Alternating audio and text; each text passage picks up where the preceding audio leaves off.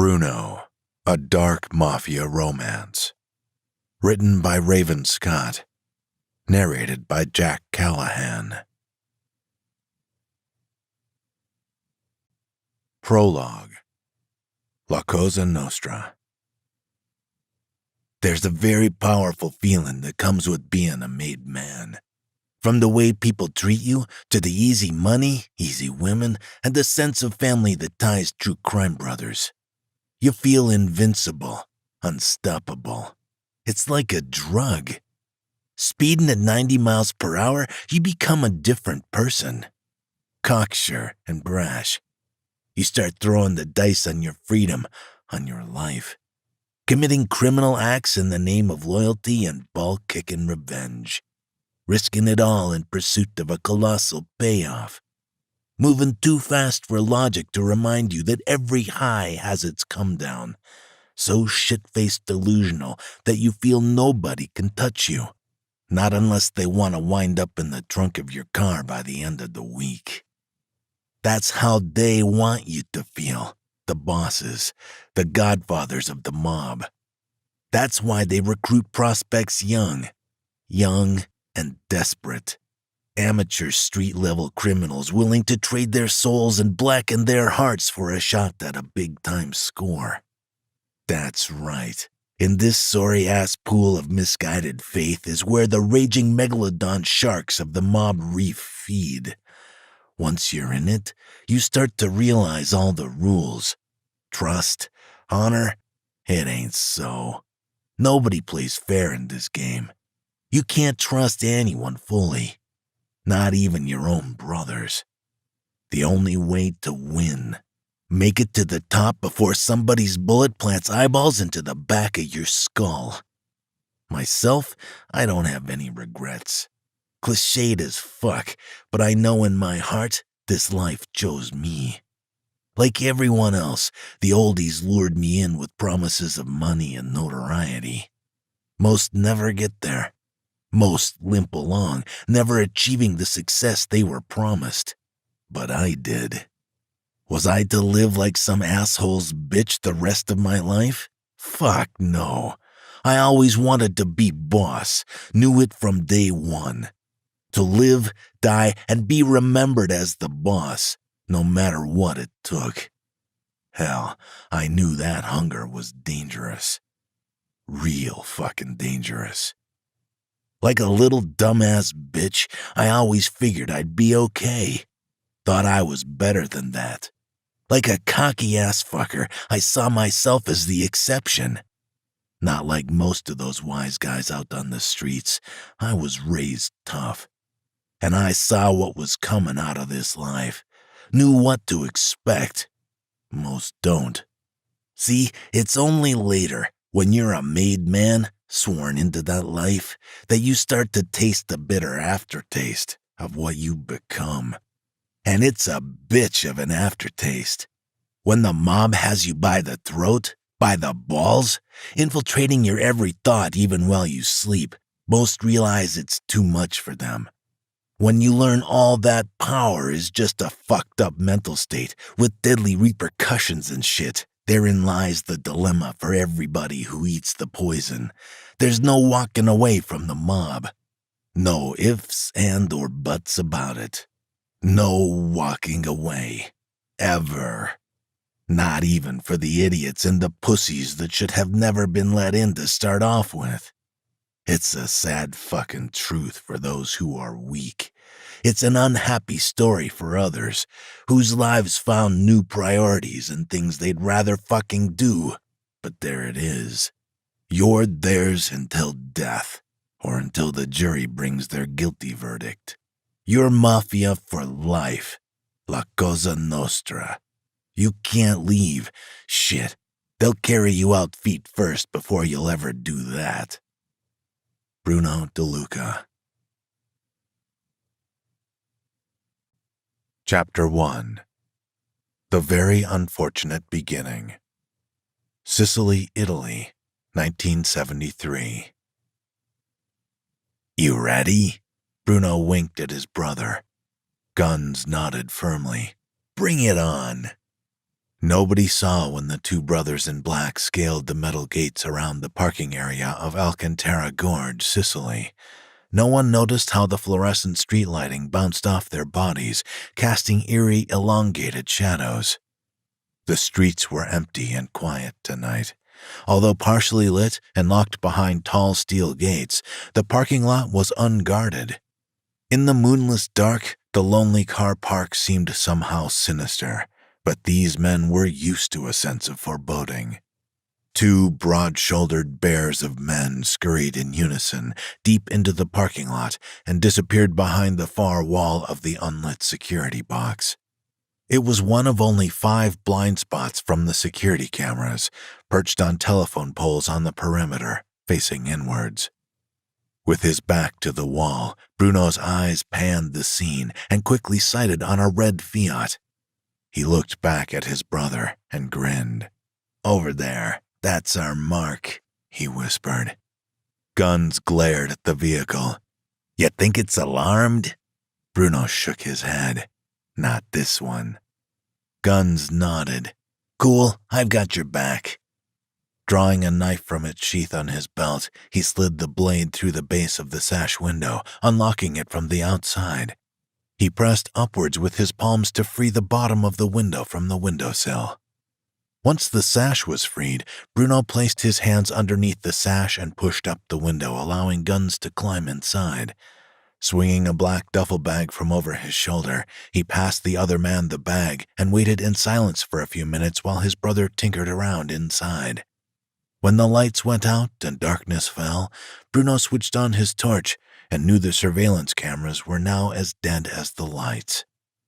When Guns gave him a thumbs up from the open window, Bruno jerked his chin towards the red car and narrowed his eyes, listening intently to his surroundings for anybody else who could be around. Silence. Squatting low, he hustled across the tarmac towards the shiny red Fiat in the far corner. Without hesitation, he shrugged off his bomber jacket, wrapped it around his fist, and punched through the window, shattering the glass with a smash. With his fist inside the vehicle, he dropped his coat onto the floor of the car. He felt just under the window frame on the inside for the lock. Then, unlocking the door, he clicked it open and jumped in. At once, he shoved a screwdriver from his pocket into the ignition. He turned it like a key and grinned as the engine fired. Flicking the headlights on low beam, he shifted into reverse and turned the wheel toward the exit. A natural-born risk-taker, Bruno's veins were stiff with adrenaline, but his hands rested calm and easy around the steering wheel like an Indy driver's grip. Rolling slowly forwards, he raised his eyes to the locked gates and saw his brother loitering there. He watched as the other man tugged a pair of heavy-duty bolt cutters from the duffel bag. Then, positioning the giant cutters over the stainless steel chains, he snapped them in half with 2 bites of its metal teeth. Bruno sighed with a mild frustration. If he had his way, they'd have cut the front gates in the beginning and walked right on through. Surely that was why they were dressed head to toe in black, right? Even if the cameras caught them, they couldn't possibly be identified. But his brother always wanted to be careful, always cut the cameras first to make sure they'd never be caught. Guns was no coward, but he'd always been vigilant. Every week, it was the same routine, different location. Every time, it was the same. The slow, boring approach was Guns' style all over. Bruno waited a moment as Guns quickly opened one of the gates. As the vehicle came up to the exit, Bruno nodded to his brother, who closed the gate behind him.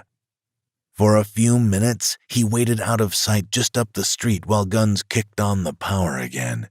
Then, when he saw the lights come on, he eased the car forward and watched the fence where they'd come in until he saw Guns climbing over. For just a heartbeat, Bruno's fingers tightened around the soft leather of the wheel, and a ghost of a smile washed over his lips. No witnesses, no evidence, no conviction. Bruno reeled off his brother's mantra in his mind as Guns approached the car. This was the 15th or 16th time Bruno and his older brother had done this, and the setup was perfect. flawless. They were like a well-oiled machine when they tag-teamed. No frills, no mess. On the average run, they could jack 6 cars, and that could bring them $3,000 a night, cash in hand. Too good to be true? Too good to last? Bruno often wondered. Still, he tried not to think about it, knowing that he wouldn't be stealing cars forever. He'd move up the ranks soon enough. Time would take care of that. When his partner got close, Bruno leaned over and pushed open the passenger door. Guns leaped inside, then slammed the door shut. Jamming the wheel right, Bruno burned rubber, leaving the place towards the highway. As they stormed onto the main road, Bruno floored it. He laughed triumphantly. The job may have been mind-numbingly easy, but the thrill in his veins never died. He loved it, but not everyone around him did. His father had warned him of this destructive streak, told him, "Once organized crime gets into your bones, it doesn't get out again. You change on a cellular level until you need it like your blood needs oxygen." And he was right. In spite of that, Bruno knew that walking on the cutting edge of a knife was what he did best. So, what in the world was wrong with playing to your strengths? Besides, was there really any straight and narrow path out there for the son of a mob boss? Of course not. It was in his DNA as much as it was in his father's. As the beast roared down the highway, it sent the cool night air jet streaming into the car through the smashed-out window. Guns swore. "Bruno, you fucked up the window. Again." Bruno glanced over at him. "Leave it to you to break the window when you got the tools and skills you need to pick a goddamn lock," Guns grumbled. "Yep, any lock in less than 10 seconds flat. But where's the fun in that?" Bruno scoffed. "Picking locks is for pussies." He glanced at his brother again, a grin curling on his lips beneath his black balaclava. Guns barked a laugh. "Ha! Well, I like to keep things a little more subtle. I'd rather keep my ass out of jail, thank you very much." Yeah. "And I wouldn't mind not losing a few hundred on each job every time you do that," Guns retorted. Bruno made no reply, eyes narrowing on the clear road runway of tarmac ahead. Closing his foot down on the accelerator, he watched the speedometer climb past 80 miles per hour. "Lighten up, bro. We've done this enough times before," Bruno said finally. Relaxing his shoulders, he switched on the car audio. It was as simple as breathing to him as he sped away to the beat of Africa, Toto singing from the cassette player, oblivious to the unmarked Lancia pulling out of the shadows from the lay-by. Suddenly, a double shaft of light pierced the darkness from the right, slashing into Guns' eyes. Out of nowhere, a lone police car peeled up on their path.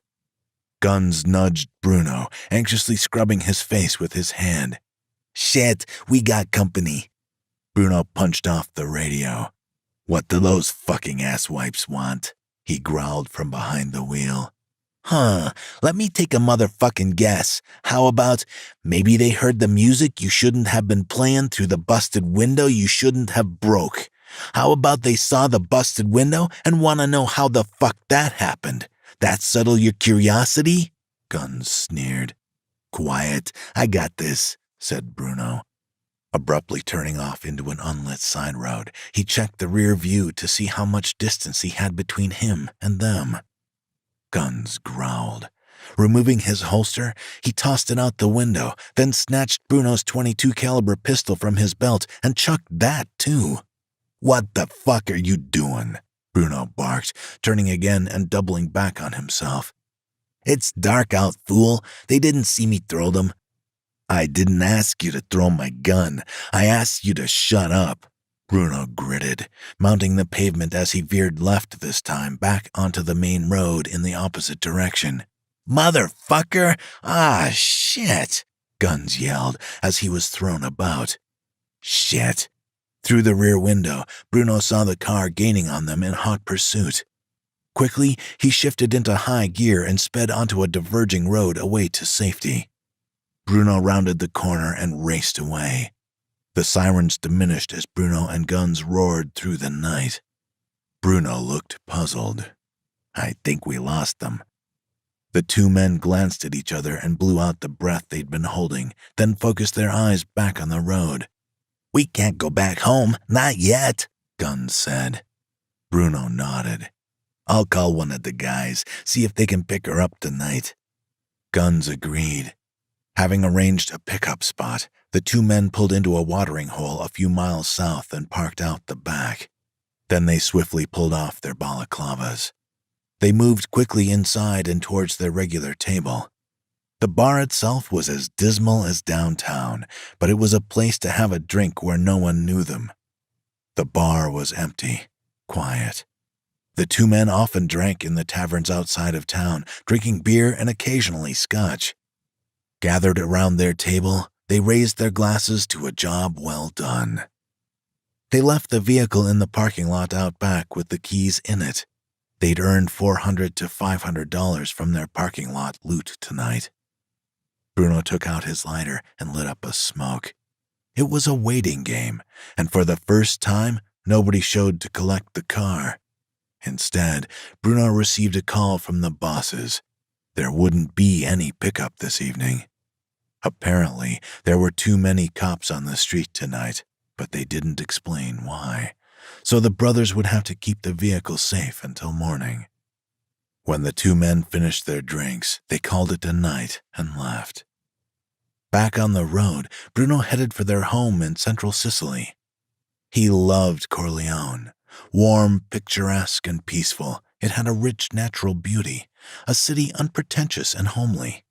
A stronghold for the Mafia, it was known for its dangerous city residents, but it would always be home to Bruno. The family lived in a mansion, but inside the home, the family was pretty normal.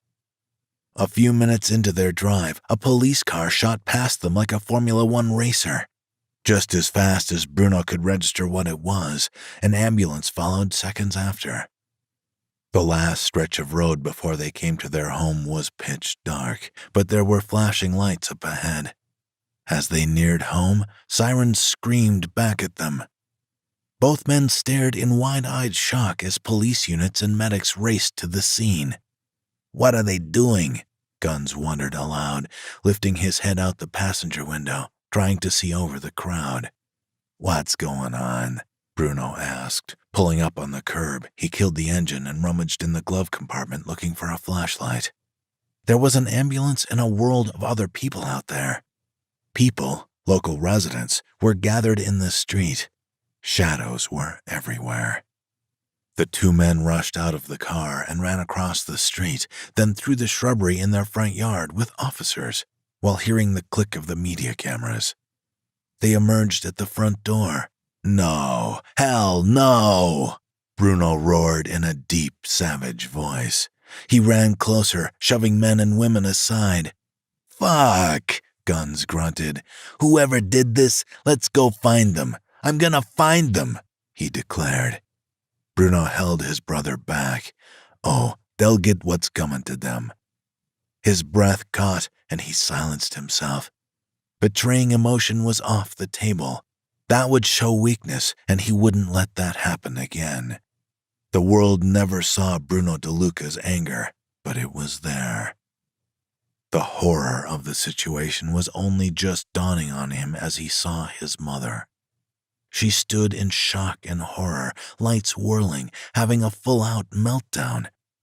When he called her name, her eyes followed his voice, and she rushed over to him. Throwing his big arm around his mother's shoulders, he kissed her hairline. It hurt like a son of a bitch to see his mother like this. Bruno tried to ignore it by tightening his arms around her. "Why?" she muttered into his chest. Bruno listened quietly as his mother told him what had gone down that night. As she spoke, his eyes settled on a gurney carrying a big black body bag being transported into the back of an ambulance, and his heart froze in his chest. An image that would burn itself forever in his memory. A reminder of how quickly things could change. Chapter 2. Just like that. 1 week later. Disheveled and unshaven, Bruno and his brother looked up as 2 plates of breakfast were plonked down in front of them by a young woman on the DeLuca family staff. Guns picked up his fork with just enough of a sigh to show he felt as wistful about things as Bruno. Their father was gone. He'd been taken away in an ambulance that night, but there was nothing more anyone could do for him. But Bruno would never forget the face of the monster who took his father away. A great life was taken from the world by none other than the man old Dad called his best friend. The media said it was a suicide, but that was bullshit. Their father was a deeply religious man. A strict Catholic, he'd never have done a thing like that.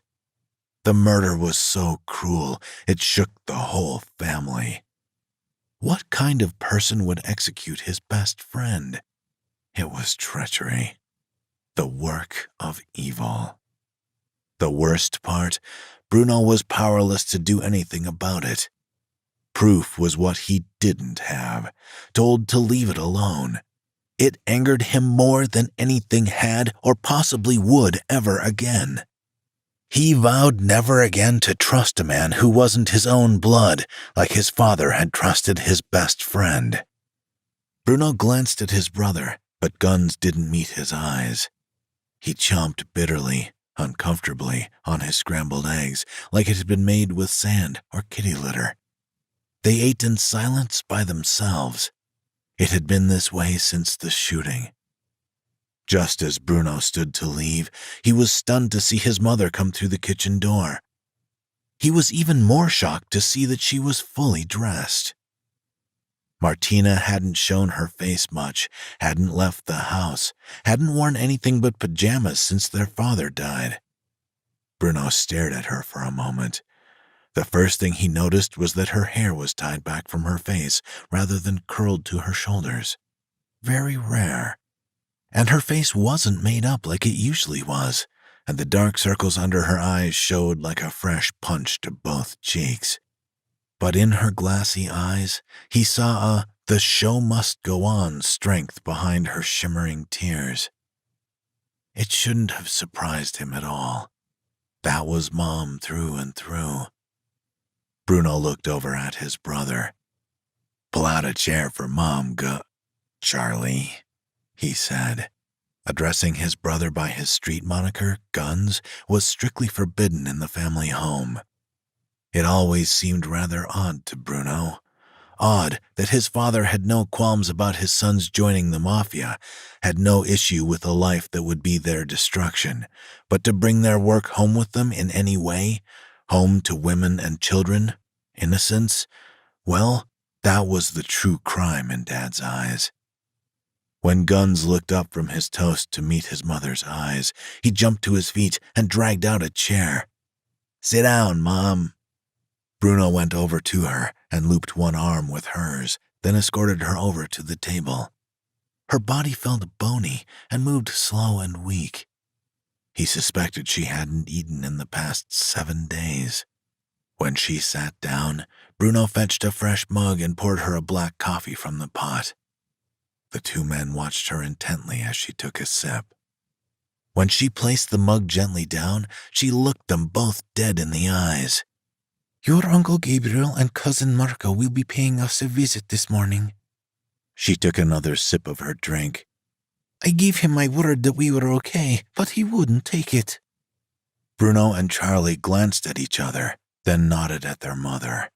Until now, she hadn't allowed any visitors since the incident. Bruno opened his mouth to ask if this was the only reason their Uncle Gabriel was coming around today. But when the housekeeper came into the room with a steaming plate of breakfast for Martina, he closed it. Martina ate in silence as her 2 sons had done. When Bruno saw tears streaming down her cheeks as she ate, he wanted to take her hand, but he knew she wouldn't accept it. Neither he nor Charlie said a word, tried to hide their awareness. It simply wasn't the way in their family. 20 or so torturous minutes later, the doorbell sounded. Both men stood up and waited while the housekeeper led Gabriel and Marco from the front door to the dining area. Marco and his father stepped into the room, looking every bit the Italian gangsters they were. Well-dressed, Gabriel wore his suits crisp, his graying hair stylish, slicked back. He had an air of authority and always acted as smooth as he looked. "What's for breakfast?" he asked, heading for the chair beside Bruno's mother. A ghost of a smile passed Martina's lips, and she got up to fetch 2 more coffee cups from the cupboard. The 4 men gathered around the table and waited for Martina. Bruno gave his cousin a singular nod in greeting and watched as he twisted his gold ring on his pinky finger. Marco, at 22, was a junior version of his genius father, with dark pit bull circles under his eyes and broad shoulders. When Martina sat down, Gabriel smoothly took out a handkerchief from his suit pocket and gave it to her. Getting right down to the point, Gabriel, who waved his hands when he talked, wasted no time in explaining precisely why he was here. He looked Bruno and Charlie dead in the eyes and narrowed his eyes into an iron glare. Bruno glanced at his mother and recognized the look on her face that told him she was hiding something. She knew exactly what was about to go down. "First off, I am deeply sorry for the loss you and your mother are suffering. Second, I know that I must do as my brother would have wished. Don't think I'm not aware of the way you two have been earning a living." He shook his head. "Jacking cars with the nonchalance of opening a can of soda. I tolerated it before, but things are different now. You don't have your father to protect you. That responsibility falls into my hands now, and I'll do what I need to make sure you're safe." Bruno scoffed. "With all due respect, Uncle, what makes you think I need anyone's protection?" Gabriel growled. "This ain't a game, my kid. The mob always comes first. That's the rules. If you don't do as they ask, they'll retire you, shoot you in the back of your head, and leave you where you dropped. If you join the mob, you'd better make peace with the fact you're going to die. It's inevitable. You're going to die, or if you're lucky, you're going to jail. Those are the 2 consistent facts on the streets. Your father was a smart man. That's why he lived to the age of 63. The mob is worth more than that, and you know it." It made Bruno feel he was part of this family where they were all friends, all brothers, and they all helped each other. "It also strikes me as odd that you hold such hostile feelings toward the Mafia when they're responsible for so much of your income," Bruno said with an inward grin. Gabriel's nostrils flared. Bruno glanced over at Marco, but he sat there expressionless, nodding along with his father's words. Gabriel sat quietly for a moment as the 4 sipped coffee companionably. Then he reached a hand inside his coat, pulled out a sealed envelope, and said, "I want you to take this and put your son through school." Martina looked at the envelope silently, a little surprised, and waited for him to explain. "My son? You mean my sons, surely?" Gabriel fixed her with a look. Bruno growled grudgingly at his uncle. His chair screeched as he pushed back from the table and left out of the room. Charlie followed. From the other room, they could hear Gabriel's voice through the air vent above their heads. "Your sons are utter lunatics," Gabriel said. "Now your son, Charlie, he's real special. He's college material." Bruno rolled his eyes. Scholastically, Charlie always performed much better than he did, but Bruno knew he had no fewer brains. He knew he wasn't stupid. "I can't see what college has to do with getting anywhere in life," Bruno muttered. "I make more money in 1 day than most do in 3 months. How about that for something special?" he sneered. Gabriel's voice sounded again. I've got a friend of a friend in the admissions office at the college. I'll get him in. Studying will keep him occupied enough the streets. I want your Charlie to make the most of his considerable assets." Martina sighed in defeat. It was no secret she'd always thought her eldest had a calling to be a doctor or a lawyer. "And what about my Bruno? What will he do?" she pleaded. "I need to do what is right," Gabriel replied. "But I can't perform miracles, Martina. Do you understand? Your Bruno, he's a brawn guy. It'll be worse if I try and get him in. They'd laugh him out of the interview room. Charlie has the brains, not Bruno. It ain't fair, but life rarely is." "All right," Martina said finally. "I'll take the money, but I can't promise he'll attend. And say nothing to Bruno. It'll hurt him too badly." Bruno bit down hard on his bottom lip. The woman often lied out of love for Bruno. He didn't blame her for that. Terms like dyslexia weren't recognized back then. Not that it would have made any difference. His father would have done anything but admit that the great Michael DeLuca's son had a learning difficulty. As a young kid, Bruno had endured some merciless bullying from other boys. Too proud to ask for help, Bruno told nobody. He didn't know he was dyslexic at the time. It didn't have a name back then. The only thing teachers cared about was if you were very bright or very stupid. Bruno turned to his brother. "Do you hear this man?" "Maybe he's right, Bruno. I'd be a fool to make the same fatal errors as our father. We haven't been accepted into his life yet. It's not too late to get out." Logically, statistically, the chance that Charlie could avoid meeting the same ugly fate as his father was almost too obscure to contemplate. It was impossible to know who or where or when it would happen again, but one thing was certain. The odds of survival were almost impossible. "Tell me you don't mean what you say, brother." Charlie shrugged. "Gabriel's right, Bruno. You don't mean that. Take it back, Charlie. Accountancy? Life in an office? That's not who you are." Charlie swore, his anger giving an indication of his fears. "I want nothing to do with the mob. I've seen enough and made my decision to get out of it before they got their hands around my jugular as they had around our father. If that life could turn a man against his best friend, then what do we really have here? There's no honor, no respect, no loyalty in that.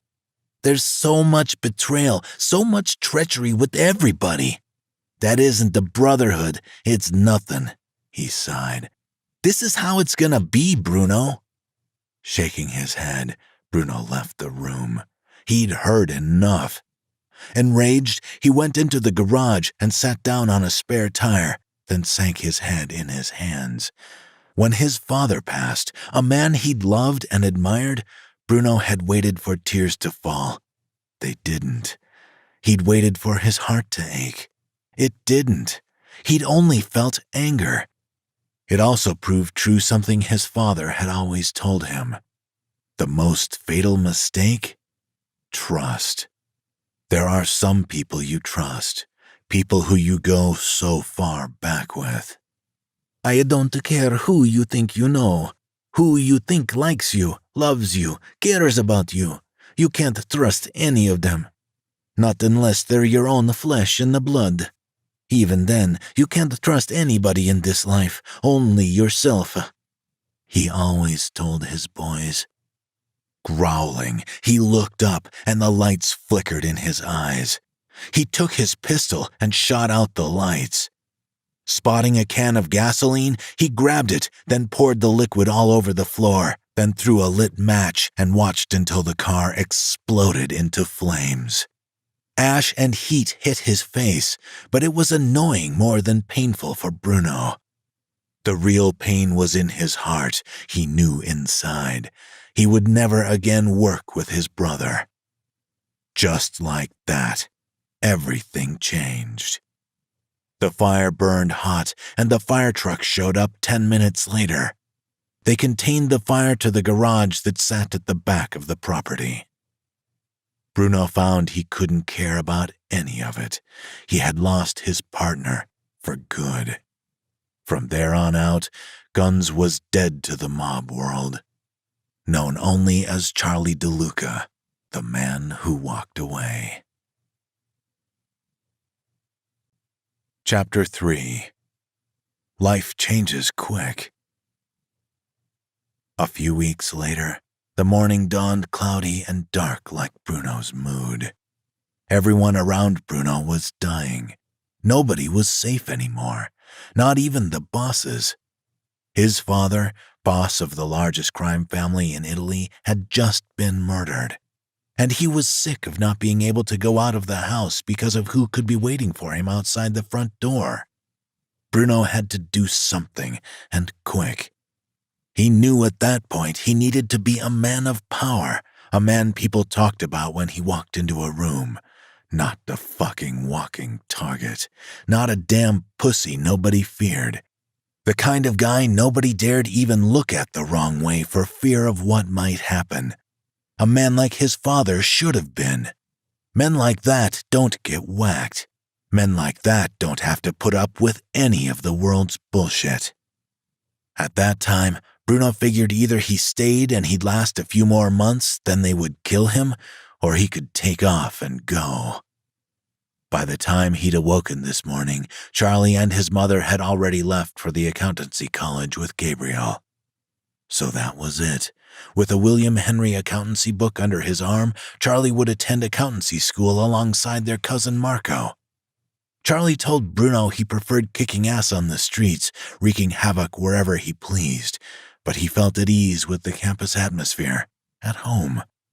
And he soon found the view from the lofty study rooms in the library was more pleasant than it was down where the air smelled of piss. In truth, that might have been because it was as far away as he could get from the mob without leaving Italy. He'd been straight since leaving the mob. The only thing he had in common with the mafioso was the three-piece suits, crisp white shirts, and his Italian surname. He was anonymous and liked it, only another handsome young man with a ready smile. The mob was nothing to him. His life certainly would be no part of it. And he'd told his brother he felt confident that this great sense of freedom would last forever. Bruno, however, had never expected to be so utterly and completely alone. The house was quiet and empty. His mother could no longer live in the house where they had spent such happy times. "I'll live anywhere but this house," she said. The memories were too painful. It hurt her too much to even see Michael's possessions. In his room, he counted his money and realized that he would have to conserve it. With all the money he'd made over the past 5 years, he should have had boxes of it. But as quick as he'd made it, he'd given it up.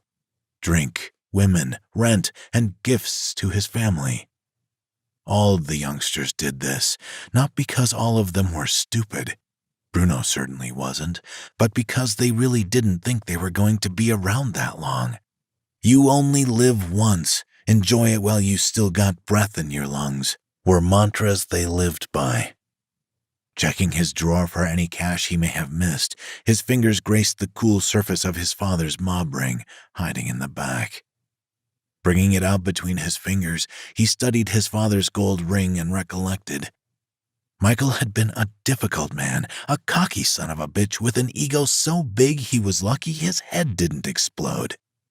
To his credit, he'd never brought his business home with him. And most importantly, he'd treated his woman right. No real man hurts a woman, he'd always said. Outside the house, it was a lot different. There was always a war going on. As a child, Bruno wanted to be a normal kid, but you can't be normal growing up in that life. He had to live the way his father wanted him to live. Anytime Bruno cried as a young child, his father had hit him with a belt. When Bruno was 12, he told his dad he wanted to play baseball after school, and Michael had threatened to throw him out on his ear. He insisted that one day Bruno would thank him. Yes, Michael DeLuca had been an asshole of a dad, a mini Hitler with too many rules. The hours of weapons training were character building, not allowed out of the house to go to school when there was trouble, and not allowed to play sports in school. This was common for mob guys to treat their kids this way, but his father had been especially brutal. Bruno never understood why his pap had been so fucking hard on him. All the doors were double locked and bolts were put on everything. His parents didn't speak much about relatives who would one day disappear from his life, but Mom and Pap couldn't hide a lot. Bruno always knew the family was different. On the TV and radio, he'd hear of people he knew were his relatives, missing and dying. And his father couldn't hide the truth, that he was a big-time crime boss, a godfather, from Bruno's sharp mind and open eyes for very long. Michael ran his crime family differently than other bosses. He had been a very sophisticated, businesslike boss. He'd wanted both his two sons to be La Cosa Nostra before they'd even grown up, to succeed his reign in a formidable duo. Well, so long farewell to that idea. Shaking off his thoughts, Bruno stuffed the money back into his drawer and went downstairs. Then, shrugging on his coat, he disappeared out the front door. He went back to the only thing he knew, only thing he was any good at: crime. Specifically, theft. How did he get into that? Well, the oldies always paid brazen kids who didn't care to steal cars. It was one way the older guys would take kids off the streets and groom them for a life of crime and violence. And for the oldies, those guys would send the cars to chop shops, sell the parts, and make a pretty penny off of that. The bosses took it to the multi-million-dollar level. There wasn't much choice about what he was doing. Bruno had felt somewhat the same when his father passed, but he couldn't abandon what his father had started. It was everything the DeLuca family was, a bloodline. He did what he had to do to prove himself worthy of that life. His pap had told him he'd have to show the mob he was a stand-up person, a man that would perform, a man that wouldn't back down, a man that wasn't going to cry when troubles arrived at the door. That shit didn't hold any water in the mob. Working the streets alone was tough, real tough. Bruno always hated this kind of work without his brother at his side. He saw all kinds of fucked up shit no man should ever see, made him feel like a real thug. But what was he going to do? This was his rite of passage to who he would become, and nothing about being the son of the boss helped him. Bruno did the same shit as the rest of the youngsters, making his bones, as it was known in street vernacular, but Bruno DeLuca didn't plan on stealing cars much longer. When Bruno rolled up to his home at the end of the day, he noticed that Marco's car was parked outside. He went indoors to meet his cousin in the living room. "Everything all right?" he asked. "I was going to ask you the same. How are you holding up?" Bruno sighed. "I'm fine, but since you're here, there's something you need to know. Your father isn't going to like it, but he's going to have to live with what I decide." "And what have you decided?" "I'm leaving for America, Marco. It'll be much better for me there. I'm going to join Castillo's crew." Marco sighed. "Bruno, you choose the wrong friends, and it will cost you.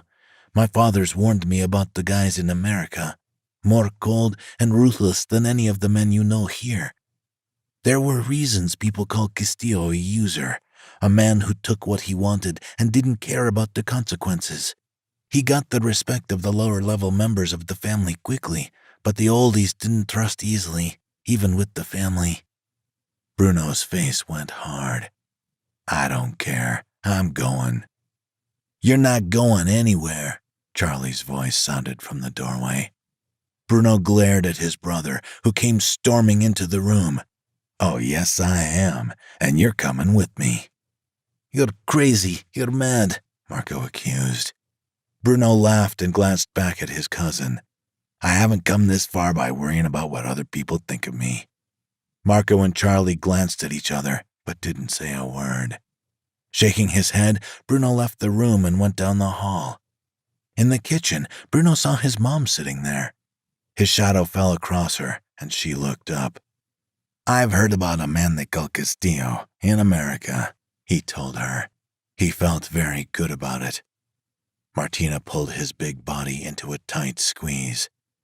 "I made you boys take English lessons so you could communicate with foreigners, but I never dreamed it would be where you would end up, in America. But there's something special about you, Bruno De Luca. My intuition knows this." Bruno held her in his muscular grip as he gazed down at her face. She sighed. "Just to be careful, son." With that, Bruno turned and disappeared upstairs to collect his luggage bags. With a ticket to America and a couple of $100 bills in his back pocket, he hauled his bags downstairs. At the door, Bruno handed over his gun to Marco. Marco stuck it in his jacket. Bruno turned dramatically and left the house. His taxi hit the road for the airport. Bruno prayed. He knew in his heart he was a good man. His father was and would always be his idol. He could remember, vaguely, his father's most important lesson. "You can't trust nobody in this life, even yourself sometimes." If he had $1 for every time his father said that to him, he'd have a mansion of his own by now, buying Dalmore 62 whiskey by the caseful. Bruno sighed. If only his father had listened to his own advice, he would probably still be alive. He knew it was dangerous, but he figured he'd be running the streets in San Diego early on. He knew about that life by now. He also always knew he'd do whatever it took to survive. That he promised himself. For all the bad that had happened, all the mourning and all the tears his family had shed, Bruno knew something good would come of it. Chapter 4. Only the Good Die Young. Coronado, San Diego, 1975. Keeping firm eye contact at the man built like a brick shithouse guarding the door, Bruno De Luca killed the engine. Waiting on some of the others to arrive, he eyed the man up and down. The door bouncer. Disgusted by what he saw, he let out a husky sigh of disapproval. Fucking prick. Seemingly, there wasn't anyone in the world Bruno cared to impress. Dressed in casual jeans and an off-white shirt, a size or two too small stretched over his hulking chest, this buffoon was every part the classic bad boy dickhead. Still stalling, Bruno's eyes roamed the warehouse. Nothing special from the outside, it had dents and rust spots all over. Large and as wide as it was tall, it wasn't a modern fortress, only enormous sheets of welded gray steel and a near-flat roof. The building looked as dispirited as his mood, but it was safe for cons and fugitives. Ultimately, that was all that was important. This was Castillo's hangout, mob territory, the place where he did all his business. As usual, there were several goons standing guard. With this jackass at the main door, 2 outside the front gates, and another 2 patrolling the perimeter with walkie-talkies linked up to the guys watching the 24-hour surveillance cameras. Security was very important since there were only a few of them in the mob family. 12 men was all they were. So formidable was their reputation, the world thought they were an army. Nobody, not even the FBI, knew there were only a dozen of them. It was a perfect, dead quiet Sunday morning. Sunlight cut through the windscreen.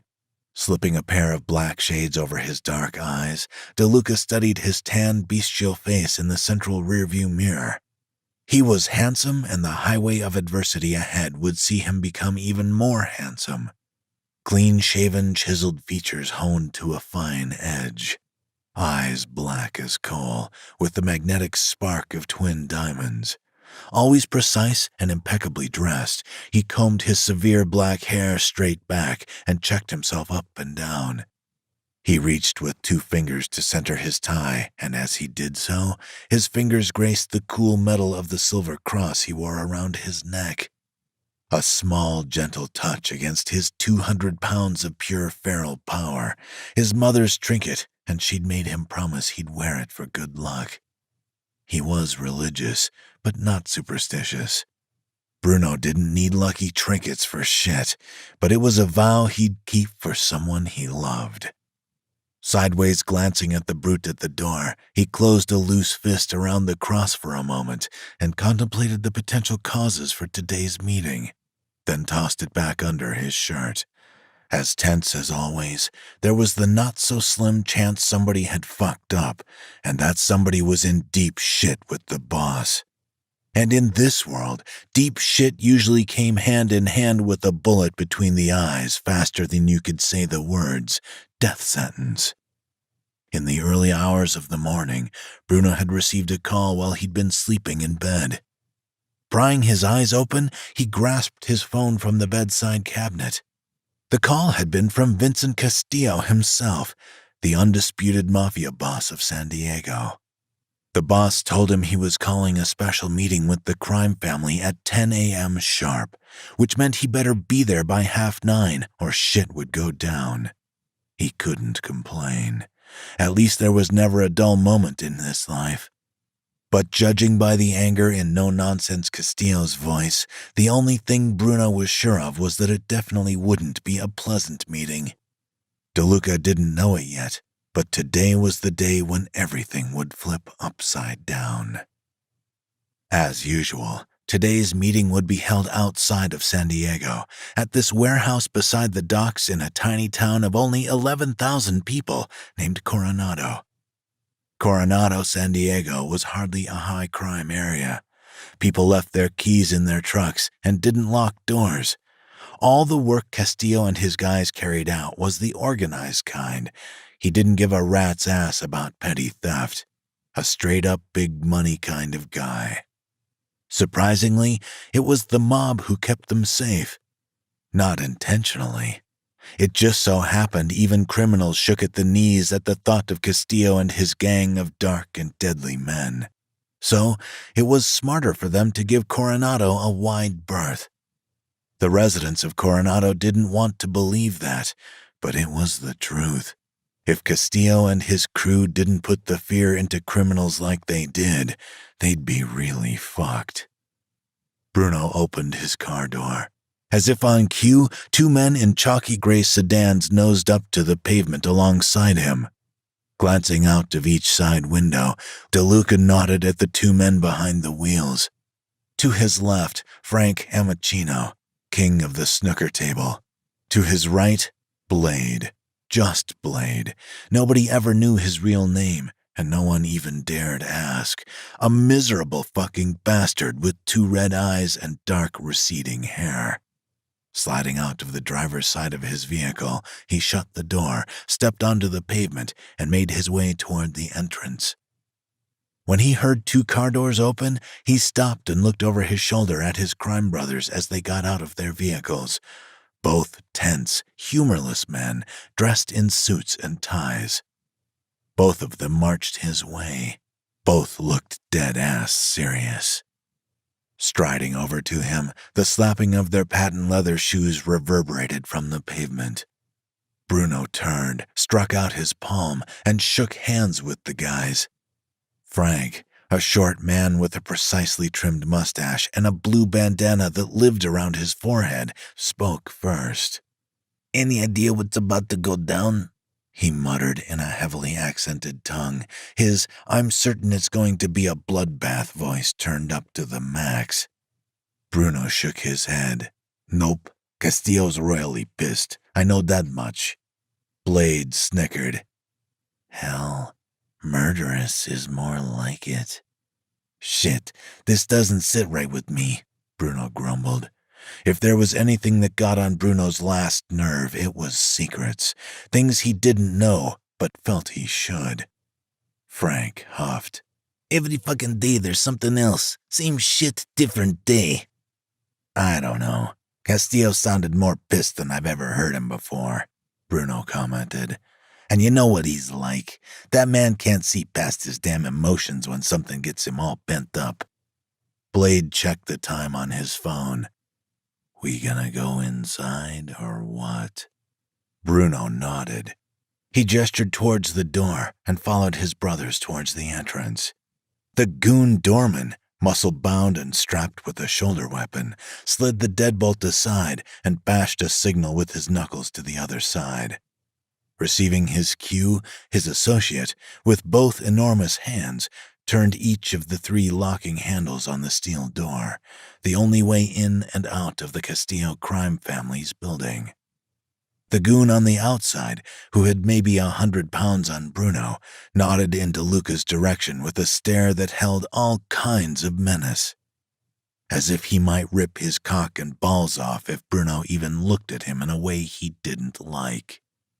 Slapping his palm against the metal door, the big brute seethed in Bruno's direction. Does he have a death wish? Sighing, DeLuca stared straight ahead and fisted his fingers as he passed the ugly bastard to keep from blowing up. As if Bruno would even be the slightest bit cautious around this caveman asshole. No, bitch. A smirk tore through his stern expression, amused by this guy's moxie. The 3 men entered the room and saw the guys gathered inside the building. Some were dressed in heavy fleece workman's jackets, some in suits, black, navy blue, and gray as usual. Snarling, the heavy ape slammed the door shut behind them. Yep, fuck you too, bitch. The common room was very noisy this morning. Everyone had been speculating what was happening. As always, Bruno stood for a moment to take in the atmosphere of the place. The large room appeared to be spotless, dustless, and in perfect order. The scent of cigars and whiskey permeated the air in the room. Trendy retro lights hung from the towering ceilings and the enormous meeting table just ahead of him. The bar ran along the wall to his right, where the girls loved to serve them drinks. Yet, the best part of this place was what you couldn't see. The spiraling, rickety staircase at the end of the room leading to the basement, the gym and boxing ring. In truth, it was more like a dungeon than a gym. 3 boxing stands and a pro-sized sparring ring. The place smelled of sweat and aerosol sprays. A vending machine stood against one wall and a water machine at the corner. 3 screened overhead lights provided the only illumination, but Bruno loved it. He was as light as air on his feet, and they held fights there every weekend to take the edge off. When Bruno's crazy flag was flying, there was nothing like going savage and punching the hell out of someone like a pit bull cut up on crack to find his come-down. It took all of 5 seconds for his best friend Antonio, Tony, to appear out of the shadows and come marching over. "Bruno, how you doing?" His voice sounded gruff, making him sound scarier than he really was. Tony was a burly man with a long-ass beard that women found ruggedly handsome, whatever the fuck that was about, and a scar right down one side of his face. A sly little son of a bitch, immoral as hell, but a real stand-up guy to his family. Bruno had met Antonio in his first week here. An almost instant rapport made them friends. With a nose that had seen too many bone-cracking fistfights, he was a scary-looking motherfucker, but he was a talker, not a fighter. Not unless you pushed his damn wrong buttons. "What, you missed me, you goddamn pussy?" Bruno laughed, slapping his friend hard over the side of the head. Why Bruno loved this man like a blood brother was beyond him. Perhaps because they'd faced so many life-and-death situations together. Perhaps it was the isolation after losing his father, and effectively, his brother too. In any case, he'd sworn to keep the world at an arm's length when his father's best friend betrayed him so absolutely. But as it turned out, they made a good team. Working side by side, the 2 men had hit it off early on to eventually become best friends. It might sound foolish, especially with all the backstabbing assholes he'd come across in the mob. Then again, Bruno was an excellent judge of character, rarely wrong. His judgment had gotten him this far. He wasn't dead yet.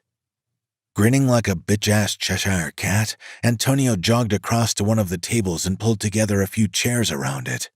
At that moment, Marco came out of the john, and Antonio collided a chair with the other man's knees. "Fuck!" he roared. "Shit. Sorry, brother." Antonio smiled and stepped back. "Coulda fooled me, shithead. Now move out of my fucking way," Marco demanded. Needless to say, he didn't like Antonio, didn't see his good side. Marco had only been in America a little over 3 months. He hadn't wanted to leave Italy, but when Bruno heard about a prestigious internship at a local firm for Charlie, he and Marco left Italy behind them, seeking the great experience and prospects it offered. Yeah, Marco was still out of sorts as he missed Italy like crazy.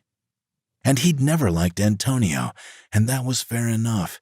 After all, Tony was a smooth-talking con man with a perpetual smile as phony as his promises. He was also a dark horse candidate for mob boss when Castillo retired in a few years. Bruno thought so anyway. He couldn't see Castillo's little fairy princess of a son going for the job. Like it or not, Tony was the man for the job, and the only man on this earth Bruno would step aside for. And you don't become the boss by being liked. For the most part, though, Castillo's motley crew got along without too much bloodshed. After all, they were in this together, weren't they? Bruno lifted his chin at his cousin and then turned his attention back to where the guys were standing. Searching the room, his gaze found the boss, an ice-cold, vicious man who kept his face out of the limelight, his eyes perpetually shielded by black shades. A killer's eyes lived behind those shades. Bruno didn't have to second-guess that the Brioni suit he was wearing cost more than 3 months' rent for Bruno. Castillo was a real old-school gangster. The classic image from the movies, smoking cigars in a black overcoat, hat to match, and his shirt buttoned up to the top.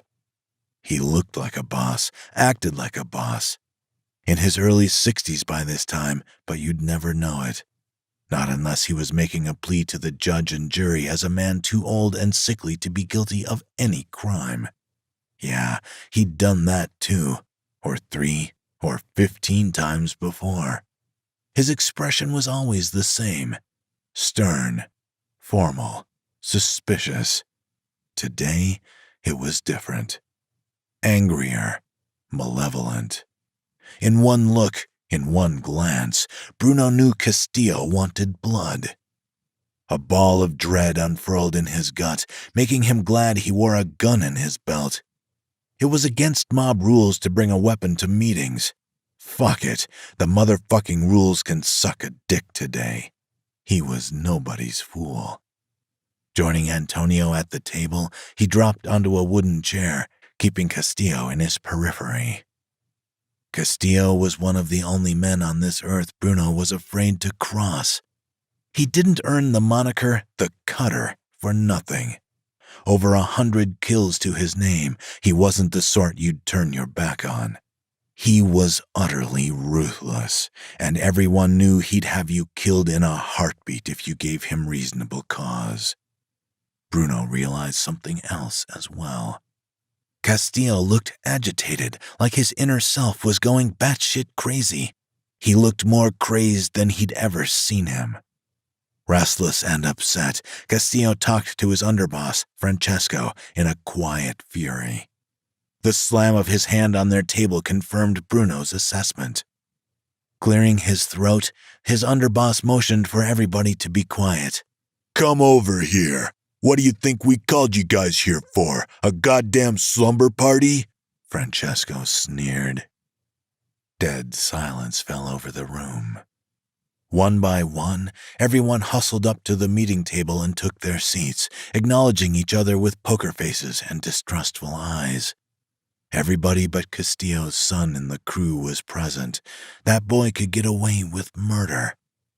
Bruno, Frank, Blade, Albert, John, Carlo, Francesco, Joe, Billy Bones, Antonio, Marco, and King Kong of this shit, Castillo himself. 12 men assembled from all over San Diego. 12 men, as deadly as they were criminal. Over the past 6 months, these men had become like Bruno's family. Fearless motherfuckers who trusted nobody, and very few of their own did they really trust. Bruno had taken a criminal oath to work under this man and with these people. His underboss, Francesco, was only 27. Half a dozen newspapers littered the table, as did 3 copies of the Coronado Times, which lay face down in front of Castillo, who stood at the head of the table. Castillo coughed, and everyone snapped their heads in his direction. Hanging his head, his eyes stayed on the ground for a while, like he was thinking about how to say what needed to be said. Clearly troubled, he raised a palm to his head to hold it over his eyes and half his head as he rubbed his temples. When his head came up and his hand dropped, he sighed furiously. "Death took my son last night," Castillo announced in his usual cut-the-bullshit, get-to-the-point style. For a moment, silence reigned in the room, not even interrupted by a single cough or the wheezing of the 2 leather lungs, Billy and Tom. Everyone held their breath. A knot formed in Bruno's throat, and he swallowed hard, trying to dislodge it. They knew who the killer was, right? For Castillo's sake and sanity, Bruno hoped so. Castillo plopped into his chair, a man broken. Who knew so much love could be wrapped up in a man so dark and heartless? "Do we know who's responsible?" Bruno asked. Francesco shook his head. "They're not Mafia, we suspect that much." He went on to explain that his body had been found on Castillo's gravel drive. "It's already in this morning's papers." Castillo slid the 3 morning papers across the desk, one to Bruno, one to Marco, one to Joe. Struck with disbelief, Joe tactlessly blurted, "Fucking hell!" He shut his eyes, pressing his palms up over his face and the top of his bald head. He lifted the paper in the air, letting all the boys see. Everyone was riveted to the bold black lettering of the morning headline, "Mob Boss's Son Murdered." At Francesco's nod, Bruno read the story aloud. It explained Bobby Castillo was killed in a shoot-and-run between 10 and 11 p.m. last night. He was taking out the garbage at his home when someone pulled up in a Camry and shot him. There was a witness who said it was silver with a bashed-up rear bumper, but that was all they knew. His bullet-riddled body was found by the side of the road. When Bruno was done reading, he tossed the newspaper to the side and shook his head at every fucking word. The utter lack of respect for the deceased and his family irked him to the core. "The boss has been in Tijuana after a stir with some good-for-nothing Mexicans," Francesco added. "Didn't get back till 11 or 12:30. Then, on his drive home, he passed his son's house and decided to stop. That's when he found him. And he wasn't the first one. Cops were everywhere." Bruno almost drew his gun and marched right out of there to find the man, then decided against it. Castillo would get the man with his own bullet. Bruno was sure of it. It shouldn't take long. Slowly, Castillo rose to his feet again. "Bobby, he was a winner," Castillo declared. "Would have been the youngest mob boss the world's ever known. A man more powerful than anybody ever knew," he bellowed, louder and louder, with force. Like he was as determined to convince himself of this as well as his men, body shaking as he spoke. Everybody nodded, although nobody meant it. It was a sad truth, but Castillo's boy had a chicken shit's life of jello, a heart of marshmallow, and balls of cotton candy. Inwardly, Bruno scoffed. More like a goddamn labradoodle than a scorpion, like his father. Soft, shaggy, cute, and cuddly. Under average build, he'd weighed maybe 140 pounds. He had soft, aesthetic features, and his skin was pale and splattered with freckles. More pretty than a man should be. with a mop of lemon blonde hair on his head. His voice a high alto, he spoke as effeminate as he acted. His almond eyes as soft as a baby deer's. Innocent, almost childish. You get the picture. Bruno would keep his mouth shut. He'd rally round Castillo and tell him what he wanted to hear like everybody else. But deep down, something about his son's death made no sense to him. What the hell could they want with Bobby? DeLuca was sure he'd never know. He knew one thing for sure. Bobby was too much of a nice guy for anyone to want to hurt him. And yet, he'd become the youngest member ever to be shot down. Reassuringly, Francesco patted the boss's shoulder, then took him by the elbow and sat him back down. Bruno watched his brothers' faces. Castillo's uneasiness was making everyone edgy. Bruno stiffened with anger. He was desperate to say something, but knew he couldn't. They couldn't let their emotions win, but that's what they were doing, following the boss's lead. It was fucking sad. Castillo wouldn't get his son back. It wasn't fair. His death didn't even make much sense. But that's the way it was. If they moped over the loss, got too angry or too emotional, everything they'd worked too fucking hard for would turn to dust. Emotions were like quitting in this game, and winners never quit. Only time would tell who he would choose to exact his revenge on his son's killers. Even the cops would kill for Castillo. Give them $20,000 in a brown paper bag, and they'd take care of it by the end of the week. Bruno glanced at Francesco. He looked down at a black toolbox that he set on the bar and stood up. "Fellas, before you leave, Joe and I hijacked a truck last night and we got hold of a shitload of guns. Everybody here gets 2 to keep." Everyone fell silent as Joe paced slowly around the table, holding each gun to his face and checking to make sure they were unloaded with the safety on before placing them down in front of the guys. Dispirited thank yous came from each man. Soon after, everybody was dismissed. Bruno went to the John, and when he walked out, he expected to be alone. He spotted the boss at the bar. "You want some company?" he asked, making his way straight toward the broken man in the $3,000 suit. "Why the hell not?" he replied deadpan, shrugging. Hunched over the bar, half-cocked elbows perched on the lip, Castillo refused to spare a glance Bruno's way. A silence stretched between them until Bruno finally found a few words to ask the man how he was holding up. Castillo met his eyes, and Bruno was shocked to see his tears welling up. Bruno stiffened. What the fuck? Wrapping his arms around Bruno, Castillo held him tight and began to cry. Minutes passed as they hugged in silence, the boss holding him like he never wanted to let go. As the boss held him, he became less and less comfortable. He idolized this man. He identified with him, respected him, a man who was now clinging to him like a baby in times of trouble. Bruno had never felt so relieved that these walls around them hid them from the rest of the world. "I'm hollow inside," Castillo whispered. "I'll hunt the bastard down and kill him. I'll exact your revenge in the ugliest way possible.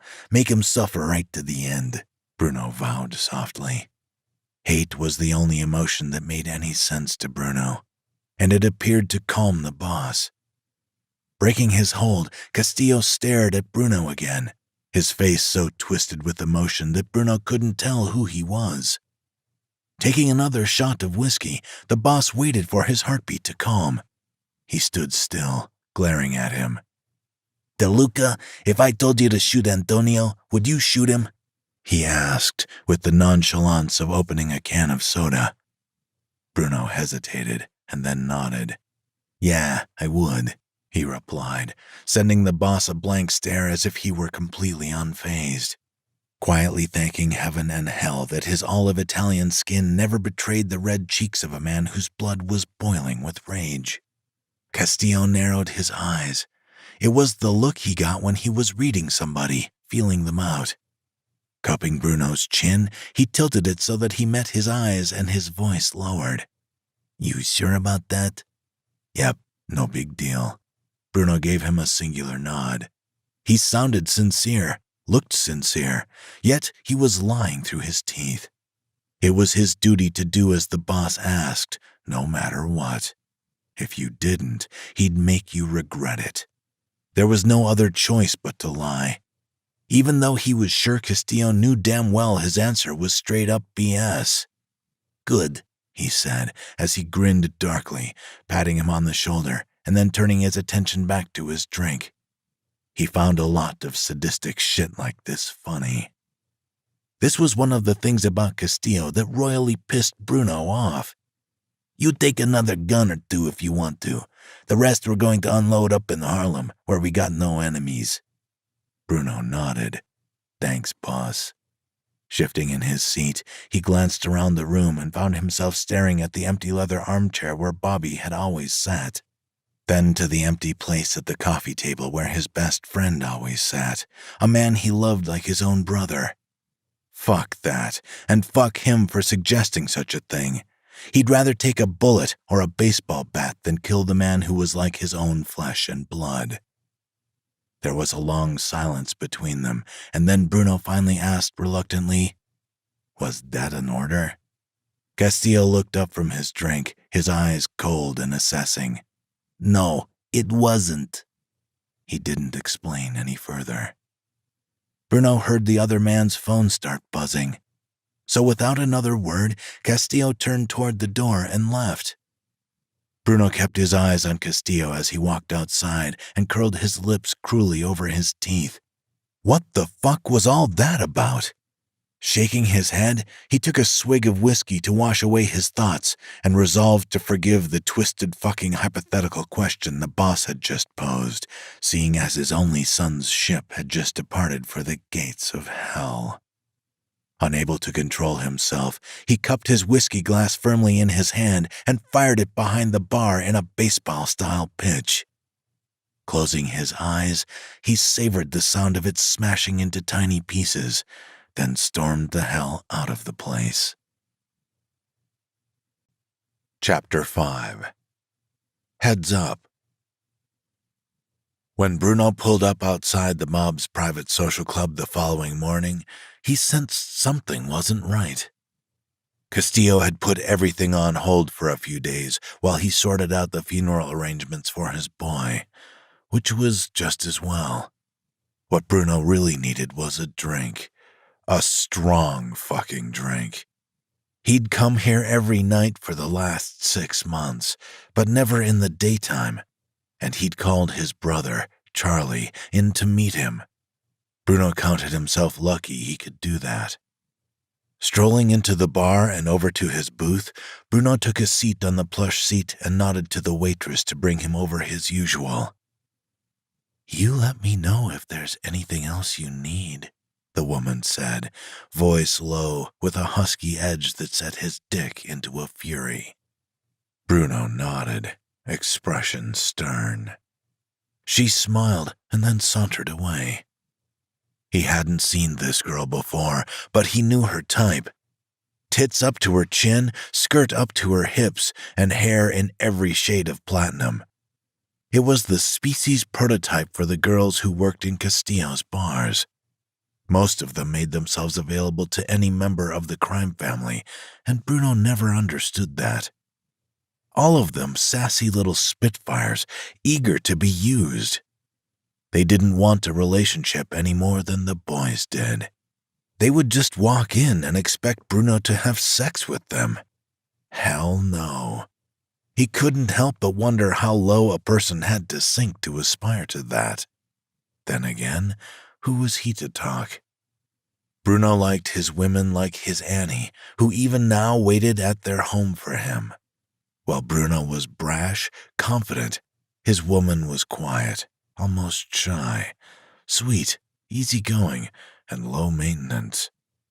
His Annie was off limits, and no one in the crime family or outside of it hit on her. Hell, they wanted to, but they wouldn't fucking dare. Charlie, however, well, Bruno had no idea how many of the mob's women he'd had between the sheets, in the back of his car, in the drink cellar. There was no stopping his brother when he wanted something. Chicks with watermelon tits were no exception. Needless to say, Castillo's guys didn't like that much. And Bruno had warned them. Anything happens to Charlie, and they're all dead. It was strange. Charlie was one of the nicest guys Bruno had ever met, yet he was the worst with women. The fucker. Bruno finished his cigarette and ground it out into an ashtray when the door opened and his brother crossed the threshold. Charlie hated the mob clubs, but it was early, so he knew the place wouldn't be busy. Opening the door, he paused slightly in the doorway, his eyes perhaps adjusting to the change in light. His suit was high quality, and his shoes gleamed as he marched towards his brother. The jukebox was playing softly against the quiet chatter of the girls who worked there.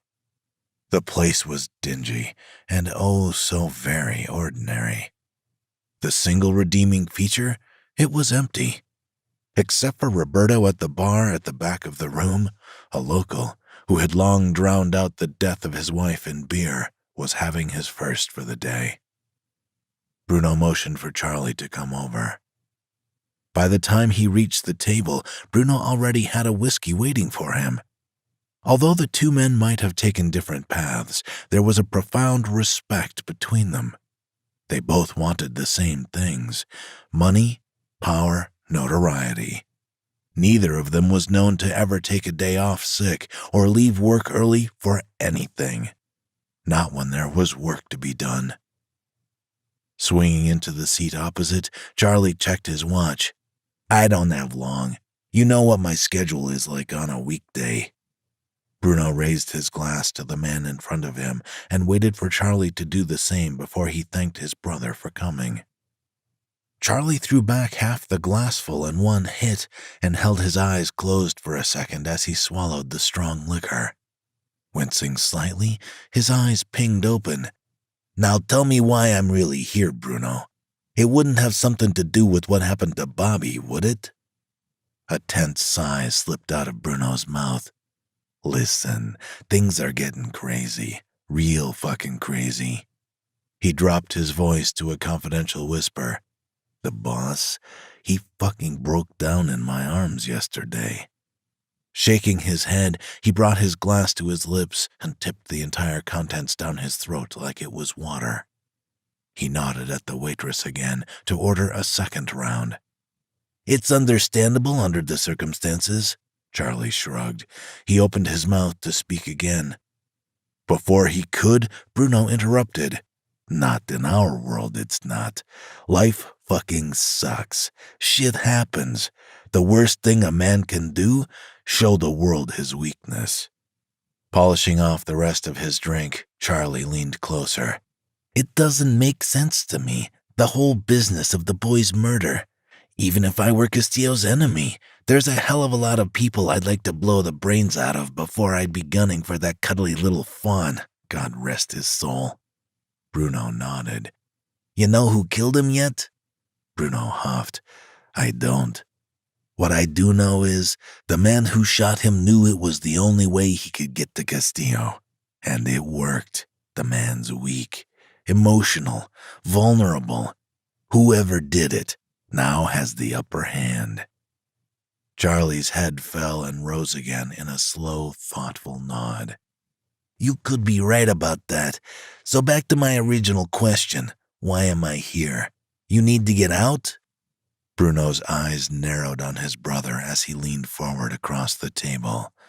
Charlie had been plotting ways for his brother to escape the mob since he'd sold his life and soul to that life nearly 5 months back. Hell-bent on ridding the DeLuca family from the mob once and for all. It didn't sit well with his brother, lounging in his pretty accountancy office 500 feet in the sky, while Bruno took chances on his life every day on the streets. "Fuck no. Are you kidding?" he argued, his voice simmering with pent-up frustration. Charlie raised both hands and sat back. All right. I'd be a fool not to try, wouldn't I?" Both men locked eyes, Bruno's fierce and stubborn gaze on Charlie's frustrated stare. The gentle patter of high heels approached steadily from the bar, and the two men looked up. In his periphery, Bruno saw Charlie smile and puff out his chest when his eyes hit the dolly-faced waitress approaching their table. Balancing a black tray on the palm of her hand, which carried their 2 drinks, she then set it down. "Here you go, fellas," she sang.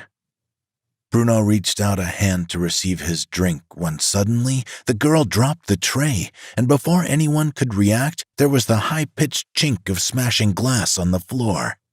Then suddenly, the young woman stood there with shock on her face, unmoving, as if frozen in time. She paled as she stared at Charlie. She backed away, keeping her eyes on him. Swiftly, she turned on her heels and bolted for the back door behind the bar. A shiver of revulsion ran down Bruno's spine. Turning his head to his brother, he asked, "I take it you know this girl?" Charlie covered his mouth with one hand, rubbing a palm over his clean-shaven chin.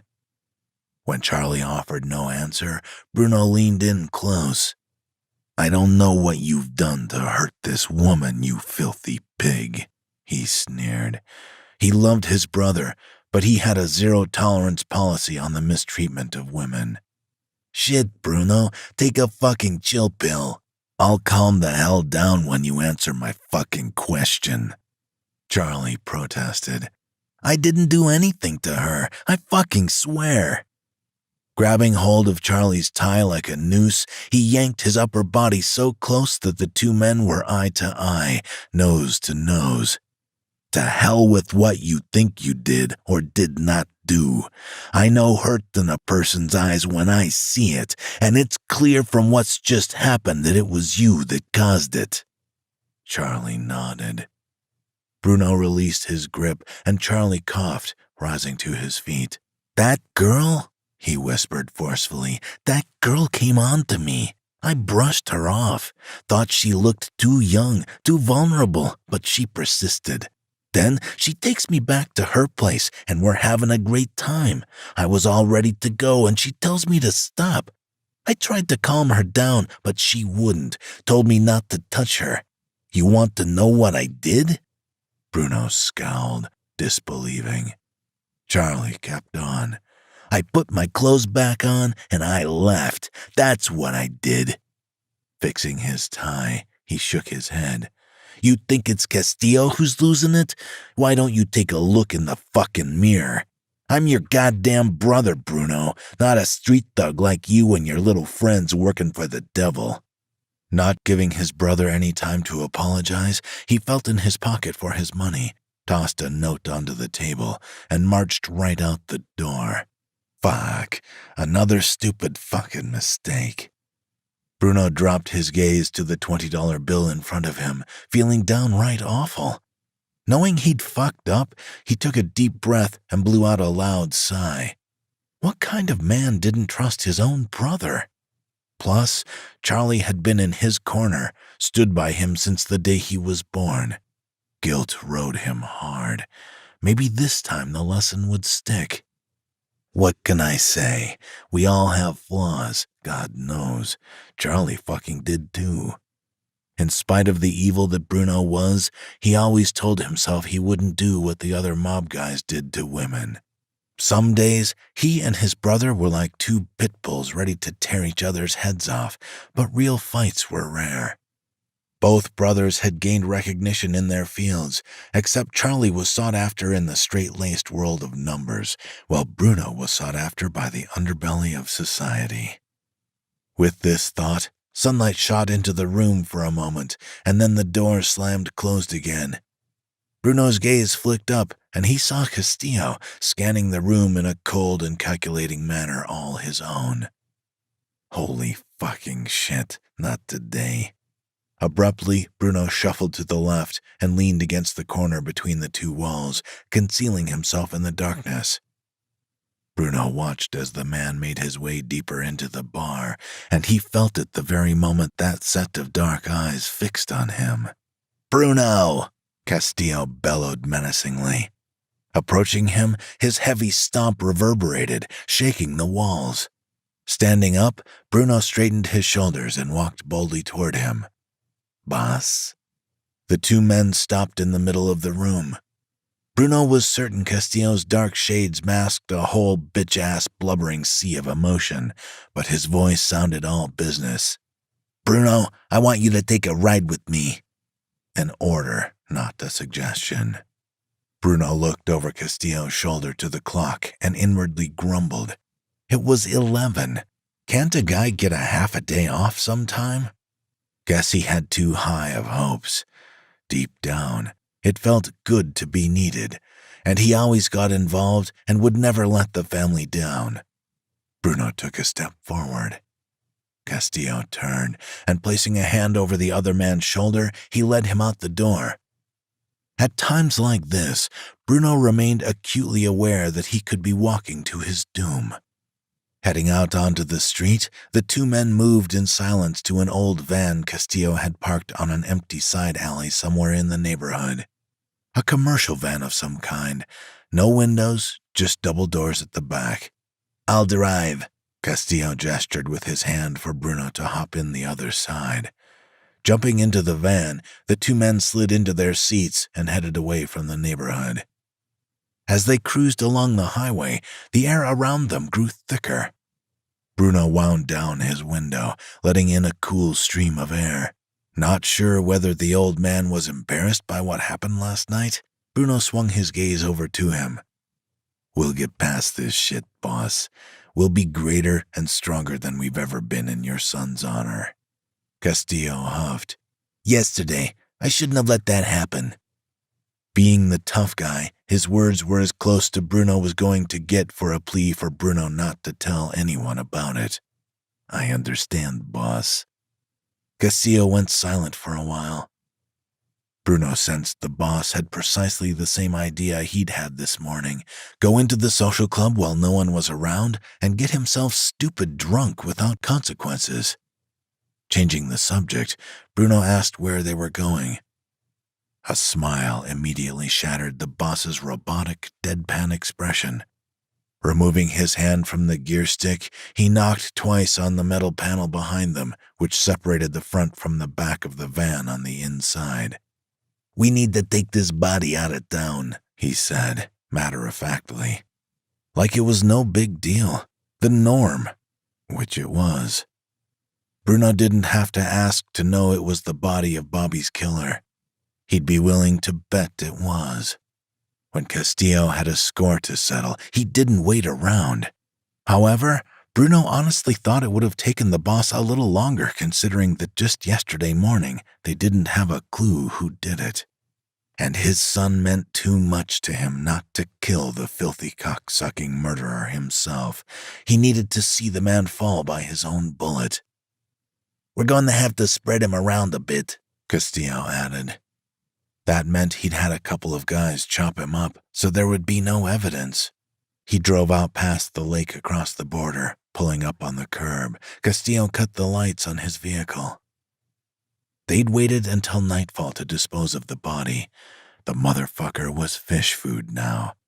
Emotionally drained, Bruno closed his eyes. "How long have you worked for me, DeLuca?" 5 months, give or take.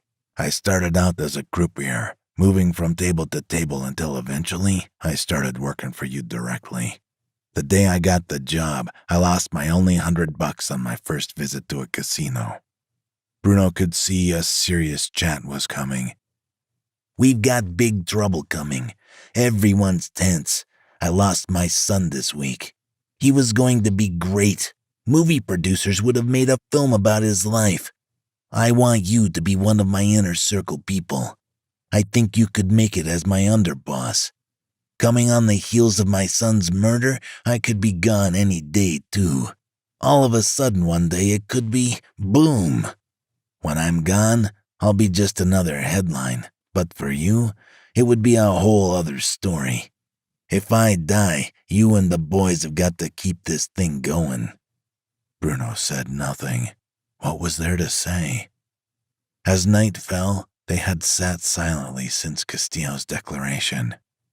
Then they finally exited the van. The lake gurgled and trembled, heedless to the two men on the bank. The boss stood where water and land met, eyes filled with confused and angry emotions.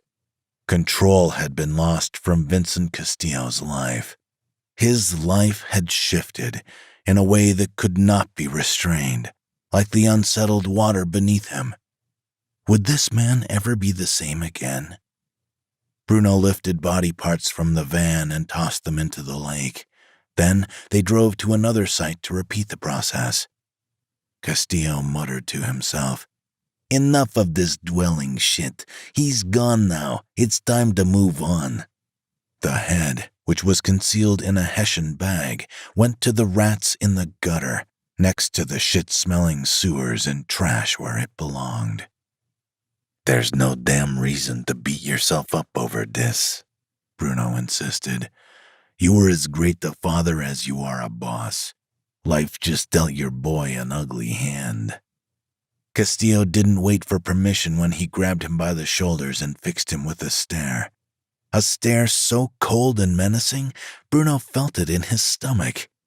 "Nobody hears about this, capiche?" Bruno nodded. Capiche. The old man never told Bruno who the man was or how he was found. All he knew was the man was a stranger to them, and Bobby hadn't known him until the ill-fated moment they met. Did Bruno ask any questions? No, of course not. It was better that way. Castillo dropped Bruno off at the bar that night. The two men said their goodbyes and went home. Bruno had never seen this man afraid, but he saw it in his eyes that night. Castillo was taking stock of his life, past, present, and future. And he feared for his life, fearing that this could be the beginning of the end for the family. Chapter 6. Home Sweet Home.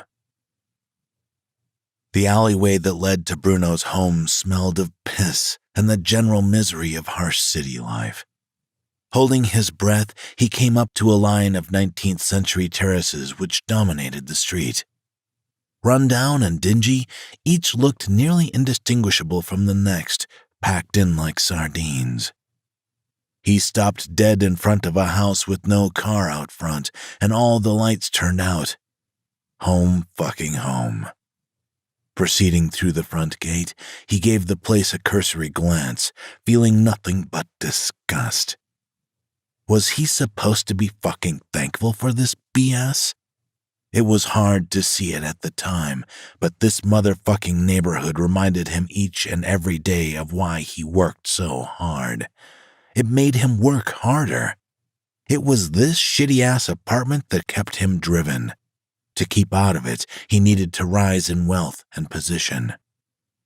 Bruno stood at the front door, sliding his key into the lock, when a rivulet of water splashed onto the top of his head.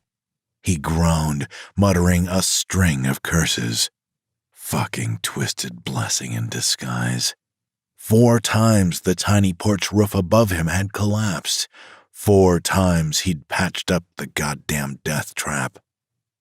Twisting his key in the lock, the door creaked open. He stepped inside, wiping his hulking black shoes on the mat. The house was quiet, and as dark inside as it looked from the street. Tracing his calloused fingers over the wallpaper, his forefinger found the light switch. It clicked on, activating a dim and disappointing, flickering performance from the little shit of a light bulb which hung from the ceiling. Grumbling, he immediately turned around and locked up with his key from the inside. Then, as usual, he busted closed the 2 rusty deadbolts which clung top and bottom to the door. This was important. Particularly from dusk onwards, the neighborhood was especially dangerous.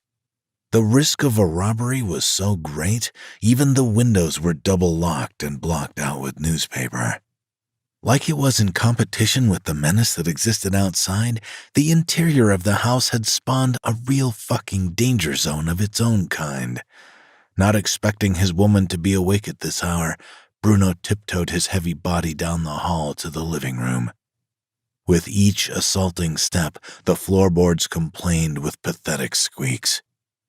Meanwhile, he dodged bowls and Tupperware like they were landmines, containers Annie had peppered all around to catch the water from the leaky roof. The place had the nearly intolerable smell of mold and mildew. The electricity could and would cut out any time there was a severe wind or rain, which wasn't too often, but often enough. Shit, if hell were a precursor to greatness, he was in the right fucking place. With tired eyes and a sore body, Bruno nudged open the living room door, clicked on another cheap dim light, and headed directly over to his favorite spot in the entire godforsaken dump. Dropping into his torn leather armchair opposite the television, he kicked off his shoes and rubbed his aching feet vigorously for a minute or so. Straightening, he closed his eyes for a moment and tilted his head back. As the back of the chair tilted to accommodate his weight, the tension in his muscles started to disperse, his pain throbbing into the leather fibers. Body still aching like an old man, Bruno snapped open his eyes and reached for the cabinet drawer beside him. Fingers fumbling inside for several heartbeats, he found what he was looking for. He withdrew his hand with pinched fingers and tapped a few painkillers into his hand. Gulping them down his dry throat, he waited for the pain to subside, then leaned his head back again. Sitting alone, he stared out into the cage-like walls. As the drowsy, transient effect of the drugs took effect, it gradually dawned on him that he'd become nothing he'd thought he'd be. If he were to somehow bring his father back to life, he would see that everything he'd invested in Bruno had been a tired waste of time. Everything his father had thought he would be had seemingly fallen apart. Bruno was a thug, a street-level criminal. Not only was he the underbelly of society, but he was also near the bottom of the barrel as far as the mob was concerned. Sure, he'd only been working for Castillo for nearly 6 months, but shit, he hadn't gone anywhere in that time. At least, it didn't fucking feel like it. It wasn't often that doubt crept in on him, but when it did, it hit him like an AK-47 opening fire on his skull. And shoving those thoughts aside was about as easy as extracting the bullets from his own brain tissue while bleeding out on the ground. Right, fucking impossible is what it was. Bruno looked around. Dreary and disenchanting. Everything that had seemed exciting and magical about this place at first had oddly leaked away. Initially, Annie begged Bruno not to live here, dug in her heels and threatened not to live with him at all. Yet, here they were. The stubborn-ass caveman alpha in Bruno wouldn't listen to his sweet little saint of a woman. The place was cheap, but they really didn't have a choice. It had been real difficult finding a place to rent. Everyone knew the key players under Castillo, and no one wanted a scum-of-the-earth criminal as a tenant. It was this shithole or nothing. Eventually, Annie conceded. But since when did Bruno wait for anyone's permission to act? By that time, the deal had already been done. Annie's fear made sense. She was raised in a sheltered middle-class bubble in uptown Coronado. While Bruno hustled the streets back in Italy, she'd studied music and had a scholarship to a fancy-ass American college. The sort with colossal sweeping pillars holding up the ceiling and statues of historic students sprinkled on the lawn. So blind was she to the real predator-prey world out there, she thought herself safe to do as she pleased so long as she wasn't hurting anyone. What a difference a day makes. She learned her difficult lesson the hard way. When she started college, around the same time she and Bruno met, she'd play viola in the school's practice rooms down in the basement after closing hours. One evening, right before the holidays, the janitor found her alone and tried to rape her. Walloping him over the head with the body of her viola, she stunned him enough to escape. When Bruno found out, he showed the horny little pervert ways to use a broom he'd never even dreamed of. As for Annie, she was always shy, but she became exceptionally shy after that. She became so afraid, so much more aware of the dangers out there. It took Bruno a while to get her to open up, but she'd climbed out of her shell a hell of a lot since then. Most importantly, she held on tight to Bruno from that day forward, knowing she'd found her man. And she was right. Bruno's dark heart felt only for her. He'd often wondered whether his heart sensed her innocence from the start. Attracted to the overwhelming good in her, he refused to let her go. She kept him sane in his ugly world of violence, murder, and hate. Having Annie at his side gave him so much more than a convenient place to get his rocks off. She became his anchor, gave him a purpose outside himself, beyond his own selfish greed for money and power. When he'd come to America, he'd wanted to stay single and focus everything he had on getting to the top. But her, his sweet Annie, he could not resist. Everything about her enhanced who he was, made him stronger. She believed in his dreams even more than he did. And even though he was a soulless bastard, he loved her. He was sure of that. Nobody had taught him about real love until he met her. He'd never once cheated on his girl, and he was proud of that. The floozies who threw themselves at him weren't worthy of his love. Nobody was, but her. They couldn't afford to marry, but no doubt about it, she was his till the end. Because of her, he could never regret any of the choices that brought him to this moment. Bruno stretched in his chair and reclined it backward. Beyond exhausted, his heavy eyes were about ready to close for the night when he caught a glimpse of a shadow crawling along the wall. Keeping the rest of his body still, his hand felt for his gun. Sliding it from his belt and concealing it under his shirt, he snapped his head to the left, and his cold heart warmed instantly. Seeing his Annie lingering in the doorway, resting on the door jamb, he quickly shoved his weapon away. A slow smile crossed her lips. Looking into the cool, mesmerizing eyes of his woman, Bruno swallowed the saliva collecting in his mouth. Suddenly solid as iron from the fire, his cock jumped to attention. Everything about her appealed to him. Everything, just as she was. Like the delicate, masterful music she played, there was something about the quiet, sensual woman that powerfully attracted him.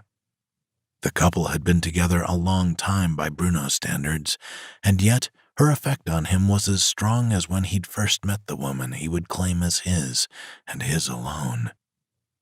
"Did I wake you?" he murmured. "It's all right," she said, stepping into the room. "I was only closing my eyes until you got home." It was sweet. The woman couldn't sleep at night until he was there beside her, held her breath each day until she knew he'd come home safe. Drove her crazy when he had to go on the road with the crew. As she walked his way, slow and effortlessly sensuous, Bruno saw her more clearly. Her jet-black hair flowing like silk over her petite 5'5", 120-pound frame. She wore the same type of clothes as when he'd met her, long-sleeved turtleneck jumpers and faded blue jeans, and managed to look even better.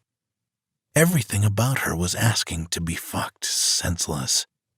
Like her beauty had been honed to another level of perfection. She had that sort of holy shit stunning figure most women prayed for and teenage girls would kill for. One of those perfect 10 girls to whom luck or fate had dealt her life a perfect hand, at least until the night she'd met Bruno. When her body reached him, a raw, visceral energy zinged between them. She bent at the knees and brought her mouth to his forehead to plant a lipstick stain on his skin, and Bruno didn't mind one iota. Meanwhile, his eyes had drifted downwards to her cleavage. Sweeping her hand to the ground before she rose, he noted she took both his shoes in hand. "You must be hungry. Want me to bring your dinner in here for you? She asked, angling her face to meet his eyes. Inwardly, Bruno smiled. He loved her this way, naive, nurturing, dependent, and he hoped she'd never change. Talk about wishful motherfucking thinking. The mob life corrupted everything it could touch with its icy fingers. That's why he kept her away, shielded her from it as much as he could. Shut her in the house, chained her to the stove all day. Bruno wanted to make sure she didn't know what her husband was. But she knew, even if she didn't allow herself to know on a conscious level. Annie had told him, in her own sweet way, she thought he was being a Class A control freak, which he was. "You're holding the trigger too tightly, Bruno," she'd tell him. "You're so afraid to lose control. I feel like you're an animal in a cage." She didn't understand. In the past, she'd told Bruno she wanted to be more independent. Well, that ship had fucking sailed the night he spotted her in one of Castillo's bars. Innocent, adorable, his. Besides, Bruno knew she secretly loved taking care of him. He could feel it. She repeated her question, but the big man didn't answer right away. He was too engrossed in Annie. He still remembered how she looked the night he'd met her. Those big blue eyes, bright pink lips, hair free-flowing over a form-fitting burgundy dress. He'd tried to fight his desires, knowing he was no good for a woman like her, but he'd craved her like he'd needed a high. He wasn't sure why he felt attracted to her to such a profound level, but what he did feel certain of was that in one look, in one glance, he knew she would be his. He looked up at her, not feeling so sleepy anymore. "No, I'd like to eat with you," his low baritone purred. She smiled. It wasn't often they got to have a sit-down meal together these days, but she always prepared supper for two just in case. "I'll just heat up our plates, and you can come on through in a jiffy." Shoes in hand, she headed out the doorway, ass moving rhythmically below her killer little waist, so conducive to Bruno's twitching cock. When she disappeared from sight, he waited to hear the turn of the knob to the kitchen door to quickly pull his gun from the waist of his trousers and tuck it deep behind the cushion of the sofa. Weapons and women didn't mix. Joining her in the other room, he took a seat on one of the kitchen chairs around the table in front of the plate with the largest portion. Swallowing a bite of his chicken, he realized his appetite had bizarrely dissipated. It confirmed his suspicions that the hunger he felt was not for food. Licking his lips, he eyed her sexy little ass from behind as she fixed the drinks. He couldn't help it. A full day's denial of his instincts was more than he could handle. Rising from his seat before Annie could sit down, Bruno shifted the plates and cutlery onto the counter, then took control, lifting the hem of her turtleneck, exposing those cute little dimples on her lower back. When she pulled away and ran around the other side of the table, he gladly chased after her. She could run away from him, but she couldn't avoid the inevitable. Grasping his woman by the waist, he lifted her up and held her under his arm. Hoisting her onto the kitchen table, caveman style, he put his knee onto the lip of the table, his body hovering over hers, sinking low until her eyes met his. Sapphire gems with thick, dark lashes, curled ever so slightly. Fuck, they were beautiful. She blushed, biting her bottom lip. "Bruno." He held a hand over her mouth, silencing her. "Hush, I don't want to fuck you. I only want to hold you," he uttered softly, inching closer to her velvety lips. Crushing his lips to hers, he kissed her deeply, her mound brushing against his cock. The way the curves of her body fit under his made their contact so scorchingly intense it verged on pain. Certain that her panties were already wet, he reached down to unbutton her jeans and gently slid his hand inside, resting it on her panties to check. Pulling her mouth away, she avoided his heated gaze. Slowly toying with her clit, making her wetter against her will, he loved to see how far he could take her without letting her climax. Tugging her jeans off, he moved his hand up her calves, then to her thighs, letting his fingers wander over her panties. Moaning against his lips, she arched her back to meet his exploring fingertips. He ripped her panties off and dove 2 fingers into her. She moaned, arching underneath his muscular frame. She rose slightly to guide him into her deeper, but he slapped her hand away. He spread her legs wide, pinning her down on the table.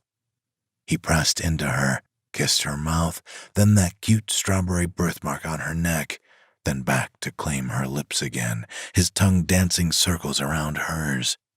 She tried to unbutton his shirt, but he wouldn't let her. Not yet. Casting his gaze downward, he pushed her knees up and raised her ass to his mouth. She couldn't hold back her moans when he buried his face into her pussy. Poking his tongue inside her, he sucked and swirled his tongue, lovingly, tenderly, groaning in satisfaction. She grabbed a fistful of his hair in pleasure, silently begging for more. She cried out for him to slow down, but his tongue moved faster until she was whimpering in frustration at the mercy of his tongue. Her clit swelled against his lips, and she moaned into orgasm. He didn't stop, didn't give her a chance to recover before he took over her again. Blood roared through his cock as his tongue twisted around her clit in a fury. "Your turn," she moaned. Looking her dead in the eyes, Bruno shook his head, slow and unyielding. Groaning, he kissed her pussy like he kissed her pouty, heart-shaped mouth, dominating and unforgiving. She tasted as good as she looked, sweet with potent levels of pheromones, that he relished every drop of it. He then started on her body again. Greedily, he sent her screaming into orgasm, over and over. Her entire body moving in a tidal wave of pleasure as his tongue flicked across her clit, sliding into the shallow depths of her pussy, enjoying her juices. Nothing else mattered in that moment. Satisfied she'd had enough, he eased off the table, his hands reaching behind her knees. He tugged her ass to the table's rim. A slow, sexy smile spread across her lips. Obliging, she spread her legs wide. He smirked. Without warning, he thrust into her pussy, hard enough to let her know who was in charge.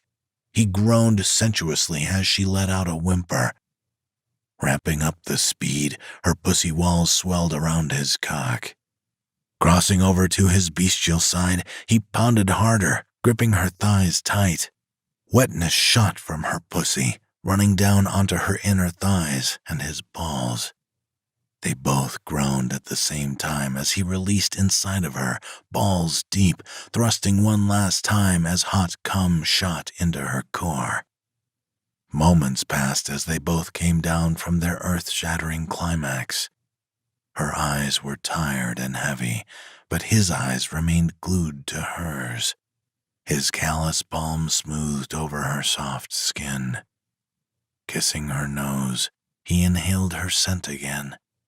The sweet, warm cocoon of them being together made him feel supreme once again, sending a shiver up along his spine. "Bruno," she whispered. Fuck that voice, that soft, vulnerable voice. Scooping her up in his arms, he carried Annie upstairs to their bedroom, all his fatigue forgotten. Laid her on the bed so she was stretched out across the sheets. Staring at her, Bruno wondered what had made her stay so long. She should have sent his ass packing long ago. Bruno always told her she'd regret falling for him, and yet she allowed herself to love him anyway. for now. She'd laughed when he told her this. There were still some rough edges she'd like to smooth out, but she said she hadn't minded that. He often wondered whether over time she would come to resent, or would she love him unconditionally as he loved her. When her breathing changed and he knew she was asleep, Bruno pulled on his jacket and, sitting on the edge of the bed, kissed her on the cheek, then went out the door. Chapter 7. Framed. Beyond the grubby southeast outskirts of San Diego, the wealth of the city took over, although it was shrouded now in the black of night. Bruno DeLuca drove slowly past darkened homes, all bitterly larger than his own, and the fancy-ass shops locked behind security bars until morning. As he approached the far end of Salio Drive, just before it connected to the main street, the road narrowed, marked by a thick neon signpost for the nightclub Viscous. This, too, belonged to the reigning Mafia kingpin Vincent Castillo. It was a place Bruno went to a lot and was a huge deal around here. Bruno's car rumbled up to the nightclub. Killing the engine, he stepped outside. Eyeing the place over, he grinned. It was anyone's guess why the boss had requested his presence, but the big man didn't mind at all. An absurd number of people queued around the block to get inside the most exclusive club on the East Coast. Seeing a light on upstairs, he knew the boss was inside.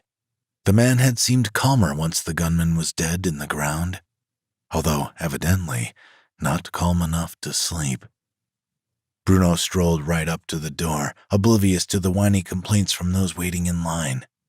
As he neared the entrance, the enormous security guard, arms muscular creations with bulging veins snaking, and a carved, severe expression on his face, moved aside, pulling back the red velvet rope. DeLuca entered, without sparing a single word to the doorman. Inside, the fluorescent lighting bounced off the hospital's slick, shiny floors. Alive with an electric heartbeat from the DJ booth, the club was filled at this hour. It was well worth the half-an-hour commute into town. Heading over to his usual table, he sat down and jumped into a conversation with Blade and Johnny. When his phone vibrated with orders from the boss, he knew the fun was over and raced upstairs to join him. Outside the old man's office, he raised a knuckled fist to the door. Before he could knock, a thunderous fury he recognized as Castillo's voice caused him to pause. It sounded like the man was alone, his heavy footsteps pacing the room in a stormy temper. Leaning close, he blocked out the sound of the booming music in the club below and listened with his free ear to what was being said.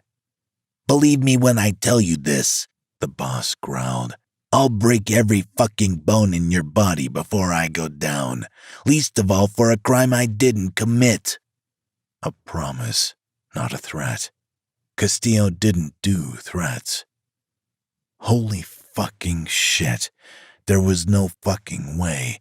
Had the body parts they'd only just disposed of been recovered? No. Even if they had, how could they have been linked to Castillo or himself so quickly?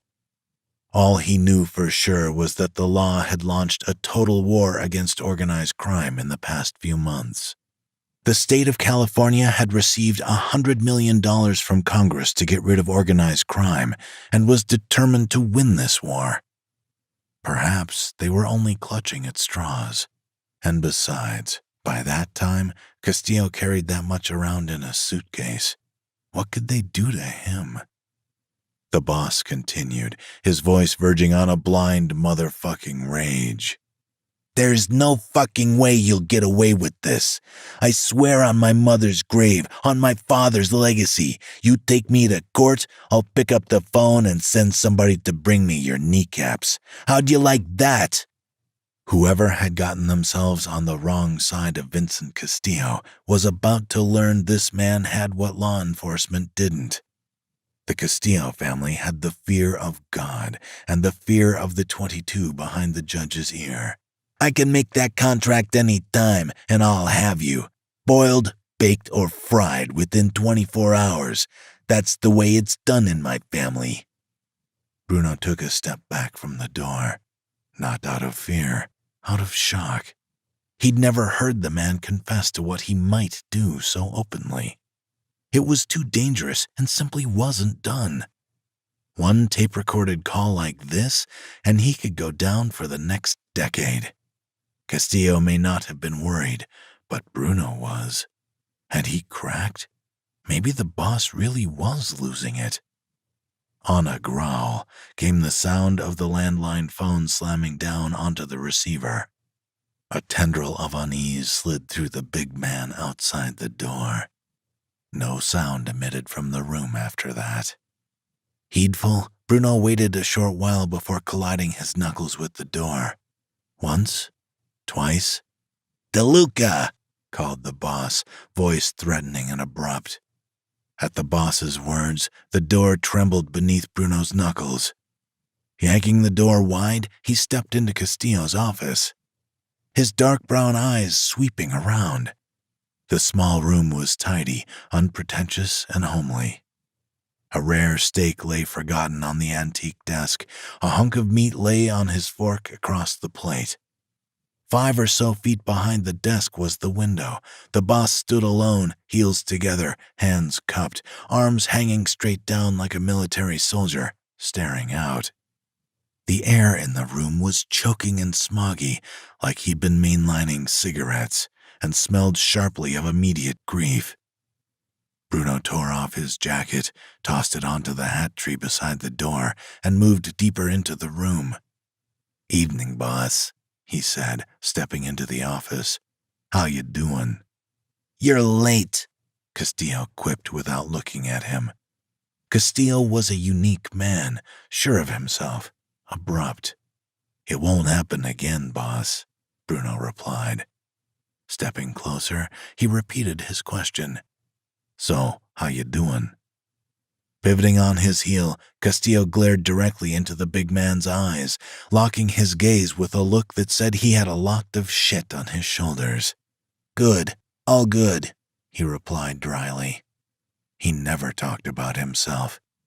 A man who loved his accomplishments almost as much as he loved himself, the boss wasn't particularly modest, only very private, and he figured the less people knew about him, the better. As Castillo marched over to his black executive chair, there came a powerful bash from behind him. Holy shit! The window frame had swung wide on its hinges, ramming the wood frame into the outside wall. Turning quickly, the boss tugged the window to a close. As he did so, the same irrational breeze that was its cause gusted through the closing window in protest, sending the stack of letters on his desk flying into the air, helicoptering onto the ground in front of Bruno like sycamore leaves. Bruno hastily collected the mess together, gathering the boss's mail into a thick wad. Placing them into the mail tray on Castillo's desk, something unsettling caught his notice.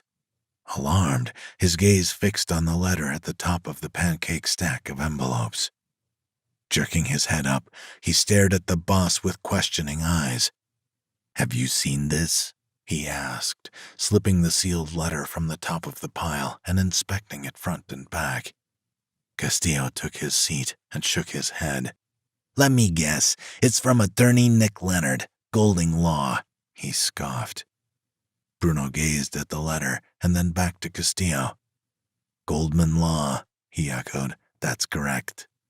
"Don't worry about that. Leonard doesn't have shit on me. File it away." He gestured to a stainless steel set of drawers against the wall. "That cabinet over there." "Boss, I'd at least read it if I were you."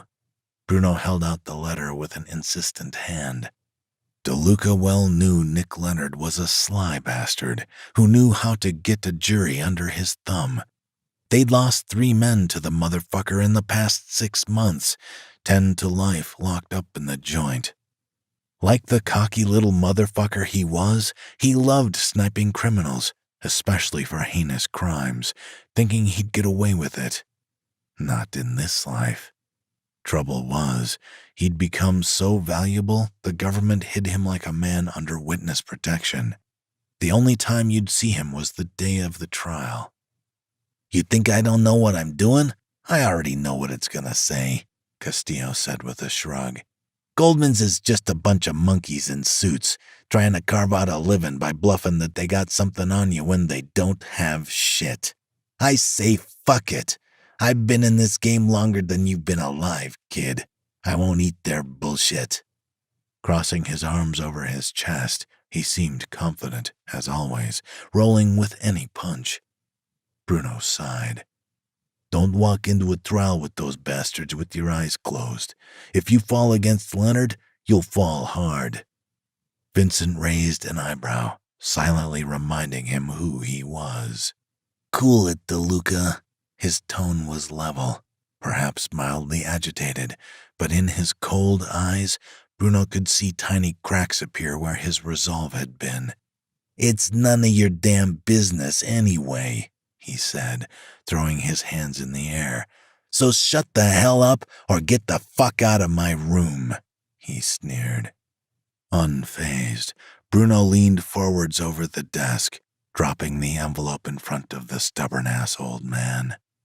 Boss, don't blame me for giving a fuck. I'm in your corner.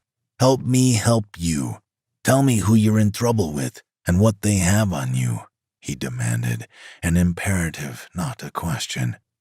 He couldn't help but feel the boss was balancing on a tightrope, running with a blindfold, and every step might be the one where he falls.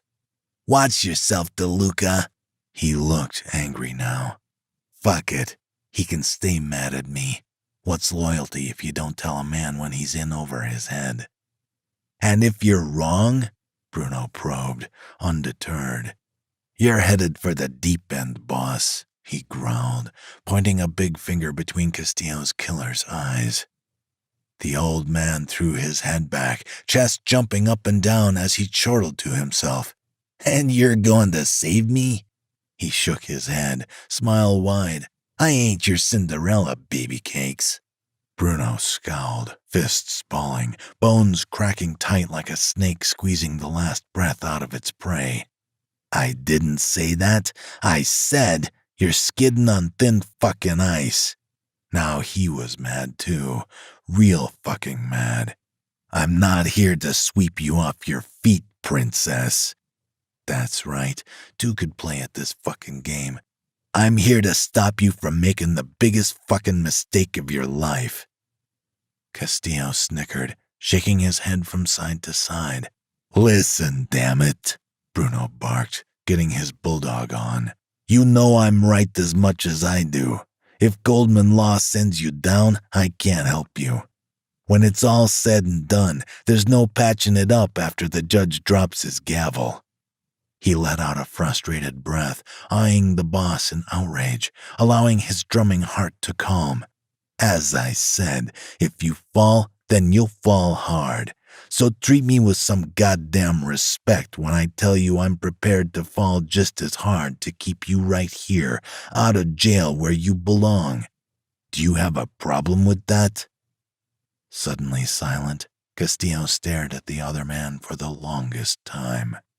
A man who stood fierce and unblinking in the face. The Vincent Castillo. He had more kills to his name than any serial killer on record. A man who, until now, had never set foot out of line. Castillo had taken him for a chicken shit like the rest of the guys, all hard-ass shells of real men. Not Bruno. A fast learner, he'd figured out quick it's not the getting, it's the keeping. Cold-blooded, the bottom of the barrel, and yet the first in his corner. Sit down, Vincent said, rising to his feet, gesturing to the chair on the other side of the desk. With a slow, singular bow of his head, Bruno pulled out the chair opposite the boss. Only when he'd sat down did Castillo follow. Scooting his chair forward, he leaned over the desk, all business, forearms flat down, hands together, and fingers interlaced. I like you, DeLuca, so I'll level with you. But let me be clear. You betray my trust, and I'll send you straight to hell. Capiche? Capiche? He sighed. All right, there's a shitstorm coming my way, and I don't want you or any of the others to get caught in the crossfire. I'm being framed for murder. Framed by the goddamn Mexicans, the asswipes. Mexicans? Bruno's brows jumped in shock. The Mexicans' reputation was for having a lot of moxie. At the bottom of the crime scheme, they'd do anything. They were wild, spawned from the cruelest depths of hell. Always greedy for more, they would sink even lower, using hell's deadly force for their own gain. So it wasn't that he wouldn't put it past them, but they didn't have the kind of power to send Castillo down. Italians beat Mexicans every fucking time. And how the hell are they going to pull that off? See, I thought the same. Ignored their threats for the past month, and now I get letters from the biggest law firm in the state. Apparently, they got a case against me. Bruno felt something ugly claw at his insides. When's the court date? You've got time, right? Castillo cursed. I've got 2 days. Fuck a duck, DeLuca muttered. An instant later, questions quick-fired from his mouth as fast as they entered his thoughts. Who did they kill? When? And how the hell did they incriminate you for it? They're barely smart enough to tie their own fucking shoes. That's true, but let me remind you, Leonard has been after my ass for years. What I suspect is that when this case fell onto his desk, he was using every IQ point in that head of his to set me up for the fall. What I know is the murder was the work of a Mexican gang from Coronado's south side. Yes, loan sharks, all of them. When people didn't pay on time, they were killed. Killed without one single twinge of conscience, without remorse, without regret, without guilt. And as the boss explained, they'd finally killed one guy too many, a big-time loan shark. Bruno wasn't surprised they were trying to pull a stunt like this. The guys from the south side didn't like the Italian mob. Everywhere, fingers of blame were being pointed. Apparently, the hard evidence linked to only one man. Where was the body recovered? Castillo shook his head. The dumbass Mexicans killed him in one of their social clubs. Then took him out back, cut him up, slit him down the middle Mexican style so that he wouldn't float, and tossed him in the river. But the dumbasses forgot to puncture the lungs and the body floated. So why'd you call me here, if you didn't intend to tell me? Castillo glanced at the clock, and Bruno followed his gaze. 2:15 a.m. I called you here because I will be arrested this morning. 48 hours after or less, I'll face the judge and jury. I don't want you to tell anyone about it because in a couple of days I'll be set free. Bruno gasped inwardly, feeling like the wind had been kicked out of him. Controlling his reaction, he showed no outward signs of the worry blasting through him. This was almost unheard of for Castillo. To Castillo, the threat clearly appeared negligible. He was accustomed to it, and he considered letters from attorneys basically bullshit, throwaway threats. It made some sense. He'd never been prosecuted before. Bruno feared that was exactly how the prosecutors wanted it. Bruno peered down at his watch. How many more hours did the man have left? And if you don't walk free? If I don't, it's prison food for the rest of my days. 10 to life upstate. I'll never run anybody out to save my own skin, living under the Federal Witness Protection Program. Ha! Not Vincent Castillo. There must be something I can do. The boss's words bounced around in Bruno's mind, searching for a solution, turning like a Rubik's Cube. Life sentence.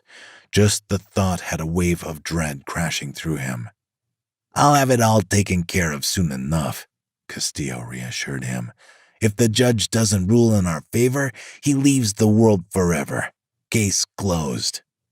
Vincent loved a challenge, something that would push him to the wall, hone his skills. For Bruno, this was too fucking close for comfort. He was a planner, a strategizer, never a fly-by-the-seat-of-his-pants kind of man. The past few weeks had been hell, and he had every indication that it would continue to be hell.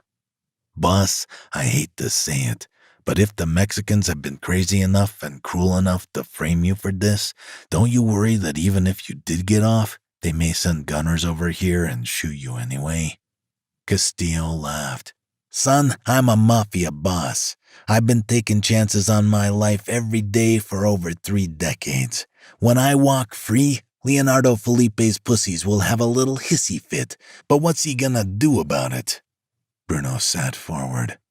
Leonardo Felipe, head of the joke-ass Mexican cartel? That's who set you up? He shot to his feet, fists clenching. I have a feeling he'll drop any testimonies his men have against you real soon. No, Bruno, you can't skate on weak ice and not expect to get wet. You're not gonna bribe him? Bet he's never seen $1 million cash in his life. Bruno smiled. That's his real agenda. That's what he's really after. Castillo shook his head. What? Give him money so he has even more power? The judge will roll over soon enough. Bruno sighed heavily. Listen, Bruno, anything happens to me, remember this. Never, ever get involved with drugs. Don't you let your greed overcome your loyalty. Don't risk dipping into drugs as I've seen in some of the youngsters. You can steal a big drug dealer's money, but you can't steal the drugs. I know that, boss. His father was the same way, same generation, and always made sure nobody in his family fooled with drugs. The phone on the desk suddenly rang. Bruno sat down and waited while Castillo listened to someone on the other line.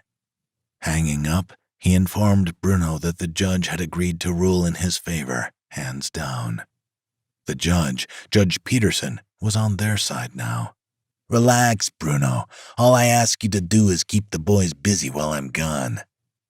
Tossing his arms over his enormous chest, Bruno gave Castillo the once-over like he'd lost his damn mind.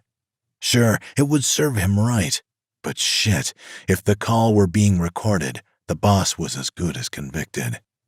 He still felt uneasy about the whole thing. He knew this judge. I don't know. Something doesn't smell right here. I think you're being a little paranoid, my friend. Isn't it better to be paranoid than walk away a free man? Bruno countered. Leaving Castillo alone, unquestioning, he stalked out the door. He vowed he'd do whatever it took to rebuild on the ashes should anything happen. If Castillo went down, it would be a major embarrassment. This could bring the family to the edge of extinction, but the mob was fully capable of resurrecting itself. Fuck it, Bruno growled. He refused to give up. Sitting down on the old black leather couch in front of the mock fireplace downstairs, he picked up the phone, punched in a few digits, and waited for it to answer. Someone needed reminding to play on his side of the fence. Bruno knew he had to work fast if he was going to stand any hope in hell of saving Castillo. He had to do what he had to do. It was a risk, but he could handle it. Bruno met Marco in his car, somewhere out of the way in a car park by the ferry, at the docks. He told the man that a very bad, very dangerous man was dead, and Vincent, who was the prime suspect, would soon be taken into custody. Castillo was certain he wouldn't be taken down. What judge, what jury would dare convict him? Bruno glanced across to the small cabin which housed lockers. Marco's father had a locker over here, a place he stashed cash in plain sight, and he and Marco were the only other people on Earth to know it existed. What the fuck do you need with 2 million large? Marco's brow drew into a deep frown above his stormy eyes. Though he didn't wait for the answer, he just headed to the locker. Fiddling through his pocket, he found the key and unlocked the safe. The two men took a cool 2 million and Bruno was on his way. Bruno DeLuca drove out to a bar on the outskirts of town. Whilst technically in San Diego, The bar was situated in a gritty industrial zone on the edge of North Tijuana, where shootings remained frequent. People slid out of the way as Bruno marched down the pavement and stalked hastily through the doors of the bar. Some people hated the smell of exhaust fumes or hospitals. Bruno hated the smell of dive bars. They all smelled the same: cigarette smoke, urine, sweat, and dust. The atmosphere of the place had a severe sense of foreboding, and the gray light which fell down through the windows blurred the faces in the room. Imitation wood from floor to ceiling, the dull walls and sagging furniture seemed not to have changed in the past 20 years. Most of the lunchtime crowd had drifted out. Bruno nodded to the barman as he passed the bar. Not taking any chances, he'd arranged to sit down with Leonardo Felipe at a dive bar owned by the man himself. Miraculously, he agreed. Bruno had a golden moment in which he believed he would show the Mexicans who really owned this town. He had a strong sense that Castillo's fate hung on whether or not the Mexicans would play into his hands. After officially becoming a made man a few months back, Bruno had sat in on a number of sit-downs with rival mobsters. This wasn't his first rodeo. He assumed this would be kick-ass easy. He assumed wrong. The bartender nodded as Bruno walked to the rear. 2 bodyguards, stripped to their shirt sleeves, were shooting pool at the table in front. One of them stopped as Bruno walked past. He said nothing, a permanent frown dragged at the corners of his mouth. Bruno joined Leonardo in a large booth around the back.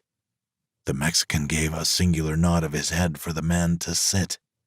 Hair steely gray wool, eyes gray too, his face deeply lined. Leonardo eyed him suspiciously. "What's this about?" he asked as he leaned forward. Bruno maintained his tense, defensive posture as he replied, "I hear you've been spreading some nasty rumors to the cops about my boss." "Listen, kid, you got balls, I'll give you that. But you could offer me 10 mil, cash on the spot, and I wouldn't take it. I don't want your money. I want revenge." He taunted, licking his lips before placing the rim of his tequila glass to his mouth, an arrogant smile plastered on his face. "Fuck your revenge," Bruno sneered. Leonardo's smile faded. "That's enough. This ain't protocol. Where's your boss? I'm sure he wouldn't be too happy to hear you're playing outside the mob's bylaws." Bruno's jaw locked. "And fuck protocol, too." Jumping angrily to his feet, Bruno lunged across the table, nostrils flaring, showing his fangs like a dragon. Grabbing the man's blazer jacket, he tugged him closer, so close the other man wafted his hot, acidic breath into Bruno's face. The jackass then smiled from ear to fucking ear. "I'm telling you, you disrespected me in a sit-down, and I say count your blessings that I'm letting you walk out of here alive." "No, bitch." Bruno slammed his hand on the table, spilling Leonardo's tequila. "Count my fucking blessings, my ass. It's your fucking grave you're dancing on. I came here to offer you 2 fucking million to take the heat off the boss, and I'm supposed to be fucking grateful?" Leonardo stood up suddenly. "Not gonna happen."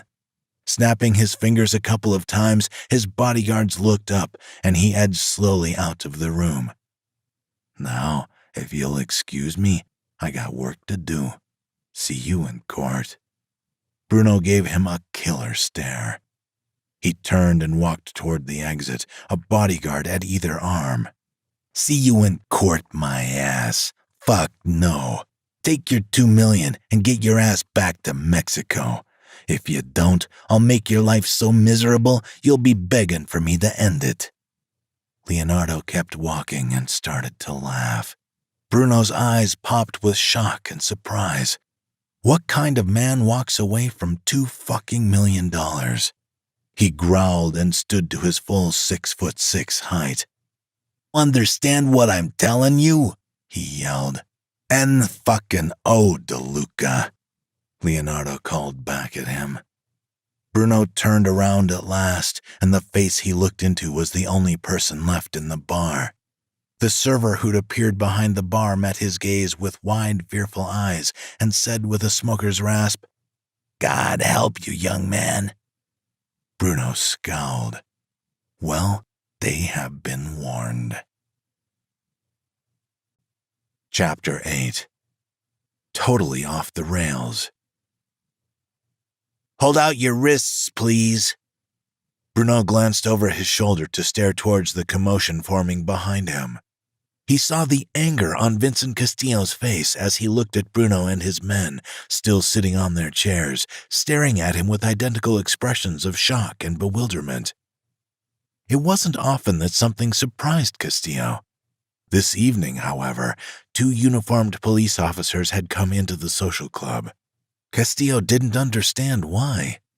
What he understood was that he had been handcuffed and was now being read his rights in front of almost 200 of his closest friends and associates.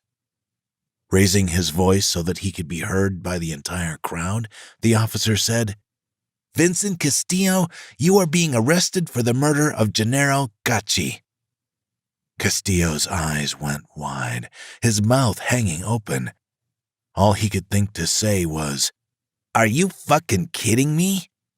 The room was near silent, murmurs weaving through the bar. The larger officer proclaimed, "You have the right to remain silent and refuse to answer any questions.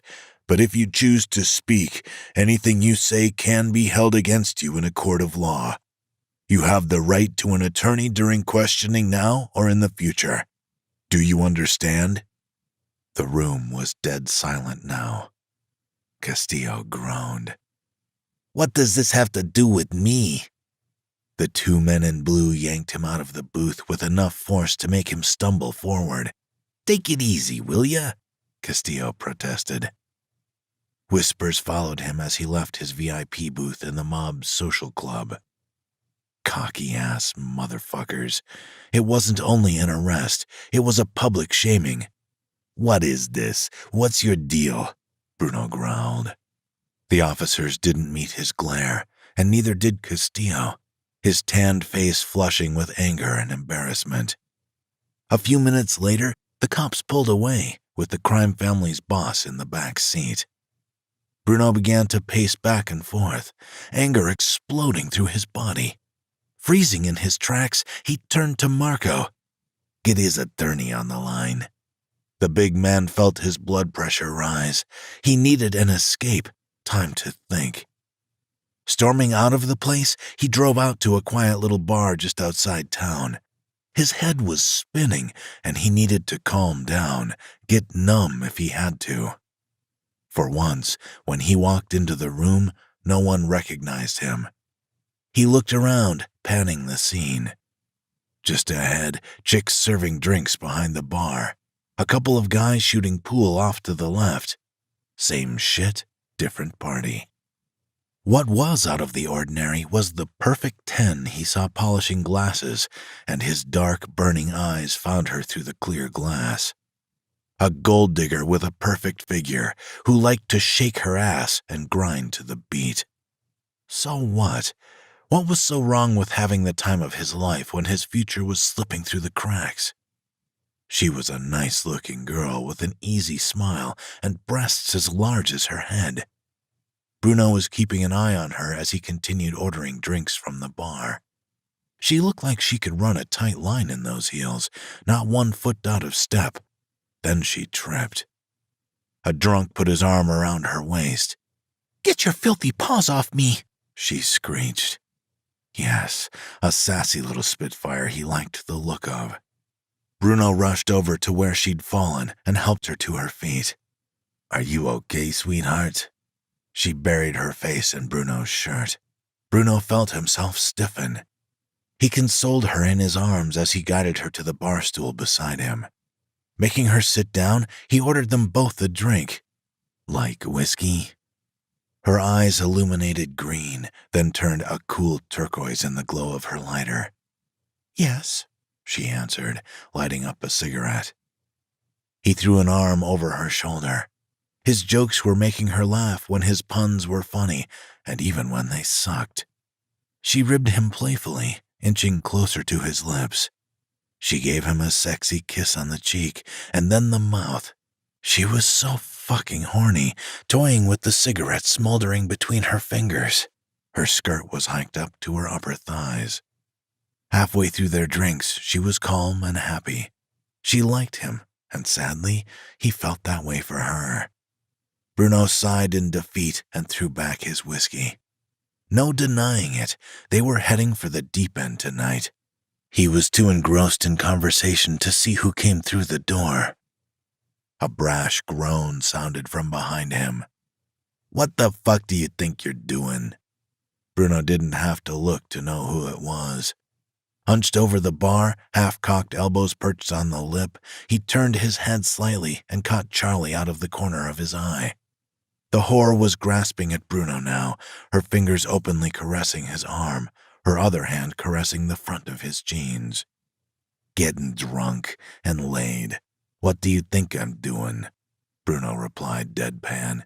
He took down 2 glasses of whiskey, knocked down half of it in one sip, and sighed with satisfaction. Taking another pull of a glass of scotch, he then clamped his teeth around a cigarette, and the whore lit it. Her beauty hit him full force, a real feisty little firecracker. Bruno reached for another glass. Charlie abruptly slapped it away, sending the glass hurling like a suicide jumper to the floor. "Easy, you've had enough," he said sharply. Bruno stumbled back a bit while mumbling indistinctly. "Brother, just because I don't have to bullshit my way into a woman's panties?" he mocked. Charlie stepped between them like he was about to break up a fight. The whore seethed in Charlie's direction. "Do you want a coffee?" Bruno gave her ass a light tap as she walked away. Luckily, his brother always had his back. "You need to remember the woman you have at home. She's far too good for the likes of you, but if you do this, you'll lose her." All right, Bruno said. He finished his cigarette and ground it out in an ashtray. A look of disgust marred Charlie's chiseled features, his icy gaze refusing to back down. "You're totally off the rails." "So they all say," Bruno remarked as he didn't get up to leave. "Bruno!" Charlie grabbed his arm with more strength than was his usual. "I'm Bruno DeLuca. I stop for no one." Bruno tried to jerk free, but the guy was one determined bastard. "I'm fucking her tonight. A girl with a body and a sexy strut." "No, you're not," Charlie yelled back at him. "If you wanted to get your rocks off, pull one off in the bathroom or go home to your woman." He had to go and ruin everything. The bastard. He wasn't releasing him. "Be careful, Bruno. I'm the only man in this goddamn world who's not afraid of you. You know that?" "Those no-good shitheads have taken the boss," Bruno grumbled drunkenly. "Why are you acting like the game's already over when Castillo's already won? His lawyers will get this all straightened out." Bruno shook his head. He understood life would not be normal for a very long time. "And if not, well, you can't say the guy didn't have it coming. Christ, he's as bad as they come." "What did you just say?" Bruno let out a gravelly tone somewhere between a growl and a huff. He wobbled as he got off his stool. "I'm putting you in a cab home." "Why are you here anyway? Charlie, the recluse?" The hermit. He had no friends, no visitors. "I needed to check to see if you were okay. Marco told me you'd be here. He also told me to give you a letter. It's from Castillo. You can have it when you're in the taxi. Come on, I'm taking your sorry ass home." Going home in the car, Charlie handed Bruno the letter. He tore it open at once. The letter told him, should anything ever happen to him, that Bruno should arrange a meeting with the man named Frankie Peterson. Suddenly, his booze-fucked mind sobered. He felt terrible. In a day's time, Castillo would stand trial, and Bruno wasn't sure he could be saved. DeLuca could only wonder what twisted curveball fate had dumped in his lap. Chapter 9. Around and around it goes. Rain pelted down, slashing at the windshield of the unmarked black sedan as it moved slowly through the traffic on San Diego Street and turned right onto Courthouse Square. A block away, a dozen members of the press shuffled impatiently at the foot of the steps of the courthouse, waiting for the notorious mob boss to arrive. The first day of the trial everyone had been waiting for was finally here. Hundreds of people lined up outside, cold, shivering, and drenched, either hoping to honor their hero or to see the infamous Mafia kingpin take his final steps as a free man. It was the worst day California had seen in months, and still, the parking lot opposite the courthouse was jammed full. Some, the most devout supporters and the most hardcore haters, had been there for hours. Uniformed deputies stood at the perimeter of the plastic barriers to keep them under control. Squad cars cruised around the block, warding off trouble. The media carnival was almost ready to begin. Fighting for a prime spot were cameras, lights, cameramen, and 8 television remote trucks, including one from CNN. Technicians trailed wires across the ground, covering them with silver electrical tape. Photographers leaned precariously over the plastic police barriers, pushing their luck for that one golden front-page shot. Blazing a path through the streets of fascinated residents, the black sedan approached. Castillo sat in the back seat, hidden from the outside world by the tinted rear windows. The man everyone was waiting to see, wearing a dark gray suit, white shirt, and a wine-colored tie. Hands cuffed together at the wrists, feet cuffed at the ankles, held against his will. Though it wouldn't be long before he was free, he was sure of that. When the world handed Vincent Castillo a raw deal, he made sure those responsible felt the demons karma owed them. He'd trap the parasites responsible, open the door, and throw the devil in. Those bitch-ass motherfuckers better prepare to get laced. His attorney was permitted to ride with him, tall, professional, tough as iron. Beside him sat a city marshal. There were 2 other marshals in front, including the driver. "You've sure drawn a crowd," said the marshal in the back seat. Castillo's eyes swept over the crowds. "Cockroaches," he remarked contemptuously. The boss leaned close to his attorney's ear. "It'll be a breeze," he said, his voice a confidential whisper. His attorney sighed, his light eyes revealing nothing.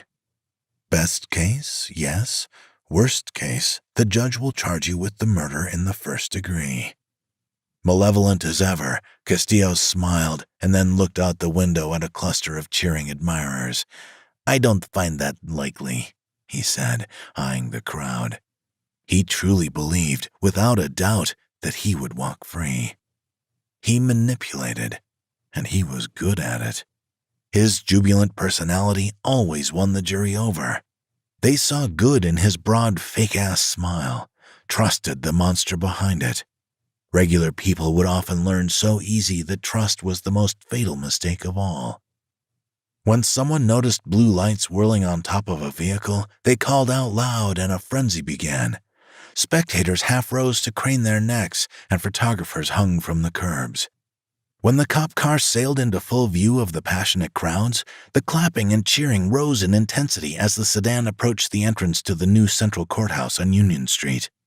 As the car pulled to a stop outside the courthouse, the sun glistened across the glass panes of the relatively new building.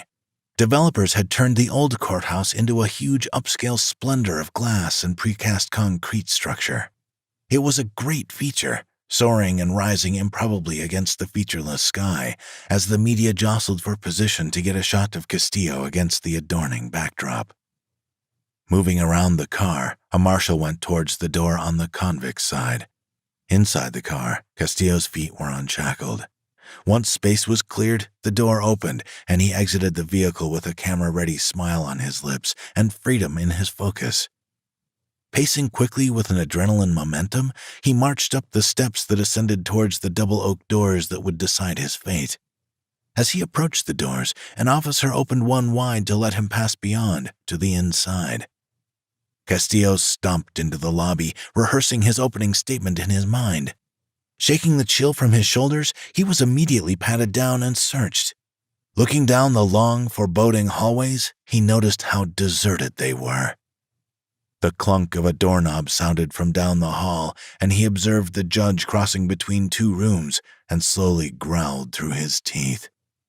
His two eyes didn't leave the man's face, and when he turned towards the commotion, he saw the man note his presence and sent the judge a nod along with a cold grin, a thin veneer of good over the evil that lay beneath.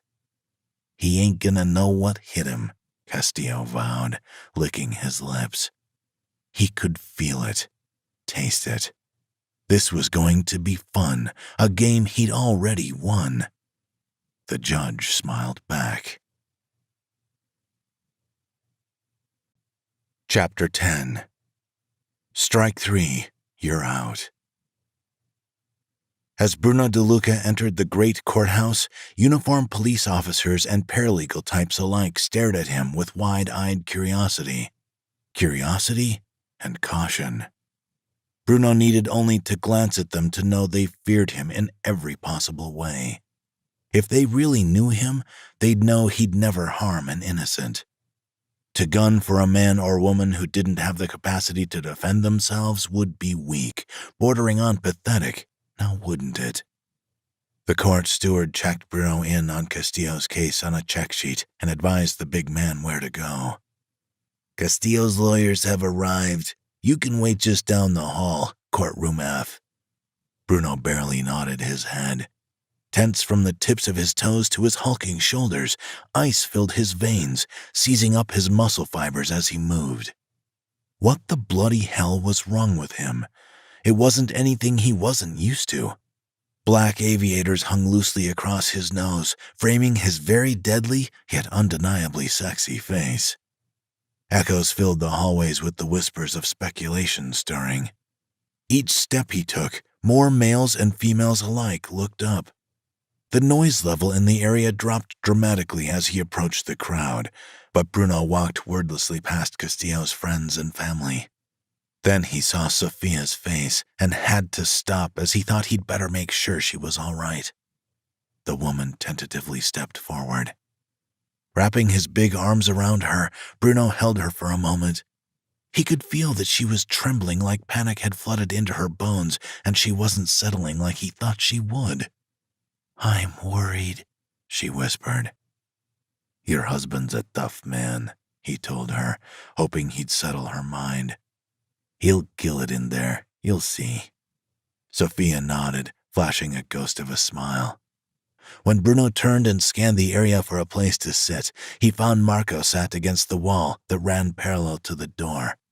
He paced over to the man. "You look like hell." Marco raised a brow at him. "Yeah, well." Bruno offered a dismissive shrug and plopped down onto the chair beside his cousin without another word. Checking his watch, he noted the time and adjusted his tie. A half hour or so left before the trial would commence. When Castillo's attorney approached, the three of them stepped into a private room to go over their testimonies. Things he needed them to be specific on, and things they needed to answer in a specific way when asked questions. Minutes turned into hours, time dripping slowly like a thick syrup. Usually, they had a waiting room, but the case was running late. Today, the hallway was their waiting room. Castillo's close family were present, sobbing and speculating, but DeLuca sat alone, stoic, silent. Every once in a while, he glanced up and saw Castillo's old lady. Sophia, looking filled with dread and anxiety, kept pacing up and down in front of the courtroom door. Above her, a brass plaque plastered over the wood at head height that said simply, "Courtroom F." She, more than anyone else, was becoming increasingly on edge with every second that passed. Leaning his head back against the wall, Bruno shut his eyes and said a short prayer. He thought about the events of the night before, how Leonardo had laughed in his face. It had astounded him at the time, how he'd nearly betrayed his own woman so absolutely. When a deep, "don't fuck with me" baritone announced, "All parties for the case between San Diego State and Vincent Castillo, please line up outside the courtroom." Bruno's eyes shot open to find a bearded African-American man in a khaki-green uniform stood in front of the now open courtroom door. This wasn't typical, but this wasn't your typical case. It was murder. Rising to his feet, Bruno motioned for everyone to be quiet. The steward appeared and motioned those not giving evidence to go into court. Bruno looked for Sophia as she walked past, and taking her by the hand, he raised it to his lips, locking her panic-stricken gaze with his dark eyes to reassure her that everything would be all right. The woman made no reply, only stared so severely into his eyes he could feel the storm that was to come. Bruno felt immensely relieved to find himself at last in the courtroom. He took his place in the stands. Castillo was already inside, caged behind a plastic screen like an animal. Both his shackled wrists were on the table, and he appeared calm, resolute. Bruno wasn't surprised. This was a game Castillo had played many times before, a game he knew how to win. He didn't play fair, but who did? A fool, that's who. Bruno looked around the room again and noted that Sophia sat behind the defense attorney.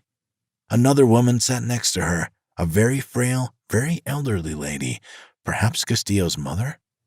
When they met Castillo's eyes, both of them waved crossed fingers at him.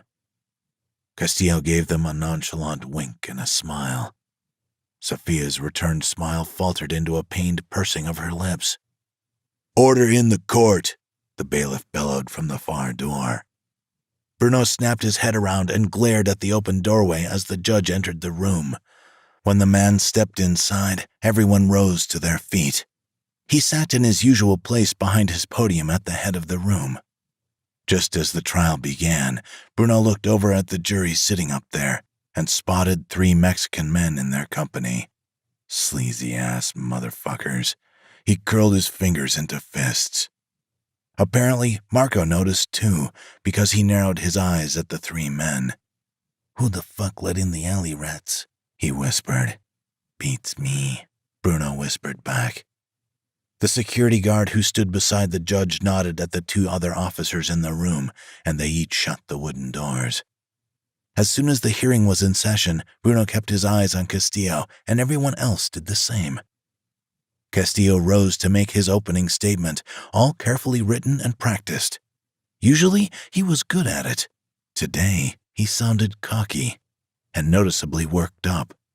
Kept his words so far removed from the facts that he made the whole situation look ridiculous, and it appeared to irritate the judge and jury. Strike 1. The prosecutor, in a regimental striped tie and heavy, polished, waxed shoes, was introduced as John Nixon. Nixon, a real fireballer, questioned Castillo under cross-examination. The type who talked in bullshit accents to prove they were educated played on Castillo's lack of an alibi for the night of October the 25th. Castillo had lied, a small lie, but everyone could tell, and it tainted all the rest of his testimony. The body was positively identified as a criminal. He had multiple bullet wounds, wrapped up, tied, and placed in shipping boxes. He said this connected Castillo with the victim. Pretty much horseshit, but the jury pandered to his BS, dancing happily to whatever tune he played. Nixon went on to show the jury exactly what happened to the victim, spinning a story out of his ass. Finally, he threw a fireball right into Castillo's nuts. "So how do you explain this photograph?" Castillo let out a thunderous laugh. Strike 2. Holy fucking shit. Marco growled in Bruno's ear, and the pair slowly turned their heads toward each other, locking eyes with a knowing look. Bruno was seething, burning with overwhelming rage. Snapping his head towards Castillo, he glared up at the man. He was half tempted to march right over to him and knock him unconscious to quiet his big mouth. The last thing the boss needed to do was test the jury or the judge, or worse, anger them. The worst part? Bruno was powerless to prevent it. 2 witnesses testified. Both had tanned features and thick Hispanic accents. They mentioned seeing Castillo in the bar in Tijuana on the night of the murder. And Castillo didn't have an alibi because he couldn't admit where he really was without sending his entire crew down for 20 years. Someone had suggested at the time that he would need a stiff drink after what he'd done that night. Castillo made no comment. Strike 3. Castillo went down for the count of murder with no chance of parole. It was life. In the words of the judge, he had committed a crime, shockingly evil, wicked, and vile beyond belief. Said he recognized a dangerous sociopath for what he was. There were no loopholes for him to exploit. In all his years, Bruno had learned the mantra, the quieter you stay, the longer you survive. Now, for the first time, he would talk. What Bruno didn't know at that time was that Castillo had already been picked out from a lineup the previous evening. When Bruno himself took the stand, his low baritone voice made everyone look up. My name is Bruno De Luca, and I'm here to provide the character testimony for Castillo. He gave a fake smile to the jury. If you're going to send this man down, then you'll be sending away the most charitable man in the state, a hero. The judge stared hard at Bruno, who held his best poker face. Well, I'll be damned, he said. A murmur ran through the 12 men and women in the jury as Castillo interrupted, saying he was speaking the truth. The judge slammed his gavel for silence. He glared at the jury as if to say, or else. The judge took a long sip of his water. Then he narrowed his eyes at Castillo and smirked. A corrupt judge was easy to spot. They gave out all kinds of telltale signs. Castillo narrowed his eyes at him, too. With all due respect, Your Honor, my client will refrain from making comment during witness testimony, the lawyer said diplomatically. Castillo's lawyer looked shocked, every ounce of professionalism dropping from his shoulders, knowing it was pointless to continue. He then said, I have no further questions for this witness. Bruno clenched his fists at his sides and grunted a frustrated curse. He wanted to yell at the judge, rat him out that it was all part of a twisted plot on the Mexican's part. Not going to happen. His sharp, logical mind knew this was the worst choice in this situation. Fisting his knuckles, he used them to wipe the sweat from his forehead. Bastards, he muttered. He then stared at the judge. Too hard. He felt it. The judge's eyes snapped up, blazing into Bruno's like hate-filled lasers. There would be no point in trying to explain it to anyone now. Bruno gave with a wide-eyed look of pity at Castillo, and then to Sophia. Castillo cast his eyes to his wife and his grandmother sitting in the jury stands. His wife was wiping tears from her eyes. Everything that was fell in front of their eyes.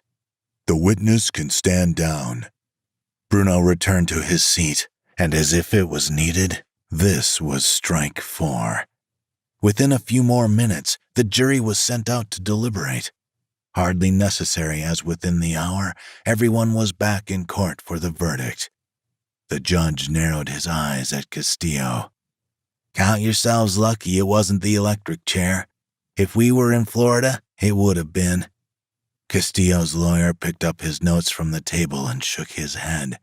Most guys in Castillo's position would tell all, rat on the mob to save his ass. Not him. Ha ha, funny. Shitheads. He would never do that. The state prosecutor and defense attorney emerged from the courtroom. Bruno turned his attention to the jackass who'd just prosecuted his boss.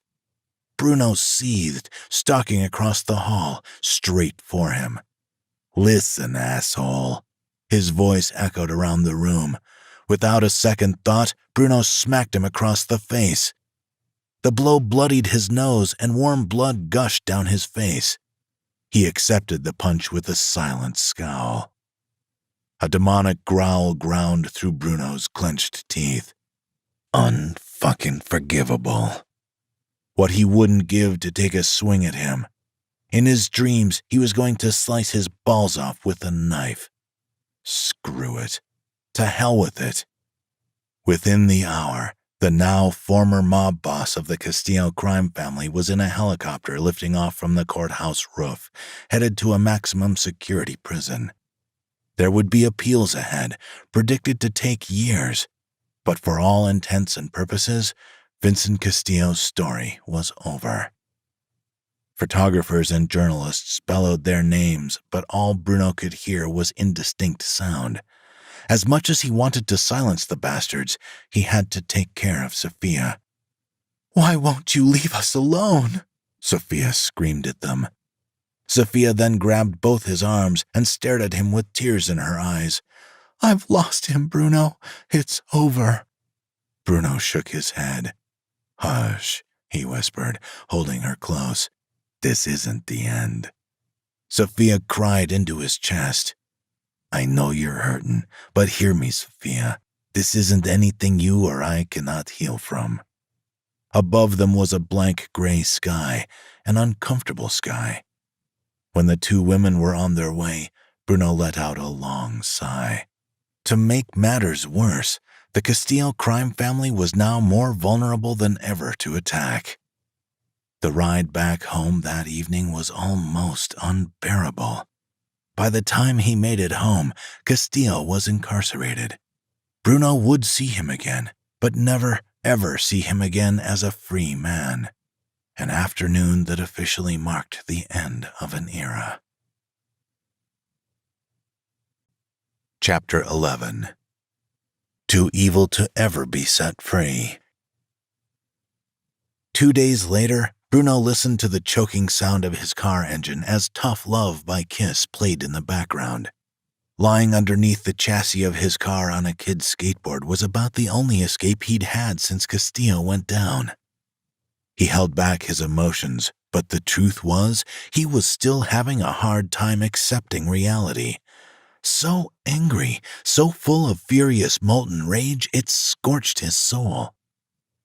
He needed a few days to calm down after the shit that had gone down.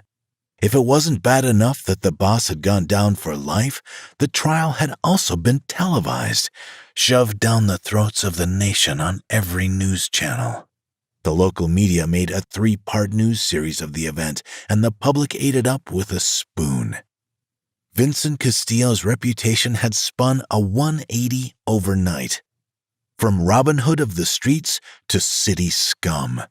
Branded a pathological liar, a manipulator, a serial killer, a monster too cruel to believe, too evil ever to be set free. The world before Bruno and the other cronies left behind blurred. It was almost unbelievable to think that 48 hours ago, the Castillo family was the greatest, strongest crime family in all of America. The name always carried a lot of weight to it. So much so, any one of his merry men could use the boss's connections for practically anything. Like a real-life golden key to the city. Smarter than hell, Castillo himself composed the framework of running a huge business, which everyone else in town revolved around. But now the boss was behind bars. Was the man Bruno admired worth anything at all? Bruno bit down hard, unconsciously grinding his teeth. The future was uncertain. Bruno DeLuca and uncertainty didn't mix. Like the jerk, asshole, caveman, control freak he knew he was, he needed order, predictability, control. Especially control. It had been a quiet couple of days, and that only fueled his growing feeling that nobody was safe. He had to come to terms with the fact that Castillo was finished before he, too, wound up in trouble. He stared at his car, eyeing her like a mythical creature. Olive skin, slate gray eyes. At least no one knew where he lived, and he planned on keeping it that way. He didn't talk about his shit to anybody. Not his family, not his house, not his money, and most of all, nothing to do with the mob. The paparazzi had shadowed him everywhere but this place. Perhaps this would become a nightmare that would never end. One thing he knew for sure, the next few months were going to be hell. Bruno unscrewed a loose bolt with a spanner, wondering how the hell he was going to fix this mess. He had to do the right thing, and he believed the right thing was to make the rats who set Castillo up pay for what they did. Fuck, Bruno swore. As the bolt separated from the chassis, it free fell onto the ground and went rolling off beyond his feet. Motor oil spurted downwards onto the crotch of Bruno's blue overalls. Tugging a rag from his pocket, he stuffed it into the hole to stop the flow, long enough for him to get the hell out from under there. Rolling out from under the hood of the car, he threw both hands up. Well, she's fucked. He sighed and stared at the piece of junk. A small, banged-up black hatch he'd bought at a sweet price a few months back had turned out to be a not-so-sweet sort of a deal. A sweet pain in his ass was all that pile of scrap metal had been. Laying back down onto the skateboard in defeat, he immediately regretted sinking every dime he had into the vehicle he appropriately named Jackass. "Bruno, honey, put those tools down and come inside. It's broken beyond repair. Nothing's going to fix that pile of trash, especially in your frame of mind." Annie's voice, cheery as usual, sounded from the front door somewhere behind him. Bruno tilted his head back over the end of the skateboard and found an upside-down view of his woman hanging in the doorway. He stared at her for a moment before saying anything, taking her in. She wore a crisp, buttoned shirt tucked into a blue denim skirt and a warm smile. Her dark hair fell loose and free over her tits. Wild, uninhibited. Everything about this woman screamed to his instincts. "All right, I'll be in soon." She disappeared into the house without another word.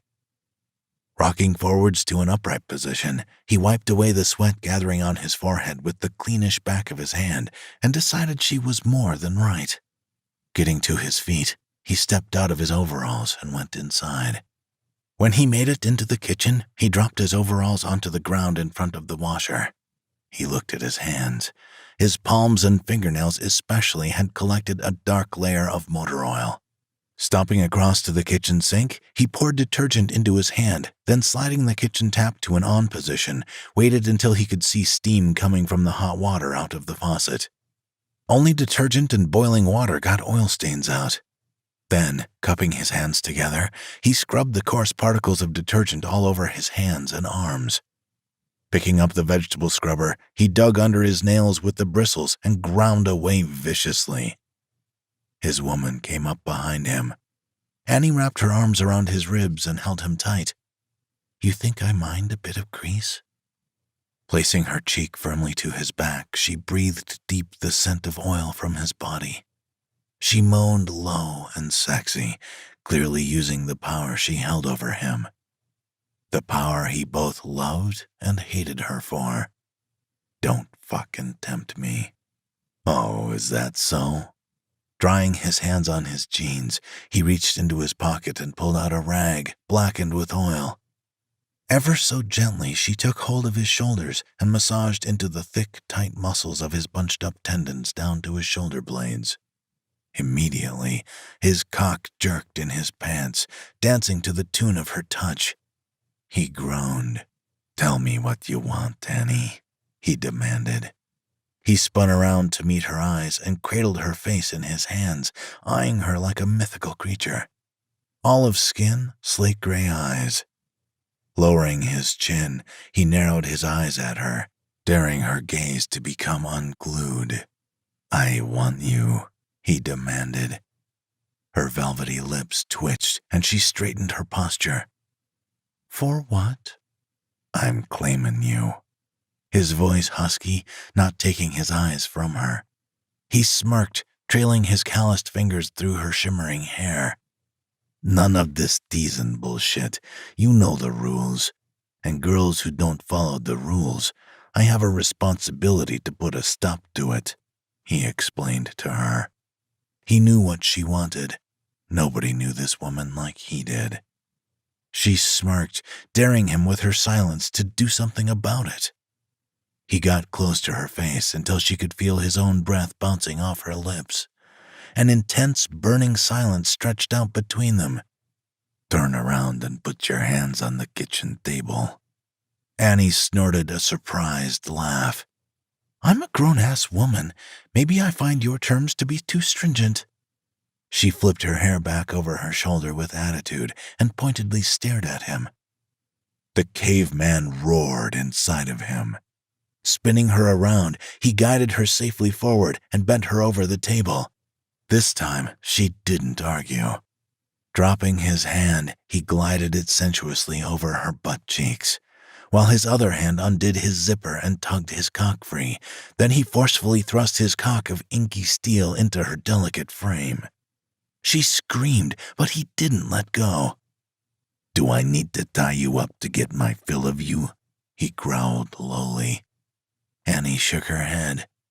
He spun her around, crushing his lips to hers, not breaking his hold on her for a second as he led her to the living room. His lips locked with hers in a kiss, and he growled when she broke it. What do you expect, DeLuca? I've been mainlining the same poison the mob has fed you since the day we met. Bruno stared at her for a moment before he said anything. It broke his heart to see the hardened edge his woman had. Then let my poison be your remedy. He smothered her mouth with his lips. Her knees went weak like her insides had melted. He kissed her breathlessly, fiercely. Bruno spun her around, then firmly gripped her two ass cheeks and thrust into her from behind. She turned her head and flashed him pleading eyes, but Bruno shook his head, maintaining his militant thrusts. A cocky smirk curled from the corners of his lips as he reached out and grabbed her hair, tugging her head towards him until her ass bumped crazily against his groin. The muscles in his arms bulged under his hard flesh, his abs contracted, nostrils flaring as he pounded into her sweet core. The sexual tension in the air thickened as she pulled tight against his grip, turning back to stare at him, and Bruno stared back at her. You're mine, he declared in a harsh growl through gritted teeth.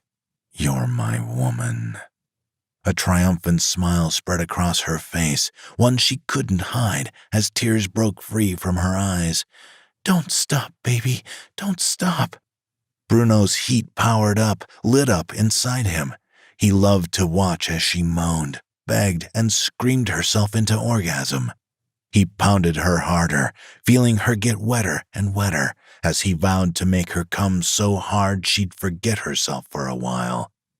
Over and over, he felt her tightness massage his cock, thrusting harder, claiming more of her. Finally, he released his tension into his woman, emptying it into her warmth.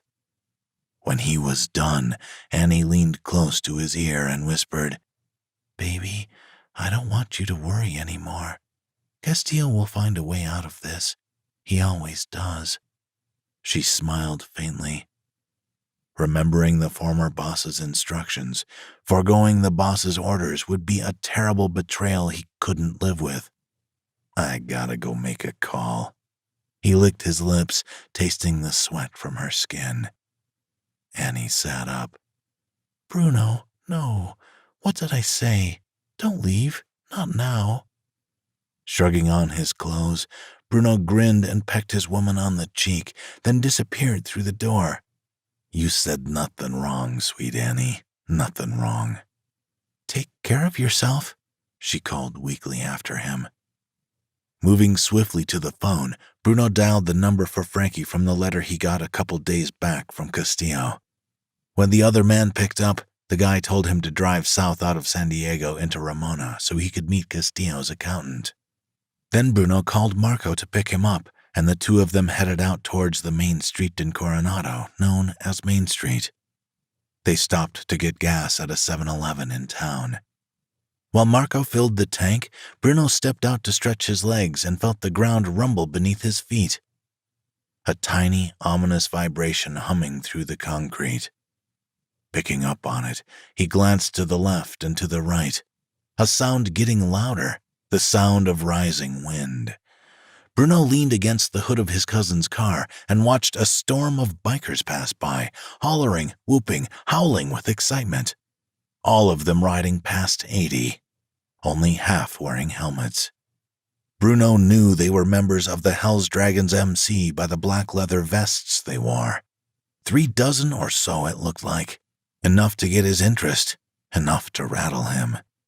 He growled as a can shot from under the tires of one bike into the windshield of Marco's vehicle, revving their bike engines to deafening levels. Real ones, not mopeds, big and heavy, gleaming in the late sun. Their bumpers bore the Hell's Dragons tagline, "Impossible is nothing on two wheels."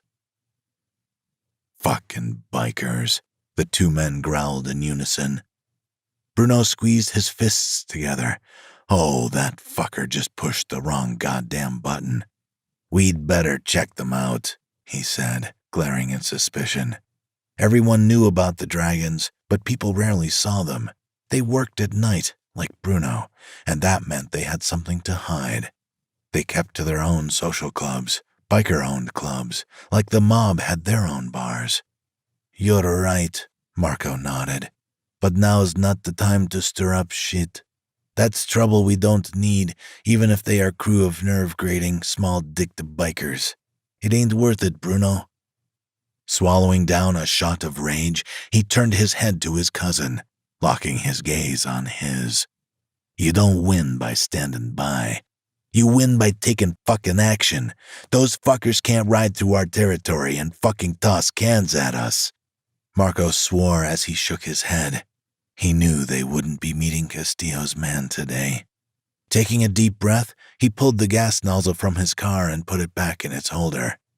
"Okay, get in." Chapter 12.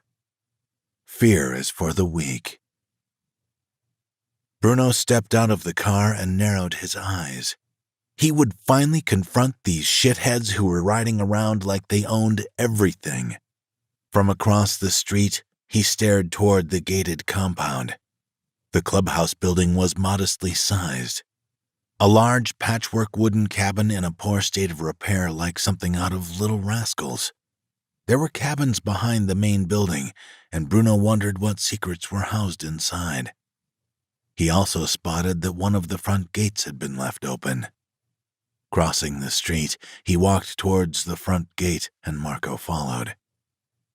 When they heard the rumble of a bike engine approaching, they crouched behind a car parked up on the street and waited until it passed them. They crept close to the ground, around to the other side of the vehicle so as to not be seen as the biker pulled into the compound. When the engine shut off, they popped their heads up over the hood to look out over the dirt and gravel parking lot, lined with bikes.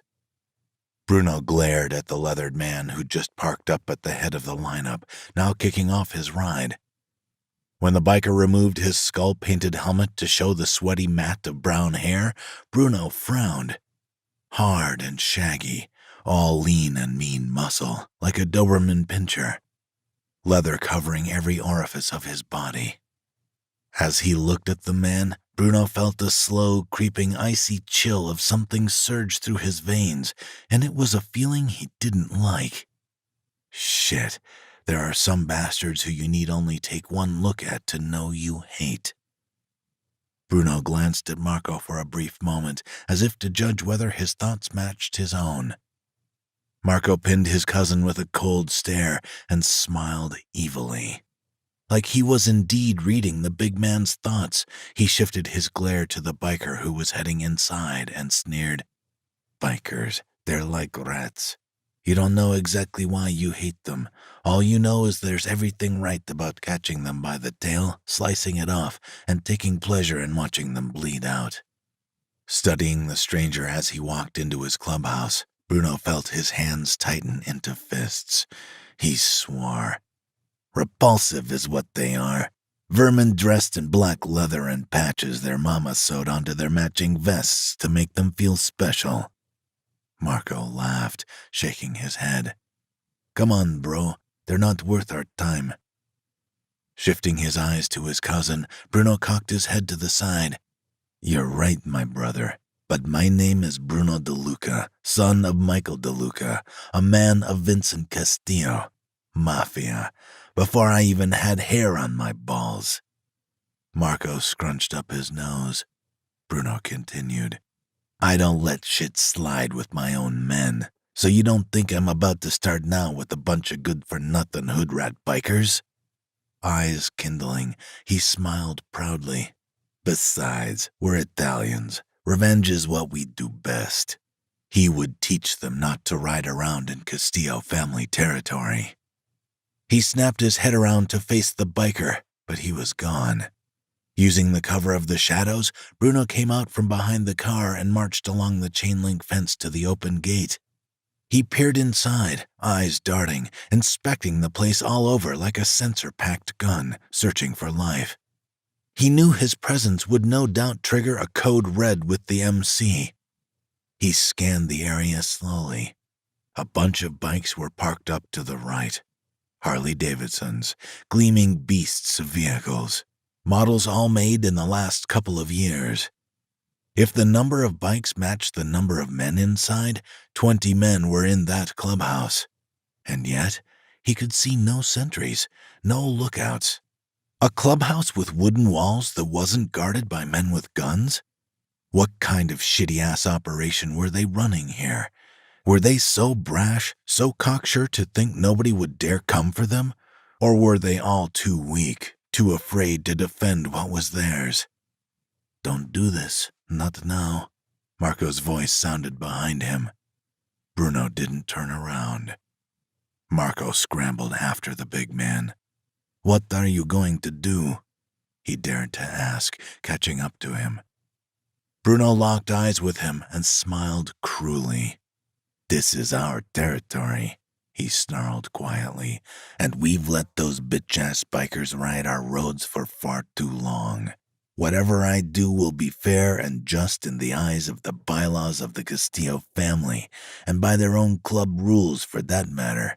That is, assuming they have the integrity in their dumbass heads to live by them. He turned his gaze and lifted his foot to step inside. Shaking his head, Marco stepped in his path. I agree any punishment you send their way would be right and fair, but that doesn't mean you'll come out of this without a dime-size hole in your skull. Brother, if blood is spilled, I don't want it to be yours. Something tells me it ain't going to be pretty if you or I go in there. Is your life really worth this standoff with a bunch of bikers? Bruno felt offended as all hell by this statement. Marco didn't understand. This was exactly why Bruno had to do this now. He wasn't waiting around for anyone to talk him out of it. Fear is for the weak. I have a responsibility greater than myself, a responsibility I am not afraid of. If Castillo were here, he'd bite those motherfuckers in half at the waist. On a huff, Marco turned back towards his car. Fuck this shit, I'm calling backup. You think I can't handle a few pretty boys in Hell's Angels costumes? Bruno growled quietly. Marco kept walking. Puffing out his chest, Bruno turned his bulldog on. Turn around and look at me, he barked in order. Marco stopped and turned, then opened his mouth to say something, but when he saw his expression, he closed it. Bruno flicked his gaze to the clubhouse and pointed a big, angry finger in its direction. Those men, they use words like honor, code, and loyalty as a goddamn punchline. They know nothing of the sacrifice it takes to honor those words. Men like us, who we are, we use those words as the backbone of a life spent defending something. I have zero tolerance for the so-called men who rise and sleep under the blanket of protection that we provide and then turn the middle finger on our authority. This isn't about a beer can hitting your window. This is about preserving what we've worked our asses off to be, everything we are, and everything we represent. Don't know about you, but I don't live a life of discipline, sacrifice, and unwavering loyalty to be disrespected by anybody. Least of all to a bunch of bums on bikes. For the choices they have made, those guys will pay. In this life and the next. Marco swallowed heavily. Okay, Bruno, I'll stand watch out here and cover you. If any more of them try to come in, I'll blast their wheels with bullets. He still had concern in his eyes, but he took a step back. If shit goes down in there, you call out and I'll bust you out of there. Capiche? He insisted firmly. Bruno shrugged. Suit yourself. Marco didn't understand. Bruno may have never met the men in that clubhouse. Nonetheless, he saw them for what they really were, and that gave him an advantage that could not be beaten by any amount of manpower. Undoubtedly, those bikers in dragon vests, supposed outlaws, were just like every other tough guy Bruno had ever met. No matter how mean and ugly they looked, they would only ever be men who had adopted a life of darkness. Bruno was born in it, molded by it, and there is no amount of evil that could win against darkness itself. The big man turned and in his usual fearless as fuck style, stomped right into the compound, glancing around. He wasn't stupid. He knew the threat within was very real, but he'd survived enough nightmares to know he could handle it. He glared directly at the makeshift clubhouse for a moment, preparing his mind to bring the Castillo family some justice. A huge sign above the door read, "No dogs or Mexicans allowed." He raised a brow. Considering his own feeling for the cartels, this was something he didn't hate them for. Keeping both eyes on the clubhouse for any signs of movement, he felt in his pocket for a cigarette. In one flick of his wrist, he drew a smoke from its packet and flicked it up in a sideways helicopter spin to land between his teeth. Taking a deep draw, he raised his eyes to the gleaming black Harleys and studied the immaculate specimens, nothing like the rough and rugged men who rode them. His first thought was that these guys had money. That they couldn't hide. His next thought was that he would find out precisely how they were getting it. He studied the wooden clubhouse and cabins 100 or so yards ahead. Only bikers would construct their hideout like a motherfucking house of sticks. Anyone could tear this place up without any problems. Or set it on fire and blow the place up. Now there was an idea to sit on for another day. Cigarette between his lips, he circled around to one side of the rickety old main building and looked for a way inside. Although windowless on the street-facing front of the clubhouse, at this side he could see a small square window above his head. Looking around for something to stand on, he jogged over to one of the wood cabins and carefully dragged out one of the 2 steel trash cans that stood in front of the doors. Positioning it below the window, he climbed on top, feeling the domed lid compress into boot-size impressions of his shoes. He tugged a tissue from his pocket and wiped away the dust, then looked inside. The inside appeared to be condemned to a perpetual twilight. He couldn't see much. What he could see were people. 2 large tables of men eating and drinking, passing plates and drinks back and forth between an adjoining room. He could hardly wait. Soon they'd be tasting all flavors of remorse and regret. Filled with vicious thoughts, Bruno narrowed his eyes and smiled wickedly. There's no hiding in the shadows from the man who's darkness himself. Hopping down, he snatched his cigarette from his lips and stubbed out the tip on the crushed lid of the trash can and set his mind to covertly getting inside. Wandering towards the rear of the clubhouse in search of a back entrance, he stopped abruptly in his tracks. Something wasn't right. He shot his eyes from left to right and noticed that the door to the cabin from which he'd tugged away the trash can was now ajar. Quickly and quietly, he snatched his handgun from his belt and backed into the shadows of the cabin wall. He couldn't hear anyone, but the signals from his instincts told him enough. Instincts honed to precision through years of training. On the count of 1, 2, 3, whack! The big man's foot made a wreck of the door as he kicked it wide and took stock of what he saw through the crosshairs of his gun. 3 rusty bikes, bales of hay in the left corner. Hay?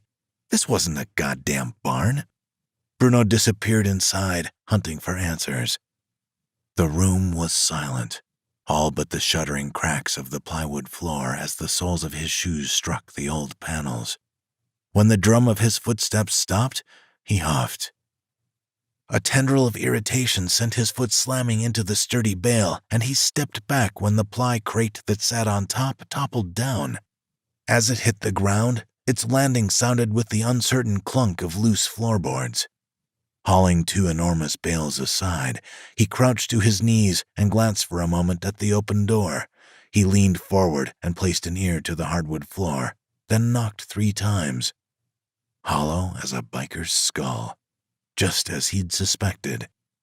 Not wasting any time, he jumped up and swiped a screwdriver from the ground beside the bikes. He laid back on the ground, then rammed the flat edge deep into the gap between 2 wood panels. Levering it upwards, he used his other hand to tug the board up.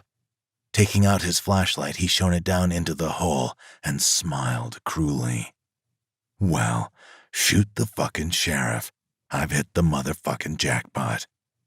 He flashed the beam of light at a stash of knives and blades that were packed into 2 beer barrels, their tips stupidly facing upwards like pencils in a pot, sharp and eager to be used.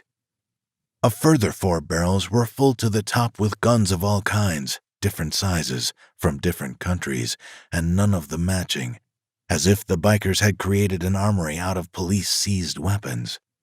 Then against the back wall, Bruno saw a great mound of black Kevlar vests. Weapons, so that's their trade. Not for long, not in my town. The firm tapping of a foot sounded from the open doorway. When Bruno looked up, he squinted from his place in the darkness to the bright light of the outside to find 3 fine-looking women filling the gap. For a second, Bruno stared at them. 3 blondes in an arrowhead formation, looking fierce as fuck and hot as smoking guns.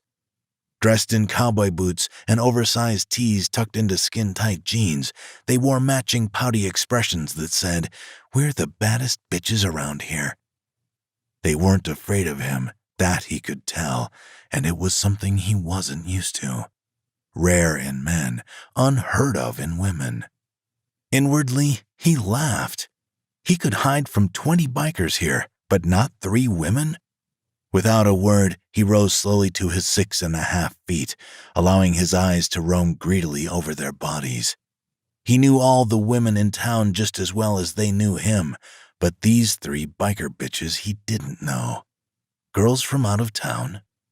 The woman in the center crossed her arms over her chest to reveal a black and pink heart tattoo on her outer wrist, then stepped both feet into the cabin. "You got anything you want to say, stranger?" Her voice had a lovely southern ring that Bruno knew he wouldn't forget.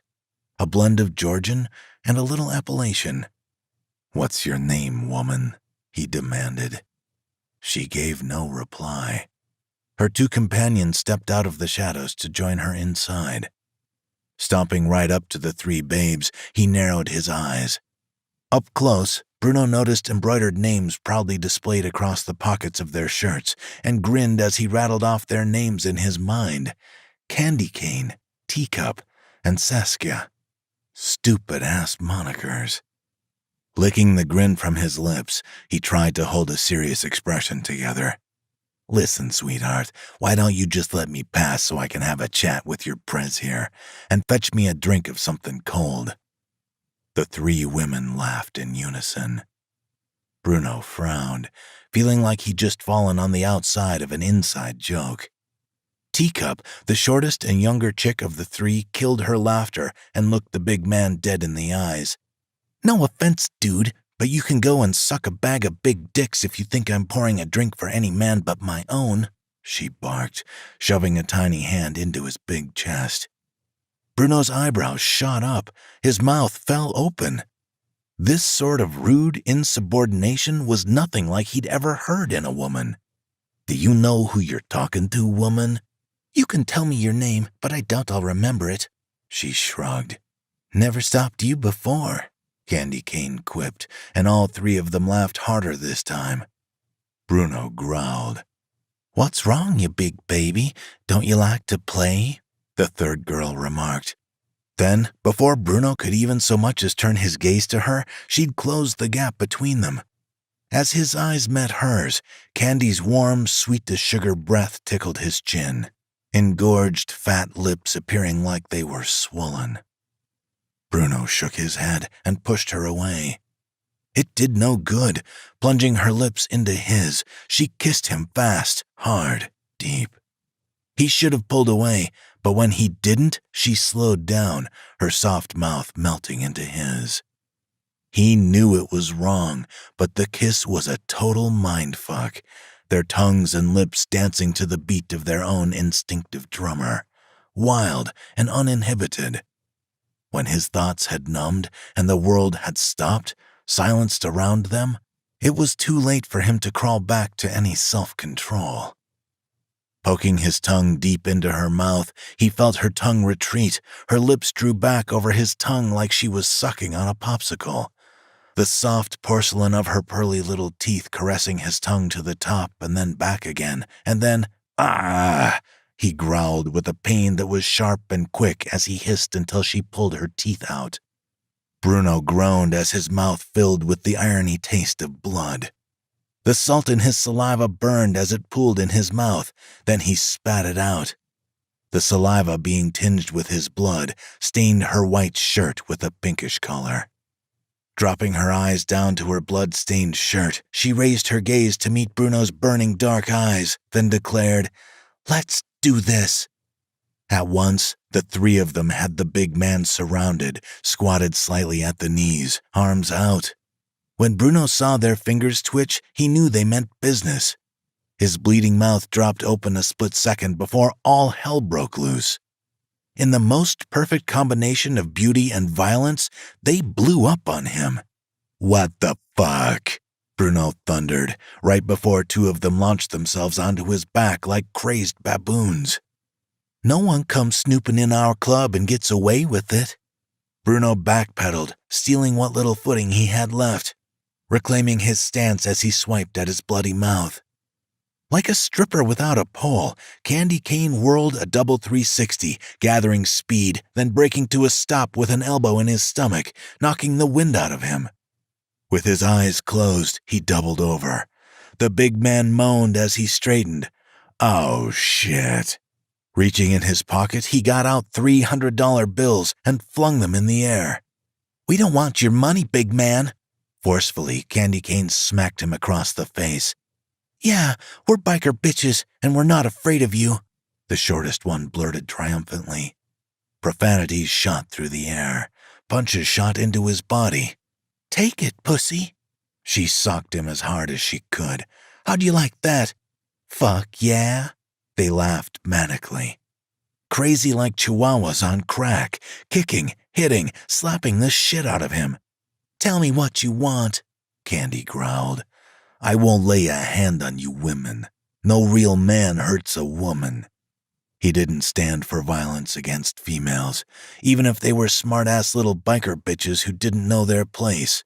Shame on them bitches. Bruno's cheek kissed her knuckles. "Take it, motherfucker." He didn't react, not until Saskia went to kick him in the nuts and Bruno blocked it. That was a no-go. He raised his arms to protect his face and neck. They struck his forearms. The blows didn't hurt, more annoying than hurtful, but they wouldn't stop. The big man didn't want to hurt them. When one of them jumped on his arm, Bruno gave her a shove. The push took her completely off her feet, and she flew back out 5 feet before she landed on her ass with a growl. The other two kicked at him, screaming now. "What do you think you're doing, asshole?" "You can't hurt a woman like that. You don't hit women, remember? We know your kind. and we won't stand for it." Shit, now I've really pissed the other two off. "I didn't hit her," Bruno yelled back. "I did not, but if you don't leave me alone, I might." The short woman marched over to the rusty bikes and pulled a baseball bat out of the saddlebags. The first Bruno knew about it was when a biting pain hit him in the bicep. Gasping, he grabbed for the bat instinctively, but missed. The bat sure did make up for their lack of strength and hurt a lot more than just their hands. The other two threw in a few kicks to his legs for good measure. Bruno held his left hand to his right arm. "Real biker bitches would have just slapped the shit out of me. You three are maniacs," he groaned. He was hurt, but he still didn't hit back. "That's it. Bust him open like a piñata and see what falls out." Candy Cane spat a wad of saliva on his boot. Bruno was shocked. He managed to get one slap in, but when the woman backed up, she had a trail of blood on her face where the slap busted her lip. Instead of retaliating, she marched up to him and kissed him, smearing the blood all over Bruno's mouth. Bruno took a step back, shocked by her actions, but she just sneered at him. "Motherfucker. You're hard-ass chicks." "If we weren't, we'd be dead already," the tall woman said, and the other two nodded. "Candy?" A voice sounded from the doorway. The three girls spun around. "You girls okay?" The three of them stepped aside to reveal Bruno's raging face. When Bruno saw a male figure, he called out, "You, get your women under control." Stepping into the barn with a red toolbox in his hand and a rag over his shoulder, the man narrowed his eyes at Bruno. He was young, looked like a prospect, wore a vest on over his own, but no patch and no leathers. "Run along, kid," Bruno sneered as he pushed his way past and shut the four of them inside, securing the door with 2 trash cans and the toolbox. Walking around to the front of the premises, he looked over to where Marco was hiding and gave him a small nod. As he went right up to the main entrance to the Dragon's clubhouse, it occurred to him that if Castillo knew what he was about to do, he would have been in the doghouse for a very long time. Castillo wasn't here. No one fucking owned him anymore. He stomped around to the main doors and gave both handles a tug. Locked. But he could hear the bikers inside. To hell with it. Bruno wasn't a man to knock at the front door and wait like a friendly neighbor with chocolate chip cookies. Fuck no. These pussy-ass bikers need to learn who this town really belongs to. He drew his gun and prepared it by pulling back the slide. Aiming the muzzle at the lock, he clicked the safety off. Boom! He blew the lock off. Chipped wood blasted into his body and face. Swiping a fragment of wood from his shirt, he raised his foot and sent a killer I-don't-give-a-shit kick, and the door busted open wide. Without hesitation, he stepped his 2 big feet inside to be greeted with 20 loaded pistols at his face. Put down your weapons now if you want to keep your motherfucking teeth. Bruno's low baritone echoed through the room as he glared around at everyone. Their snickers and smug-ass smiles told Bruno they didn't care for shit who he was. The place was dark, stuffy, and humid. A sweltering rat hole, more like a prison. Their clubhouse was a makeshift affair, musty and outdated, containing a huge table, buckets of biker equipment, a shitty bar. The big man walked slowly into the center of the semicircle of biker-blooded guys that had formed around him and gazed at the men of the Hell's Dragons MC. Apparently, they hadn't heard his warning. My name is Bruno DeLuca. Now one of you stupid-ass motherfuckers threw a beer can into my cousin's car. It hit the windshield. Now the way I see it, either you were rolling stoned or you really are stupid as you look. Because this is my town, and I've got an arsenal of men more dangerous than anything you know. Wanted men in more states than you can count on your 2 hands. Pow! A shot fired at his feet. You're mistaken, mob bitch. Bruno threw back his head and laughed, jerking his head sharply to the perpetrator. He knocked the gun out of his grip and brutally blasted him in the shoulder with a single round. Ah! The man fell down in agony. Nobody touch him, Bruno thundered. As I said, my name is Bruno DeLuca, and you ain't talking your way out of this shit. Anyone else pulls a stunt like that, and every last one of you will be taught a lesson you won't forget. You hear? The tension in the air rose by at least 10 degrees. If you shoot me, Bruno continued, an army of very bad, very twisted men will come back here and kill every one of you men and your families. They will die. Their blood will be on your hands, not mine. The men glanced at each other and then backed up a bit. And why the hell should we believe you? An older man to his left growled. Pacing right up close to the man, Bruno countered, Can you afford not to? He gazed at the man with fire in his eyes. Holding a stony expression, he glanced around at the cautious faces in the room.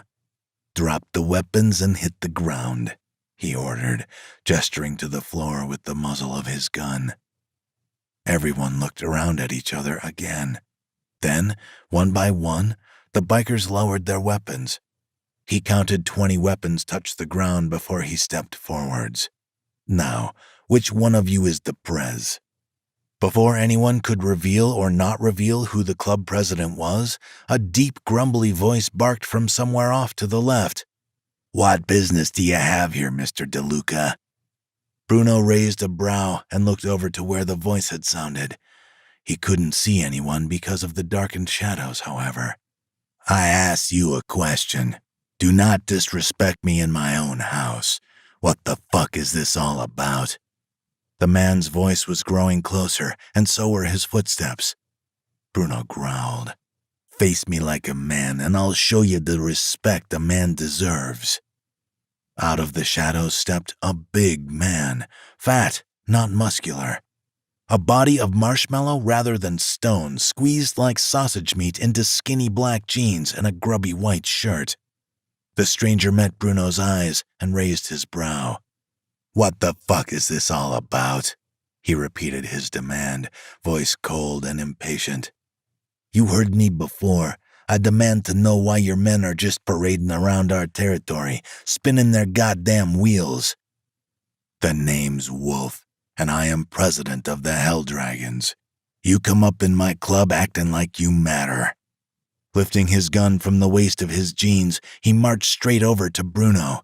He was twice the size of Big Bruno, nearly twice his age, and carried with him the stench of stale beer, cigarettes, and grease.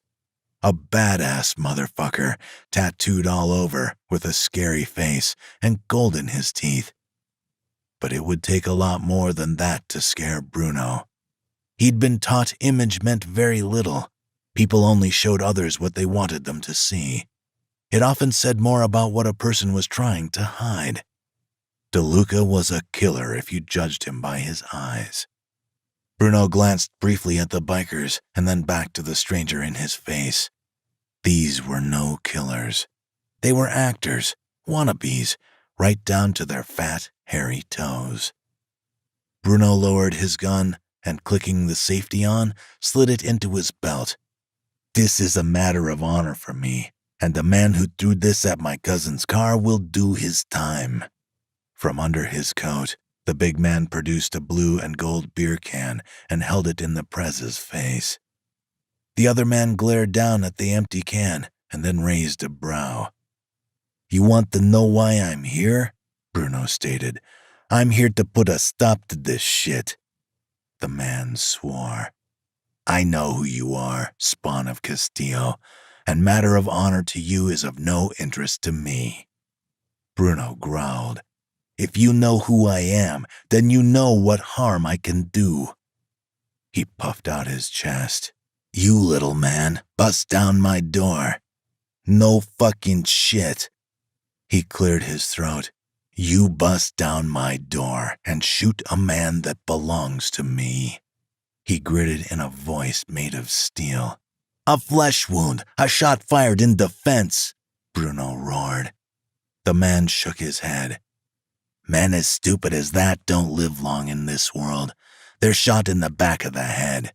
As for this army of killers you have at your disposal, the man drew in a mocking breath. Well, with Castillo locked up in the joint, it looks to me like you and your mob men don't quite carry the weight you used to. Bruno's lips tightened in rage. Taking out his gun, he pointed it at the other man's groin. Multiple guns cocking in all directions surrounded him. Bruno's gaze remained locked on the Prez as 20 guns were pointed at his skull. He didn't even glance around, didn't look at them. The Prez raised a hand to his men, signaling to their hold fire. From here on out, you'll answer to me, Bruno barked. This is my town now, and I don't want or need your kind of trouble around here. Wolf scoffed, glancing to the men to his left and his right. Or what? You're nothing to Luca, mob scum with not an inch of authority you claim to have. You will comply. If you do not, I'll have no mercy. Wolf frowned as he thought about it, as he paced, circling Bruno slowly. See, that's what you mob don't understand about us bikers. We do this for the freedom. You take away that, and you take away the one thing we want most. You take away our freedom, and we don't have a life worth living. Bruno scoffed. I would rather bleed out than stand here and talk about your feelings, bitch. Wolf growled. Now this is how it's gonna go down. I'll pay to fix your man's motherfucking windshield, and you'll pay for shooting my man with something else. Bruno laughed, shaking his head. That's an order, not a question, Wolf roared. He spat a wad of saliva on Bruno's shoe. Bruno's blood simmered. Do not disrespect me, little man. He took a step forward. Wolf shook his head. Leave now, stay out of our way, and we'll stay out of yours. Bruno could see the man's point, but wouldn't give him the satisfaction of letting him know. He was a soulless, amoral bastard, but Bruno could tell he was speaking his truth. Wolf stopped speaking for a moment, then went over to his chair in the corner and sat down. The Hell Dragons will never answer to Mafia blood, not while there's a breath left in my body. You want to run this, MC? You're gonna have to kill me. Bruno held back his impending laugh. Just then, the clip-clop of heeled boots sounded behind him. Bruno looked over his shoulder to find the three, hot as they were nuts, blondes, strutting into the room, faces twisted in anger. Holy fucking shit. Wolf looked at his women and then grinned at the cut on Bruno's lip. Nice work, Candy, he said. When she came across the room to sit with Wolf, she raised her head to glare at Bruno. She smiled at him. Thanks, baby. Bruno shook his head. I wasn't gonna hurt them. Candy growled something nasty. Could have fooled me, shithead. The two others pranced across the floor, lighting up their smokes as they walked. Wolf shot up from his seat. Bruno noted the man clutching his fists, preparing to strike. You touched my women. The Prez who can't control his women. Fucking A. Sit your big biker ass down. Wolf glared at him. And why would I fucking do that? Bruno scoffed a partial demonic laugh and drew a second gun from the back of his belt, then, in one quick motion, cocked both guns at his sides. Sighing forcefully, Wolf took his seat. Now listen up. Everyone in the room stared at him with wide eyes. I got a couple of things I need to say to you fellas, and pain in the ass over here. From here on out, you answer to me. Do as I say, and you'll live. Do as I say, and you'll keep your freedom. I want an association with your club. The deal is, I keep you guys safe, leave you alone, but when I call, you come running. Am I clear? Bruno took his time staring into the eyes of everyone in the room, then met Wolf's gaze and held it.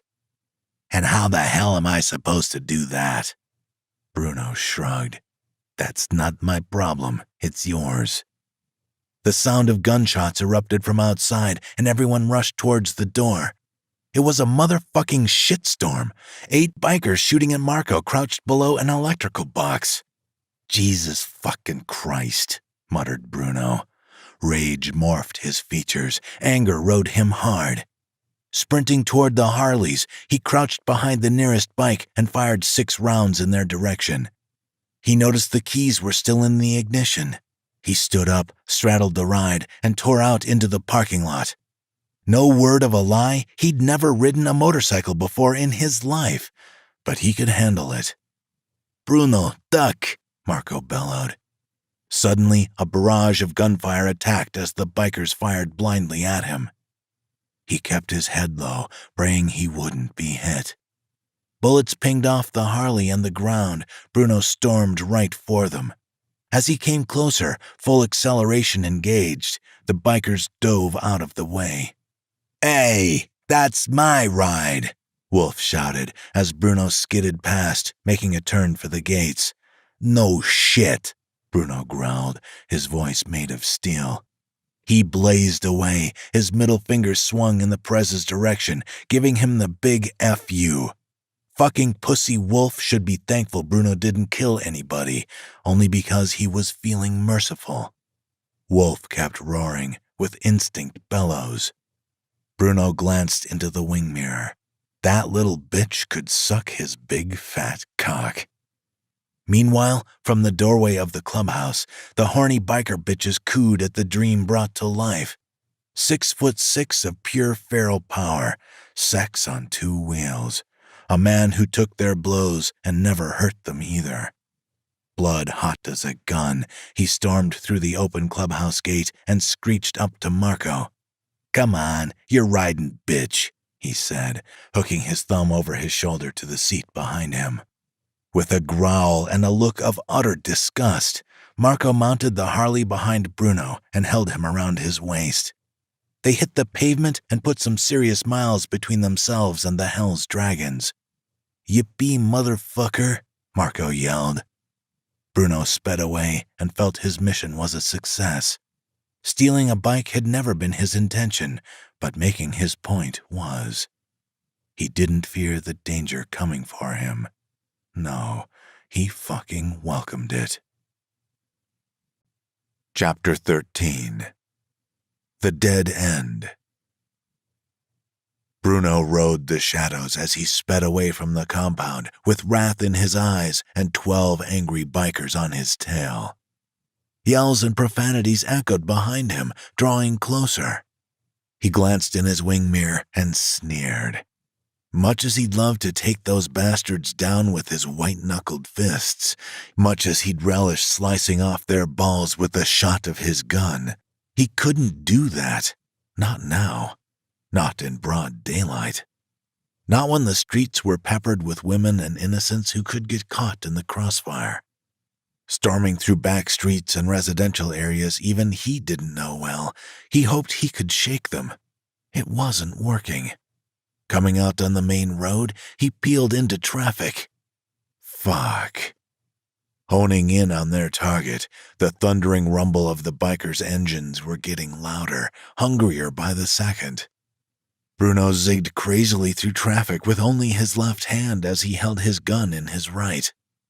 Just ahead, to his left, Bruno's eyes narrowed on a small opening between 2 tall hotel buildings, too narrow for a whole pack of bikers to move through at speed, then calculated his next move.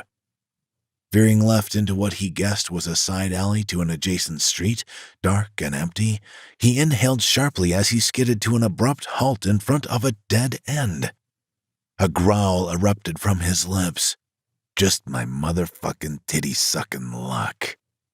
Knowing that any moment now they'd be caught between a wall and a crew of angry bikers, Bruno rolled behind a large garbage container for cover and killed the engine. In moments, he'd pulled out a gun, cocked and ready to fire. "What the fuck are you doing? We gotta go," urged Marco, panting like mad. Bruno remained calm, resolute, focused solely on what needed to be done. "Pull out your weapon," When you see them coming down here, fire like mad. I've got 50 rounds on me. That should be enough to put fear into them. So long as they don't get down here, they can't touch us." He stared at his cousin with hardened eyes. Marco glared at the mouth of the alley and swore. "Fuck it."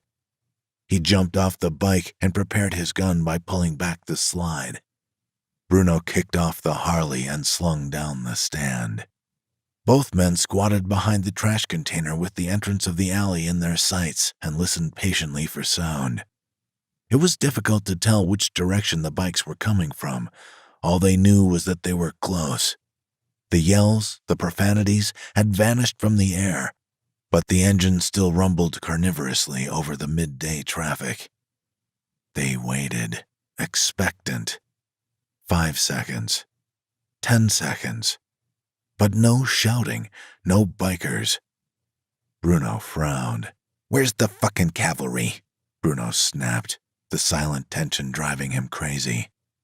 Minutes passed, and the sounds were becoming more and more difficult to distinguish.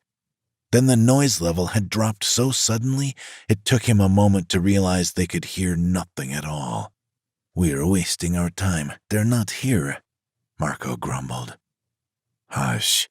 Bruno raised a hand, silencing him. Sensing a trap, he walked cautiously out from behind the garbage can and towards the mouth of the alley, eyes panning the area. Engines sounded from the left and right, but the sound of bikes was gone. Retrieving a mirror from his pocket, he looked to either side to see that the bikers were not waiting outside, then made his way back to Marco. When he signaled to Marco it was safe, the two of them mounted the Harley. "Stay alert, they're up to something," Marco cautioned. Bruno nodded curtly. "Let's get this bike out of sight." Igniting the engine, Bruno waited a few seconds to see that the Hell's Dragons didn't appear when he rolled slowly forwards, the bike emerging from the alley. He pulled out, and turning onto the main road, he looked to his left and right, then grinned slightly. The bikers were nowhere in sight. Revving the engine, he blazed down the side roads beside Coronado's main street. Bruno wore a dark, cold grin. He'd just shaken that whole MC. As he rounded the corner onto the main street, Marco's big finger appeared over his shoulder, urgently pointing towards the pavement. Bruno's eyes popped when he saw a cluster of bikers pulled over at the side of the road. He rolled up onto the pavement on the other side of the road and rode in the cover of the parked cars, dodging the eyes of the lines of pissed-off bikers. He stared at them for just a moment, and that was when he noticed the flashing blue lights of 2 blue and white sedans and 4 cops checking their licenses. His lips curled into a smile. "I never thought I'd be happy to see the cops. At least the jerks got what they deserved." Dropping down onto the street, Bruno picked up speed and headed for Castillo's hideout. "Jeez, that was fucking lucky," yelled Marco in his ear. "Karma really is an ugly bitch." Bruno's volcanic laugh erupted from his lungs. Then he looked over his shoulder at his cousin. "Lucky for them, you mean? Keep your eyes on the road. You damn near got us killed back there," Marco snarled. "Fuck that. I'm not a force that gets killed. I'm a force that people feel," Bruno growled. "I had to see inside that place for myself. Besides, I got us out alive, didn't I?" Marco scoffed. "That Prez is a tough customer. They don't call him the Wolf for nothing. And he's tied in with the Red Riders from L.A. Bruno huffed. "I'll worry about that when the time comes. My only hope is to seize their weapons before they get a chance to hide them." He raced victorious down the highway at 80 miles per hour and smiled faintly at the thought of what he'd just done. He'd shown them their place, and it didn't matter that they didn't want it. They'd take the place they deserved, under Bruno's thumb. A snicker followed that thought. Not that taking on an entire MC had been as difficult as it sounded. Bikers were nothing but men babies on Harleys playing dress-up, right? Bruno, however, well, he wore no helmet, no leathers, no patch, And yet, he was more of a man, more of a biker than those jokers claimed to be, and he knew it. Bruno wondered, what if his father had been prez of an MC rather than a mob boss? Would he have grown to be as big of a dumb fuck pussy as those guys? A shiver licked down his spine at the horrendous thought. For now, he was satisfied that the Hell's Dragons MC would no longer be a threat to them. They had proved themselves to be as useless as they looked. As for the weapons they were dealing in, he'd bring that up with the mob council. He would have to wait and see what they would decide. When they reached the docks, he gazed around as he always did, always alert for the first sign of trouble. Looking over to Castillo's warehouse up ahead, he could see a cluster of guys outside, but he couldn't tell if they were his own or outsiders. When he heard the alarm going wild from the clubhouse, he zeroed in on the men scrambling to their vehicles outside and sank his teeth into his bottom lip. Bruno swore. "You gotta be shitting me." Nobody saw the two of them roll up. "Leave them to me," growled Marco, and Bruno let him off his ride. "You go inside and check for any others." Marco hopped off the Harley, gun in hand. Giving Marco a curt nod, his fingers tightened around the handlebars, and he raced around the back. Bruno killed the engine in the parking lot and glared at the hideout, wondering what the hell was going on. Since there weren't any windows on this side of the building, he could only guess at what was happening inside.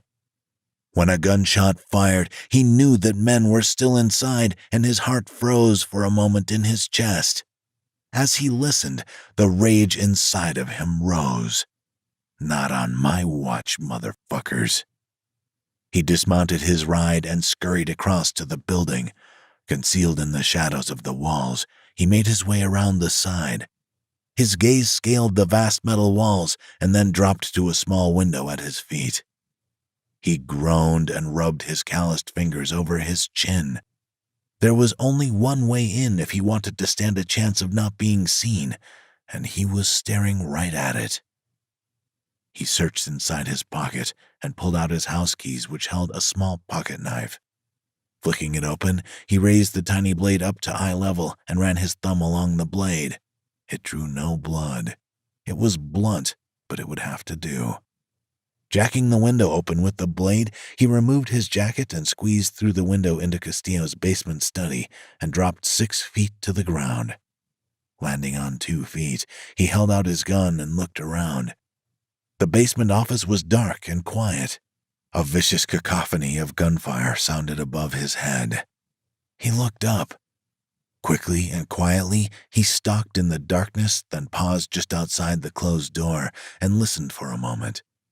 He heard the roar of people upstairs and wondered how many of his men were down. Then, turning the doorknob, he opened the door just a fraction enough to peer through the crack at the gym outside. As the door opened, the noise from upstairs attacked him. He stuck his head out and looked around. It was empty. All seemed clear in the basement as he moved quietly into the next room. He crept cautiously out of the room and through the gym area, then slowly up the winding stairs to where the show was unfolding. When his gaze reached the top of the stairs, he looked across to find that all hell had broken loose. Shots and chaos echoed around him. 6 of his own men were there that he could count, and nearly double that amount of intruders wearing black balaclavas. Bruno ground his teeth, holding back a fierce growl. Their home was being overrun, and his men were letting it happen. He tiptoed up the steps, gun held ready. He could hear the voice of the man in charge and moved slowly towards it. They had all his guys bunched together like sheep. When he saw 2 of his men duck back into the shadows, his blood boiled. Seriously? Suddenly, all fire halted. It was a stalemate. Both sides yelling at the other to put down their weapons. Nobody was so foolish. One wrong move and it would be carnage, but Bruno knew he had the element of surprise on his side. He spotted the man in charge once he ran across his line of sight, ordering the others around. As he stood calling the shots, Bruno crept up on the unsuspecting man from behind and held him in a chokehold. "What's your name, dumbass?" he fiercely questioned, rage growing by the second. "What the hell do you want, Castillo scum? Do you have a death wish?" the balaclava-covered boss man snarled. The whole room went silent. Bruno didn't fear the wrath of the intruders with their boss's body as a human shield in front of his own. Tilting his head, Bruno stared him in the eyes. "I don't want you here, that's for sure. You're not welcome. But since you are, there's something I need you to know." Everyone froze at the declaration. Everyone but the ballsy boss, squirming and growling as his face turned pink-purple. "This place is ours now. We're here to take what's ours," he interrupted. "Castillo is gone. His son is gone. Face it, sucker, the Castillo crime family is not just weak, it's finished." He cackled manically through his teeth. Hell to the no. Bruno ground his jaw, his anger at an all-time high. "The hell you will." "Fuck you, bitch," the man choked out. Pow! Bruno growled as a gunshot fired past his head. Tightening his grip on the boss's neck, he looked up to see 4 guys with their guns aimed at his body. Instantly, his eyes hardened to iron, and he knew what he had to do. Slowly, he looked up to meet the eyes of everyone in the room. "I only killed to protect what's mine. This place is mine," Bruno thundered. In one savage crack, he suddenly pistol-whipped the man across the head, then dropped the semi-conscious man to the ground. On impact, the man's head dropped sickeningly to the side. Bruno opened fire with a semi-automatic in each hand. In a succession of echoing booms, 4 rounds fired into the 4 men who had their guns aimed at his head. They were launched back several feet onto the ground. Bruno reacted with a bored professionalism, watching their blood flow out onto the floor calmly, and then stepping over, not around the man at his feet. He walked into the center of the room. He rotated his head, allowing his experienced eyes to take everything in. "My name is Bruno DeLuca, and I have no problem, not one, with killing each and every one of you." His eyes trailed across the faces of the men left standing, then down to the men sprawled out on the floor in front of him. Grunts, groans, and whimpers from all 4 of the men permeated the air as Bruno turned his attention away from them to those with their feet still on the ground. Bruno stared down each man individually and then announced to everyone, "If you want them, come and claim them. Clean up and disappear before the cops show," he demanded. "You can take 'em all, but him," Bruno growled, glaring at the boss. For a moment, nobody moved. At his word, those left standing took hold of their men by the arms and legs, then hauled them away from Bruno, gunning it towards the door. The last man out the door, tall, skinny, with all the confidence of youth, stopped in the open doorway and turned around, gazing back at his boss who was being tied to a chair. He stepped back into the room, then locked eyes with Bruno. Bruno gave a slow, reproachful nod of his head and gave him raised eyebrows as if to say, "Give it a try." The man halted. Blade, who was standing by the door, shoved the kid outside. When the door slammed shut, Bruno dropped his guns but kept them at the ready. He glanced to his left as 2 of his men pulled the man up and set him down on a wooden chair. Scanning the area for anyone that could be hiding, he moved cautiously around the room and confirmed the area was secure. Clicking on the safety, he slid the guns back into his belt and went back into the main room where his mob brothers were gathered. He went over to the man they'd taken prisoner, hands and feet tied to a chair. For a moment, Bruno just stared at the unconscious man. Then, slowly, methodically, he began to search him. He turned all his pockets inside out, looked at his clothing labels, then stared long and very hard at a California driver's license with Lucia's picture on it. He expertly examined the machine gun when a clunking sound coming from somewhere behind him, downstairs, attracted his attention, and he spun, already reaching for his revolver. Crossing the room, he went down the stairs and into the study. The only light was coming from the main room, so Bruno clicked on the light switch. The light came on to reveal a mess. The filing cabinet was flung across the floor, drawers pulled out, papers everywhere. Bruno felt his blood pressure rise. They had done this. On closer inspection, he saw that the safe was open. That's when he saw that the boss's picture was out of place, smashed on the ground. Taking himself over to the safe, he opened the door and reached inside. Castillo's money was gone, and an ace of diamonds playing card was in its place. He grasped the card tightly in his hand, crushing it into a ball. The culprits were Mafia for sure. His senses told him that much. Shit. Double shit. Reaching out, he clasped his hand around the freestanding lamp by the door and flung it against the wall, then punched a hole into the plaster. Footsteps sounded from upstairs. Marco came up to him then and lay a controlling hand on Bruno's shoulder. "It won't do any good, Bruno. Fuck, we really dodged the smoking gun tonight. Nobody's hurt, that's what's important. This place is ours." Bruno stared at the playing card, formulating a plan. "We'll go now. We'll kill every last one of them and take back what's ours." He stepped forward. Marco stopped him. "No, Bruno.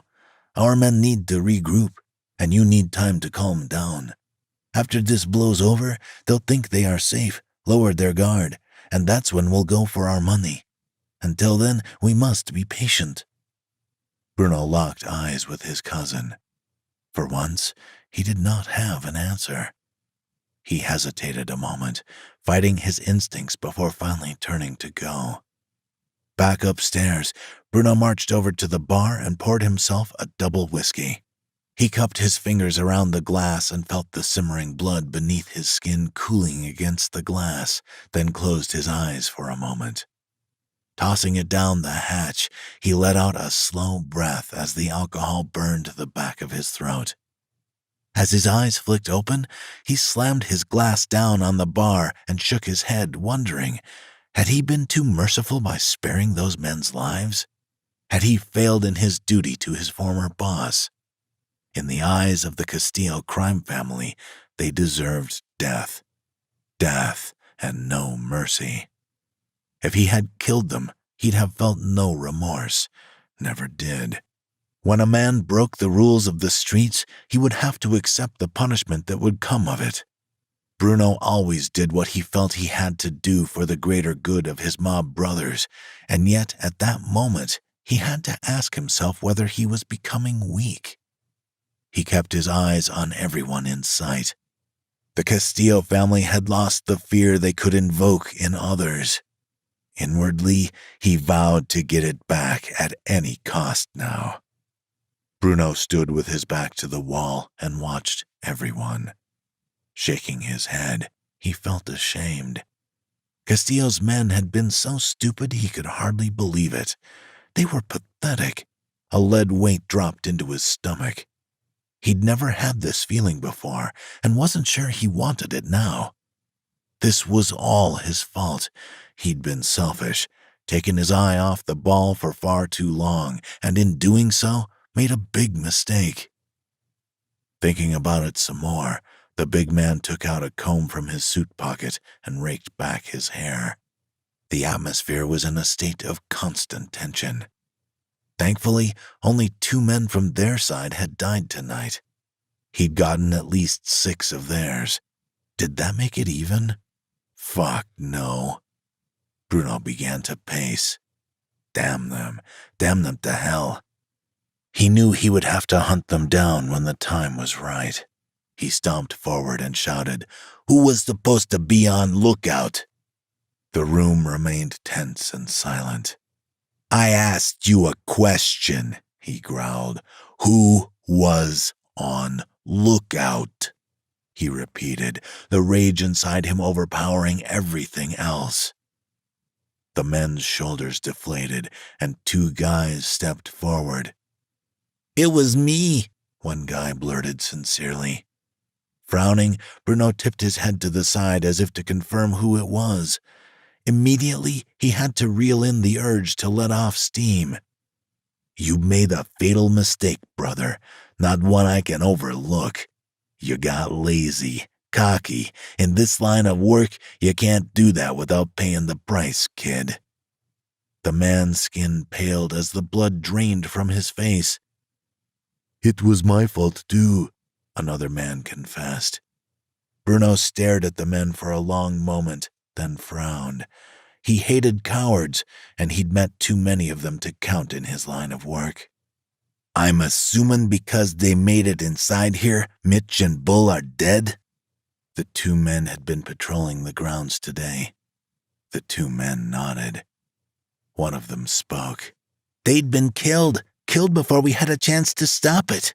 We're sorry." They both bowed their heads. Bruno threw back his head and laughed at them. Really fucking cute. "What, are we in 8th grade over here?" he asked, looking around. Apparently, they needed a lesson, and they would get one.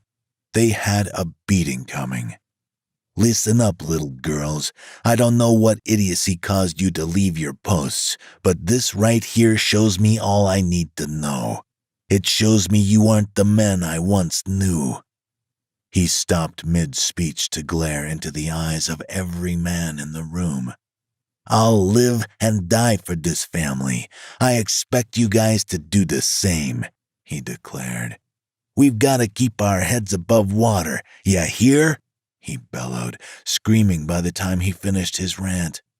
"We know," one of the pair muttered, still looking down.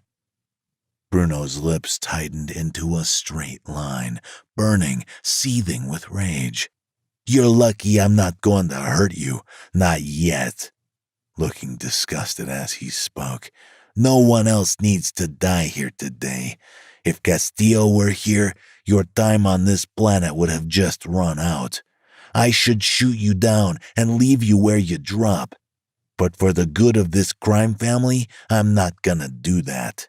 So, you'll live." Then he paused. "I'll keep you alive, but you'll get the shit jobs from now on, and you better not leave either.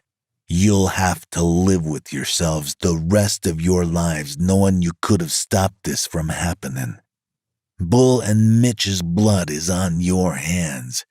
It may not have been your bullet that killed him, but your mistakes caused their demise." He had no intention of killing his own men, but put the fear in them he would. Marco took a step forward. "Do you know how much they've stolen from us?" "About $3 million, Bruno told him.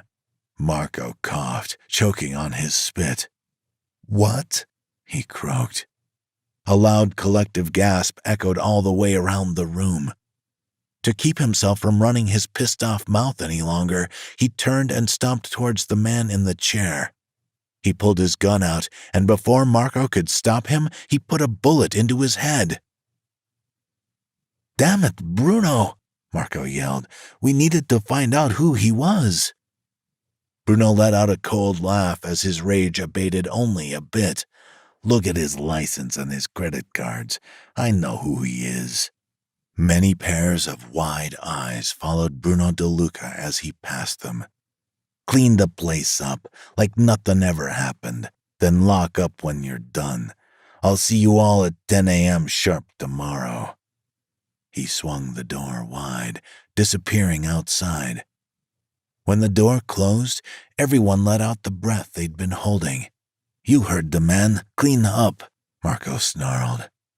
A few minutes later, Marco met Bruno outside.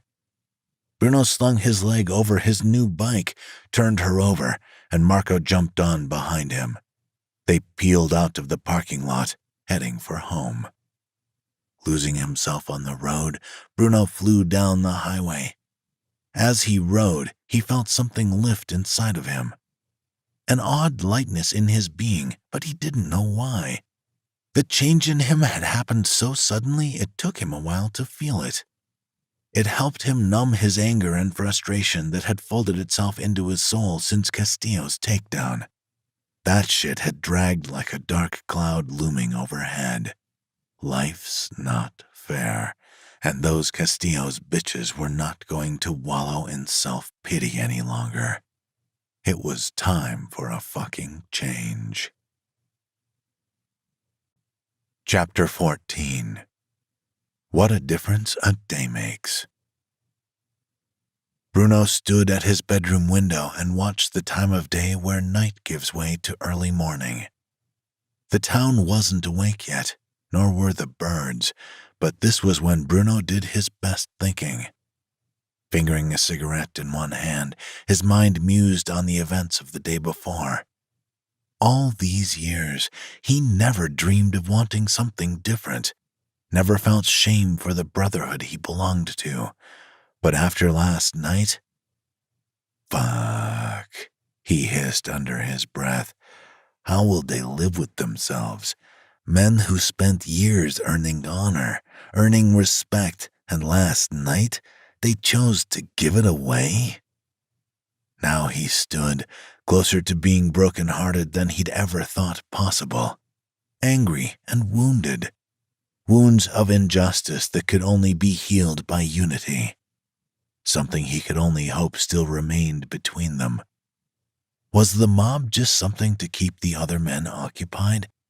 Why did they now seem to want to shake the chains that bound them? Bruno's hand closed into a tight fist at the thought, inadvertently crushing the cigarette into dust within his palm. Opening his trembling hand slowly, he blew away the tobacco and ash, dusting what was left away.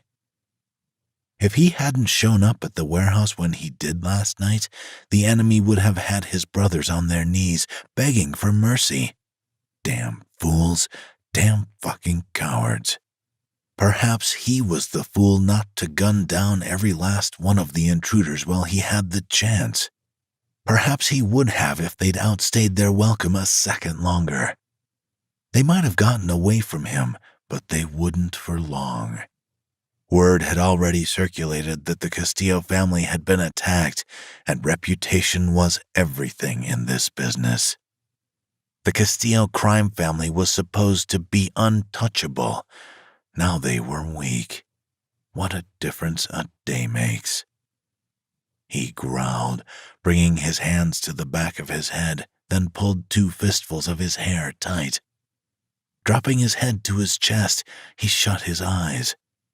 He wanted to erase the memory of last night, had to get this out of his system, out of his mind.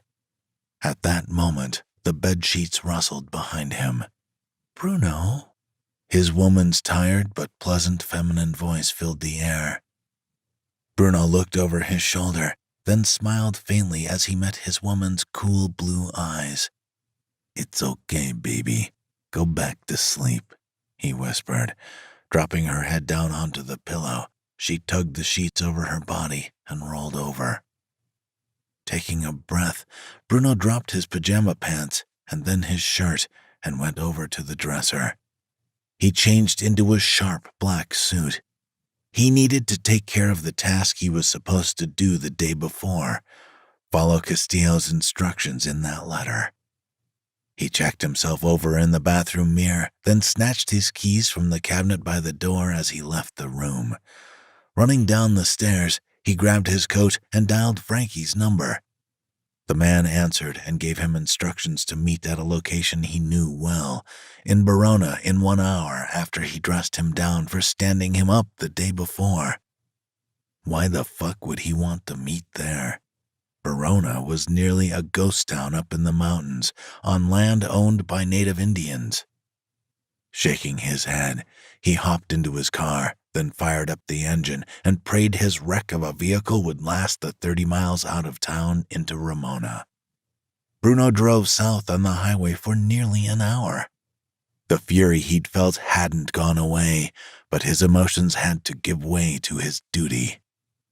As dawn rose in the eastern sky, Bruno squinted in the sun's glare as he turned off the main road onto a steep mountain road climb. Slipping his dark shades over his eyes, he considered why the boss wanted him to meet with this man. He knew who Frankie Peterson was and what he did for a living, but the purpose of this visit eluded him. Perhaps it was nothing. Perhaps the letter he'd received wasn't from the boss. Perhaps it was a trap. But what was he going to do? Ignore the boss's orders? Not Bruno. He huffed as the sun crawled up the horizon and he rolled through the looping mountain roads of Ramona. Up ahead, he could see his destination in the distance. 60 minutes downtown of San Diego, his car choked up to a place signposted, "Welcome to Verona, the happiest casino on earth." Bruno's body grew tense. He knew all about this place, the Indian casino and resort on the Verona Indian Reservation. The only place there was to visit out here. The only place that would give him a job when he first came to America. He hated it. The day he left, he vowed it'd be his last time here. In the end, he believed gambling was nothing but a curse to the soul. Where men came to make a deal with the devil for a shot at winning big at the blackjack and poker tables. It profited several billion per year, and all its monies went to the native Indians who lived on the reservation. As the car rolled onto the premises, a waving man, short, tanned, Mexican, in a khaki uniform, greeted Bruno with a smile as he steered down the wide and winding private road to the grand building off in the near distance. The building itself was light brick, with a distinct green-tiled roof, like it was earning so much money it was bursting out of the place. Easing off the accelerator, Bruno took a right into the enormous casino car park and chose a spot near the main entrance.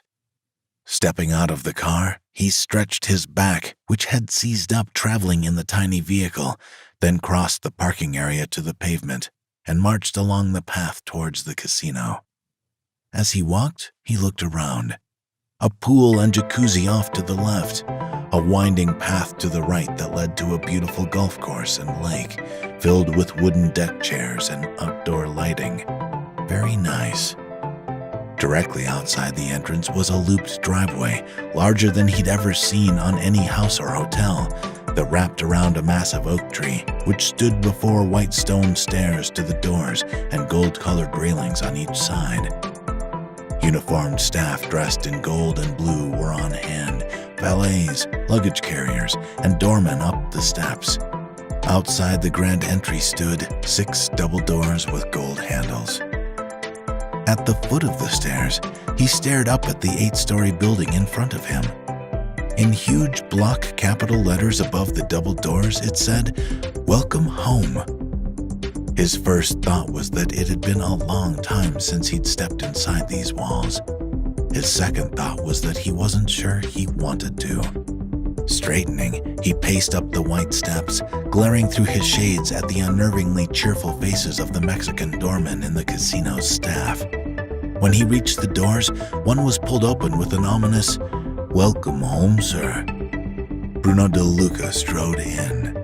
Noise, people, and 1,000 different machines. The slots area he came into was like an indoor amusement park.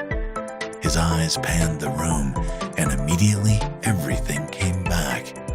The elevators were stationed beside the buffet, and Bruno went directly there. As he went, he noted that nothing had changed about the place. It had all the universally defining qualities: slot machines just feet from the entrance, lighted fountains, a bizarre aura of homeliness. Nearly every machine, every table was occupied with money-hungry people. The majority chain-smoking addicts fighting to win big on their last buck. Reaching the elevators, Bruno pressed the upwards arrow on the wall and waited. The smells from the food outlets and buffet were always overpowering.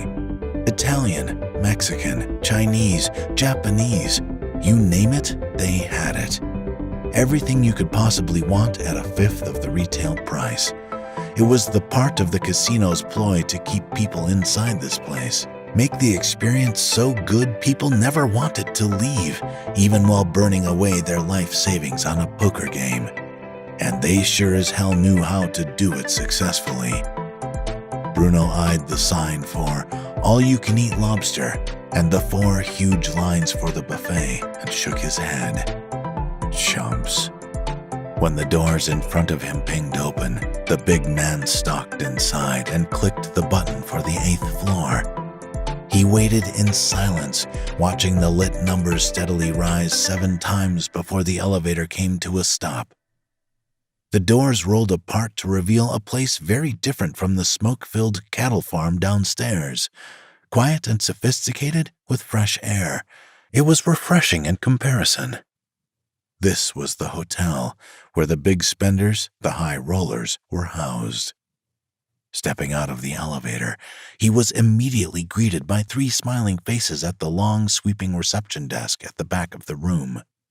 He walked across the lobby like he owned the place, as he always did, and went over to the female receptionist in the center. "How may I help you?" The lady smiled with genuine content, looking way too satisfied with her lot in life for a woman earning minimum wage with no benefits. "The name's Bruno DeLuca," he stated. "I have a meeting in the building. Perhaps you can help me." The woman smiled. "All righty, let's just find the room number, Mr. DeLuca." She looked down her screen and clicked around. Bruno took off his shades. While he waited, he glanced around the room, inspecting it more closely. Luxury from floor to ceiling, wide halls, ornate mahogany carpets, original art on the walls. "Here we are, room 358, our presidential suite," she said, handing him a small cardboard pouch containing 2 credit card-sized electronic keys. "You're meeting with Mr. Frankie Peterson, I believe." Bruno nodded slowly. "Wonderful. Mr. Peterson's already here. It's just down the hall. You can go right in." Bruno nodded once. "Thank you." Exiting the lobby, Bruno stalked down the hall, eyeing the room numbers until he came to 2 double doors on his right, set back from the rest in their own miniature cove in the wall, one of which had a golden 358 plastered on the door. From the outside, it was clear this room was larger than the others, with a great distance between it and the doors to the rooms adjacent. Bruno went to the door, knocked twice, then waved the card over a magnetic plate. An LED blinked green. He pushed open the door and went inside. The lush tone continued here in Art Deco and shiny marble. The door locked behind him with a thud, and Frankie, who was busy making a coffee, smiled slightly. It was a smile Bruno didn't trust.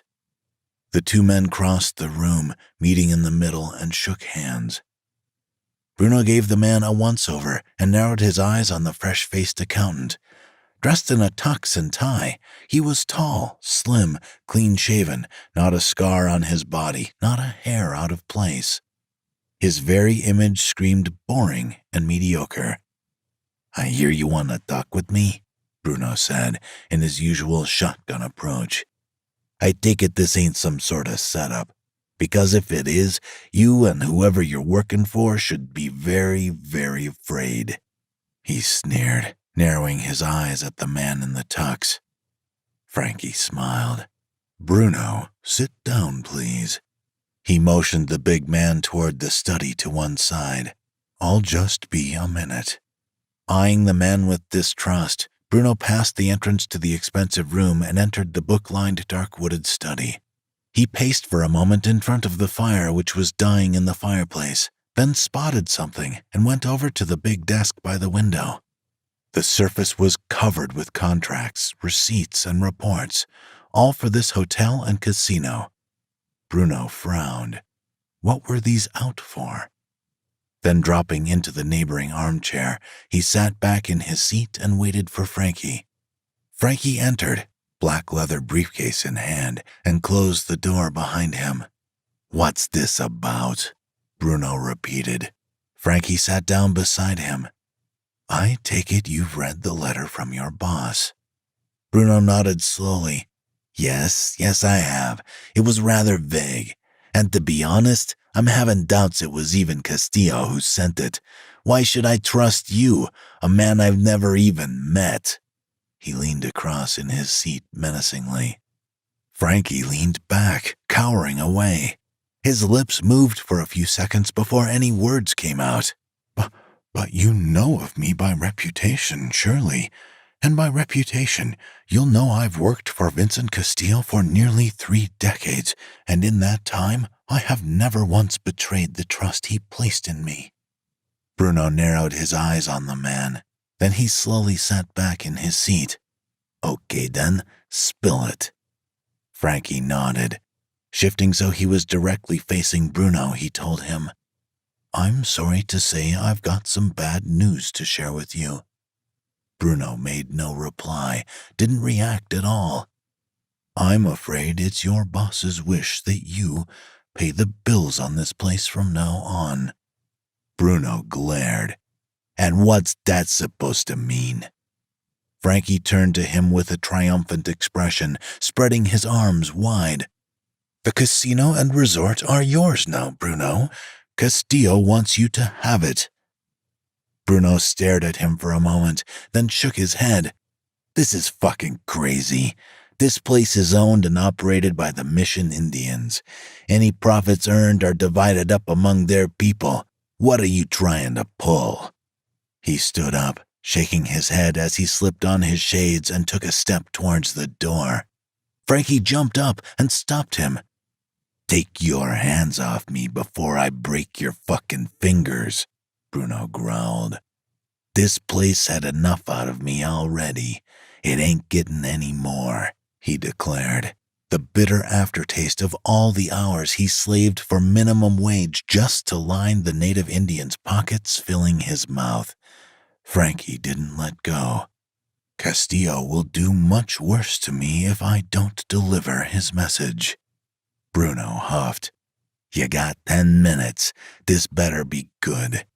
He sat back down. Dropping into his seat, Frankie explained. What you say isn't wrong. This place was owned by the Indians 100%, but not anymore. All they own now is the land the casino is built on. Bruno stared at the man, confused. You'll have to pay the Mission Indians of the tribe rent for the land, a couple of million per year, but the rest is yours. Castillo bought the chiefs out a few years back. It was a crooked deal, but the contracts are watertight. I oversaw the process myself. Bruno laughed. Castillo's got money, I know that. But the money to buy a place like this? Oh, come on. Frankie drew in a breath. Everyone has a price, Bruno, and he made the chiefs an offer so obscene they couldn't refuse. So what?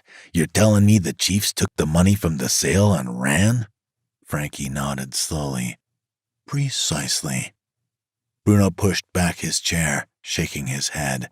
Let me see the contracts, he demanded. From within his black briefcase, Frankie produced a brown manila envelope. Here it is. Opening it, he laid it flat out on the arm of Bruno's chair. See?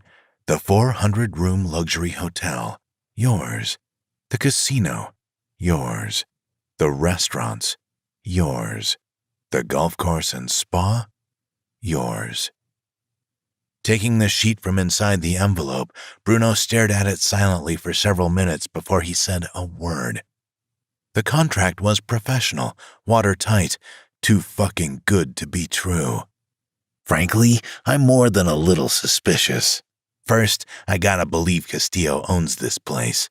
And second, you expect me to believe he's going to give it to me for nothing? Just like that? Bruno shook his head, tossing the contract into the accountant's lap. Even if I were born with half a brain, I wouldn't believe that. Frankie grinned. Castillo said you'd react this way. He's allowed a phone call from the prison this evening. You can talk to him then. But believe me, Bruno, as a man who's been by Vincent Castillo's side for as long as you've been alive, when he says he's gonna do something, he does it. When the two of you talk, he'll only confirm everything I've just told you. So Castillo's had this planned, and I wasn't told about this? Bruno said, raising the end of his sentence to a question. It's nothing personal, Bruno. You probably know as well as I do Castillo doesn't like to put all of his cards on the table, so to speak. Not to his friends, the taxman, his enemies, nobody. Frankie sighed, and his eyes fell to the ground. The boss always wanted this place for Bobby as his successor. Bruno scowled. So why me? Why not Francesco? As underboss, the job should go to him, he interrupted. But now, with no children left to carry his reign, Frankie continued, Castillo had to take a real hard look at who he could really trust. His eyes shot up to lock Bruno's gaze. On the surface, everybody in his crew is loyal. But when the shit hit the fan, the only man who fought for him was you, Bruno. He was pissed when he heard what you did, but you risked everything. Your job, your life, your membership in that life, to save your boss. That's something special. The big man shrugged. I do what I gotta do. Castillo also told me there's no other man alive he'd rather have as his successor, Frankie finished. Bruno felt his eyes pop. Successor? No fucking way. Shit like this doesn't happen to a man like me. Frankie smiled. It's the truth. Castillo said he had noted many characteristics in you that he himself had. You were always a candidate for boss in his eyes, and the more he thought about the idea, the more he liked it. Bruno rose to his feet, then glanced around the extravagant room. It was like seeing everything with a fresh set of eyes. Now he saw it for what it was, a source of the mob's money and power. This is insane, he exclaimed, in an out-of-character expressive voice that was 1 part confusion, 2 part excitement. Frankie laughed, standing up. You've hit the real jackpot, Mr. DeLuca. This is one of the largest casinos in California, and the most profitable on the West Coast, that's for sure. Fixing his beaming face to his stoic persona, Bruno spun around to face the man. Is there going to be anything else? He asked, voice stern. Frankie's smile dropped and he shook his head. No. Bruno scowled as he eyed the man up and down. You said your piece. Now get the fuck out of my room. Frankie stuffed the papers into his briefcase and closed it. I'll meet with you Friday to sign the paperwork. Bruno gave a singular nod and gestured towards the door.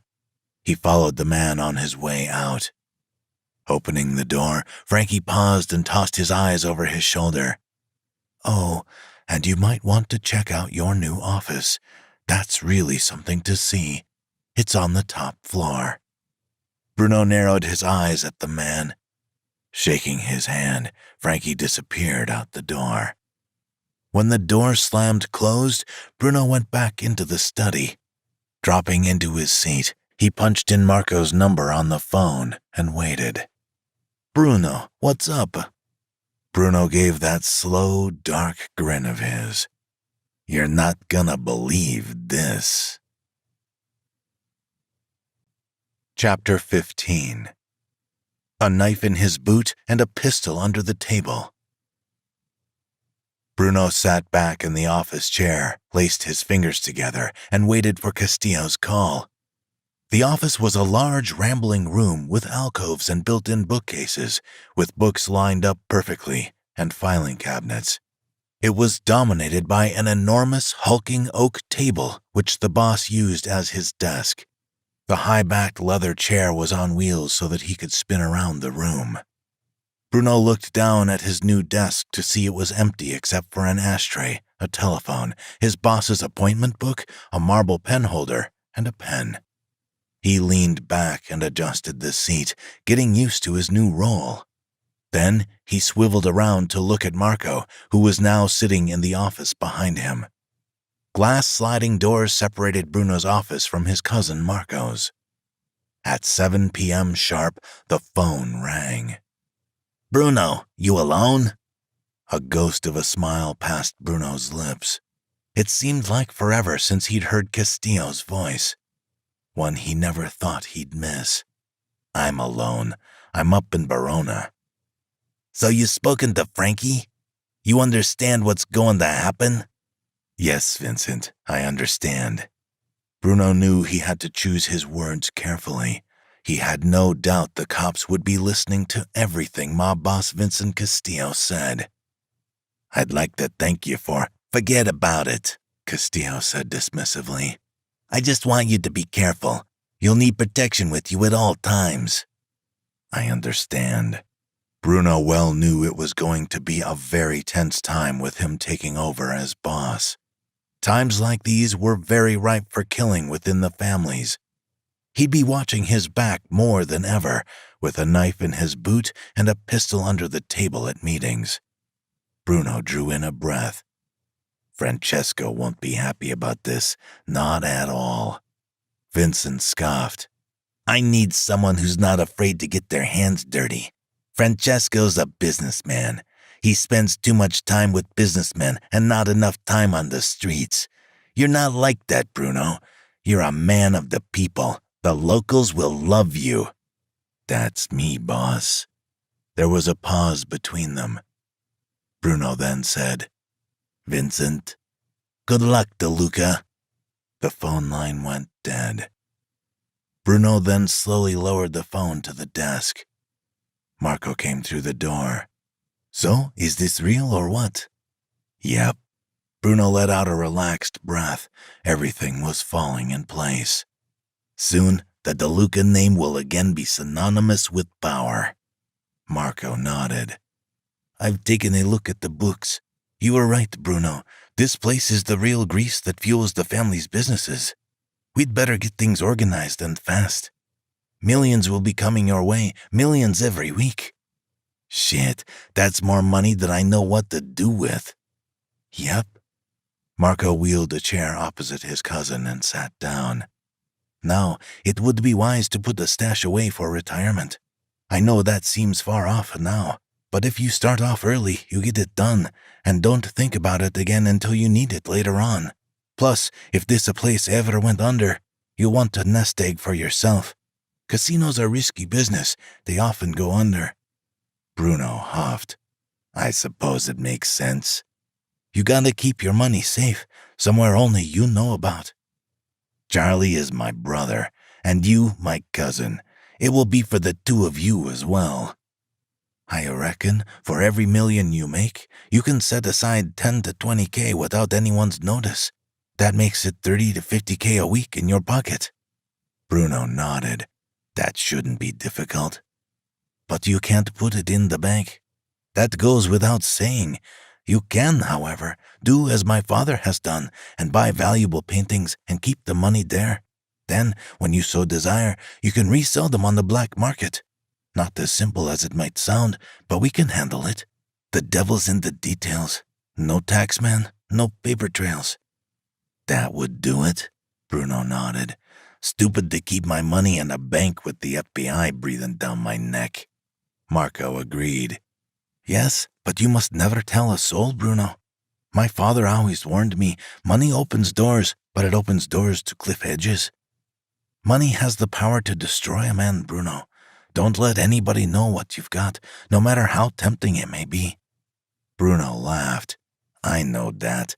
Now, can't we just enjoy this?" He opened the drawer to his right and, searching inside for a drink, took out a bottle of Dalmore 62 whiskey and 2 glasses. He poured Marco a drink, but the man didn't take it. "Then there's the press," Marco continued. "You won't be able to hide for long before word spreads that Bruno DeLuca's the new boss." Bruno's eyes lit up. Shit, Castillo's made it almost too easy for me. He downed a double shot of whiskey and closed his eyes as the liquid hit the back of his throat. Marco sighed. Let's just hope it's the blessing it looks like, and not the curse it became for Castillo and his son. Bruno stood up. We cannot be afraid. Fear makes men weak. Fear itself is the only thing we must fear. Anything else we can handle as we always do. He swung his blazer jacket from the back of his chair and put it on. Marco swore. Where are you going now? We got a lot to work out, Bruno. Bruno paused as he walked towards the door and looked at his cousin dead in the eyes. A cold grin washed over his lips. You mean boss? He walked out triumphantly and left for home, finally at peace in the knowledge that he was going to be the one making the calls from now on. When his car chugged to a sickening stop outside his home an hour later, he vowed this would be the first thing to go. It saddened him to think that something great would come out of a very tragic murder and imprisoning Castillo, but he couldn't change any of that now. The world had finally cut Bruno De Luca a break. I knew it would happen eventually. I knew it. Something had to go my way, he muttered to himself. It was magic. This was the biggest opportunity of his life, and he was taking it. Chapter 16. Win quick, lose quicker. 1 month later. As the mahogany doors to the elevator pinged, they slid away to Bruno's top-floor office. Stepping through his office door, every hair on Bruno's body stood tall like the Statue of Liberty. 5 months shy of his 27th birthday and the undisputed mob boss of San Diego. Over the last months, his life had changed full circle from the world of a determined young criminal stuck at the bottom to a made man catapulted to the top. All of a sudden, everybody knew him. Everybody wanted to do him favors. His beat-up car was a thing of the past, replaced by not one, but 3 gleaming black sedans. He'd paid cash for a luxury home, a 6-bedroom detached house in Oceanside. He'd grown fond of the luxuries quick. The struggle, the fight for survival, it all seemed a lifetime ago, almost like another life altogether. De Luca leaned back in his office chair, watching the packed casino below. Through the window, he could watch hundreds of players hunched over roulette and blackjack tables. 1 or 2 tarts and mistresses sat on stools on their lovers' arms, anxious and excited. It was sort of comical. All the transparent chains that tied people to the win quick, lose quicker games they played. In that moment, one man who had just lost everything he got, though he'd put the hex on the croupier, smashed him over the head with an ashtray. The doorman butted him in the stomach. It was one of 2 reactions Bruno had seen when men lose everything. Usually, they go home and top themselves. Bruno shook his head, picking up his phone to see what he was dealing with. As he brought it to his ear, a male voice sounded from behind him, and he lowered it. Like he was reading from a teleprompter, the man spoke in a theatrical, reporter-style tone. He's exploded onto the scene as head of the most powerful crime family in the country. Like Al Capone, the press loves him. The people love him. He dresses like a gangster from the movies, talks like a gangster from the movies. He's the real fucking deal. What do they call him? Throwing his head back, Bruno chuckled. He spun around in his chair and met his brother's eyes. The one, the only, Bruno De Luca. Charlie beamed. Dropping his clenched fist that he'd pretended was a microphone from his lips, he spread his arms wide. Bruno shook his head. Charlie, good to see you. What can I do for you? He called out, his smile wide. The man who never smiled was smiling a whole lot these days. Charlie laughed as he jogged over to his desk and dropped some paperwork on it. "Got something for you." Bruno huffed. More fucking paperwork. Leaning closer, Charlie dropped his voice to a confidential whisper. "There's something else you should know while I'm here. Your Annie's been talking to my woman. She's pissed at you about something. Said she was coming over here." Bruno nodded slowly. "All right, I'll deal with it. Thanks, brother." As he spoke, his phone started to ring. Glancing at the phone, Charlie patted the big man on the shoulder. "Gotta run. Dinner Friday?" Bruno nodded. "Sure." With that, his brother laughed. Bruno sighed and stared at his phone as it rang. His phone rang every fucking minute of the day, and his fax machine had over 100 new faxes every day. Standing up, he marched over to the wall and unplugged the fax line. It was odd. He'd been trained to withstand any sort of mental pressure, but the paperwork was enough to drive him insane. He could never hack it. Marco handled that shit. Kicking off his shoes, Bruno turned his chair to face Marco. Stacks of papers and files piled high encroached him, encasing him in a tiny working area. When he spun to peer out the window again, his eye was caught by a painted lady with a rhinestone bikini. A platinum blonde with the perfect body, breasts up to her chin, and a golden tan. Stunning. But when he looked closely, he saw her for what she really was. Just a manufactured piece of plastic, not the real deal. You couldn't take that shit to the bank. You can't turn glass into a diamond, no matter how much glitter you cover it with. Unaware that trouble stood in the doorway, he watched as the intriguing woman paraded across the floor, with sleazy old men ogling and calling out to her. He wondered how desperate you'd have to be to put yourself through that. His big black heart felt for the blonde woman. He was looking straight ahead, his calloused fingers rubbing his chin, when his woman's voice sounded from the doorway. "You didn't come home in time for dinner tonight, just like every other evening this week," Annie called out. Bruno glanced at her reflection in the crystal-clear glass, leaning her shoulder against the doorframe, her hands tucked inside the pockets of her floral dress. Then he dropped his eyes slowly to peer at the clock. It was past 9 p.m. Shit. Double shit. Reaching into her shoulder bag, Annie brought out a plate wrapped in foil. "Bruno, listen to me." From behind him came the rustle of aluminum foil. Bruno looked up as she tossed the ball in the direction of the wastebasket. He spun his chair around. "Hell, if I'd known it was going to be like this, DeLuca." Grimacing in exasperation, she headed his way like a locomotive. Stomping right up to his desk, she slammed his dinner down in front of him. "There," she huffed. Bruno grabbed her arm and studied her for a moment. "Shit, woman. I worked damn fucking hard to make you happy, and still it's never enough." Annie shot him a pointed look as she shrugged his hand away, eyes like twin lightsabers.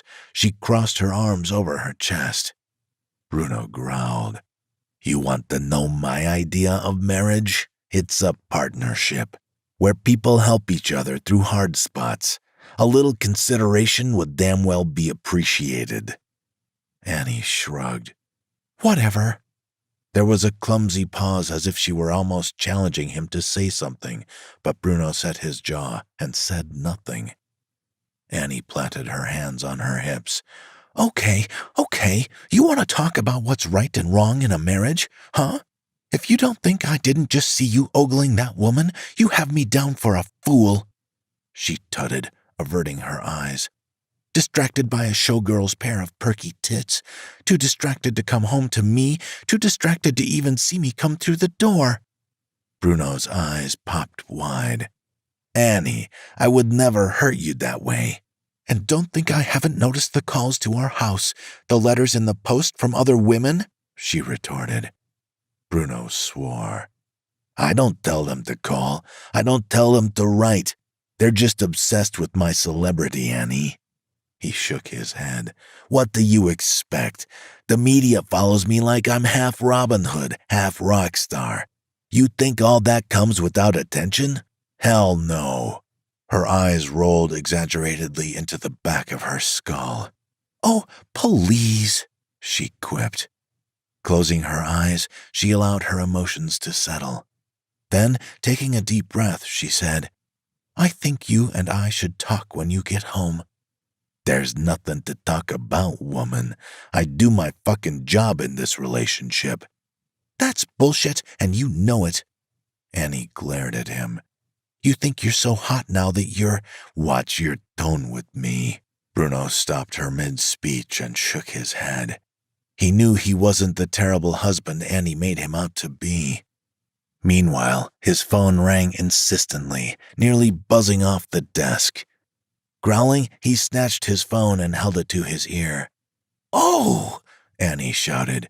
"You really are an insufferable asshole sometimes, Bruno. Get off your goddamn phone and talk to me."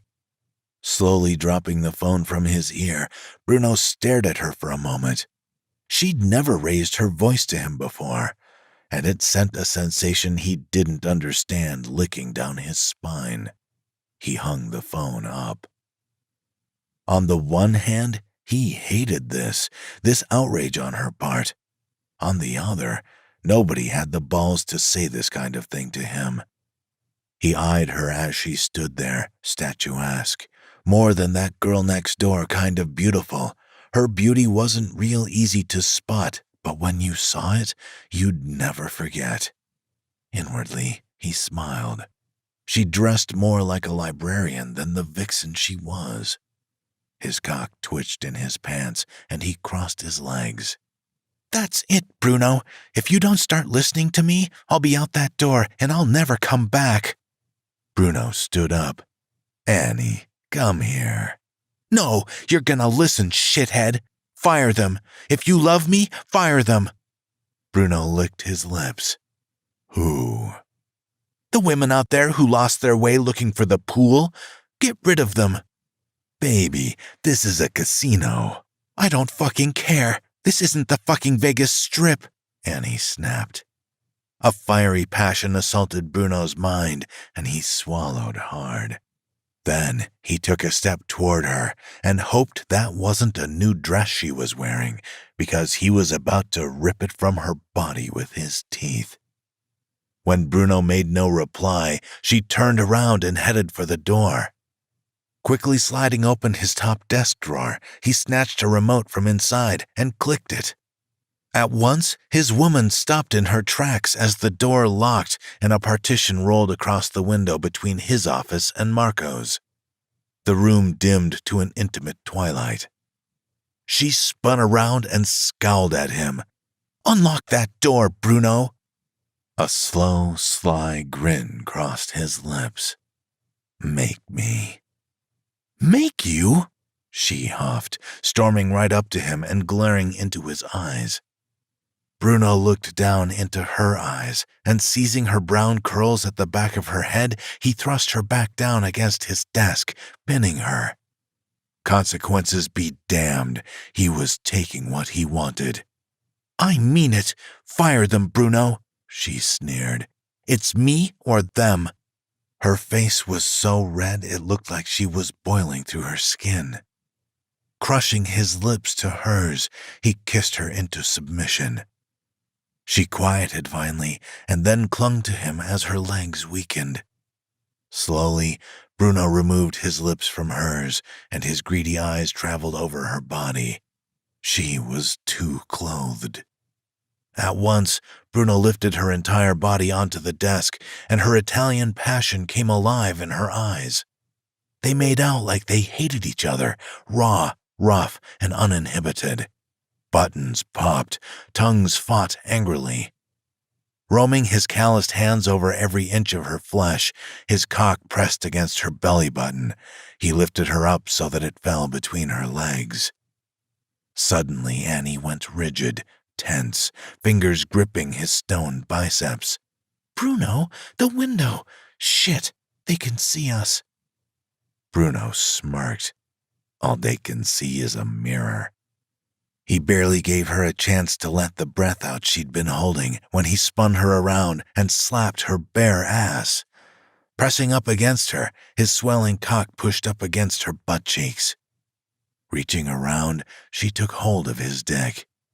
She should have known better. Bruno was a control freak. He pushed her hand away. His cock found her soft center, and he thrust in slowly. Over and over, he drove into her from behind, right to the core. His engorged cock moved faster, thrashing against her walls, and he didn't relent as she cried out, screamed, moaning into orgasm. He came with a growl and stopped, then rolled her slowly onto her back. He stared at her eyes from above. Her cool blue eyes seemed to burn hot tonight, and he was to blame. He knew he'd spoiled her, corrupted her, spoiled her rose-tinted perception of life. Despite her soft exterior, she was hardened to his world now. Strong, cynical, distrusting. She'd always be his, but she'd never again be the innocent she once was. Bruno only hoped he could live with that guilt. Chapter 17. You can't trust anybody in this world. 5 years later. Bruno came into work early, his eyes curtained behind dark Armani shades. He grabbed a cup of coffee and settled into his chair at his desk. He hated coffee. He'd hardly slept last night, too much on his mind. He had the highest paycheck, but he also had the worst headaches, sleepless nights. Insomnia had become the norm. He realized something else as well. He had buckets of cash, and yet he was stressed about money. Probably more stressed than he'd ever been. It wasn't that he wasn't grateful for this opportunity, but he felt strangely weighed down. Even stranger was the sharp pinprick of regret for who he had become. Small, but it was there. By the time he put his briefcase on the table and opened it, his body was ready for a bit of shut-eye. Reclining his chair back, he closed his eyes. He woke up to his phone ringing and jolted in his chair, realizing he'd fallen asleep in his own office. Looking at the clock, he realized it was almost noon. Immediately, Marco knocked on the window between their offices and captured Bruno's attention. His gaze swung up to spot his cousin Marco pull open the door. Marco halted in the doorway and then, taking one step into the room, closed the door behind him. As Marco stepped into his office, Bruno narrowed his eyes. Something about the man's stern, anxious expression set Bruno on edge. What the fuck's happened? The loud clearing of Marco's throat told him he had something big to say, and Bruno could feel he wasn't going to like it. "Bruno, boss, you're going to want to take a look at this." "Don't just stand there. Sit down and tell me." Marching slowly over to the desk, Marco took his seat opposite the big man and locked onto his cousin's gaze. "Well, you got my attention. Go ahead." Bruno sat back in his chair. "Last night, we went out to our private warehouse to accept the delivery of another painting you've invested in." Bruno gave a singular nod. "There a problem with it?" Marco took a breath. No, the painting was fine. Perfect. The problem is with the others." Bruno only stared at him, uncomprehending. "Marco, what the fuck are you talking about?" Marco studied him for a moment and then decided to tell Bruno the truth. Since there was no easy way to say what needed to be said, he used the shock approach. "They're gone, Bruno. They're all fucking gone." "What? It must be a mistake." "I'm afraid it isn't," Marco said. "Where did they go? How? Do you know who did it?" Bruno quick-fired questions. Marco made no reply. Taking a breath, Bruno sat back in his seat, thinking. his lips pulled into a slow, cold grin. "We have CCTV. The thieves don't stand a chance." Marco gave a slow, regretful bow of his head. "Bruno, I've already watched the tapes. There's evidence that it was Antonio." Bruno's eyes narrowed, his dark brows meeting in the middle to form as one. Marco was accusing his closest friend. "Oh, of course, you would be the first to suspect that it was Tony who took them." He shook his head. "And how do you propose he pulled that off? One man? That's real fucking believable." Marco sighed. "I'm not saying it was Antonio for sure, but I know what I saw. One man, dressed in black, pulls up in a white van. He climbs up a ladder and unscrews the air vent from the wall. Then, removing the vent, he climbs inside." Bruno swore. "Air vent? You told me the place was fucking secure." "It is secure. No windows and all the doors are alarmed. But the painting's gotta breathe, Bruno. Otherwise, they won't be worth anything." Bruno smashed his fist down onto the table and stood up, towering over his cousin. "Well, they're not worth a cent to me now. You did this, not Antonio. This was your negligence. You are liable for what happened to those paintings. And if you think I'm gonna let this slide, you're mistaken." Bruno gave him a cold look, then turned and walked toward the fireplace, musing over what he'd just been told. Antonio might have known about the money, but surely he'd never take it. Marco cleared his throat. "You told him, didn't you? Told him what we were doing and where we were stashing the paintings." Bruno looked at his cousin, but didn't say a word. Marco shook his head. "I knew it." Bruno growled. "Whether I told Antonio or not is no business of yours. But since you've interrupted me with your little cock and balls theory, here's what I want to know. Why in God's name would Antonio steal the paintings?" He glared at the man, then turned his gaze to the raging fire. Marco shrugged. "Money changes people, Bruno, even your friends. Once you got money, people want a piece of what you got. Perhaps he was jealous. The two of you used to work the streets together, and now you're up here every day, enjoying the fruits of his labor." He stretched back in his seat. "Seems like motive enough to me." Bruno turned from the fireplace. In his hand was the poker, its end glowing orange. He advanced on Marco.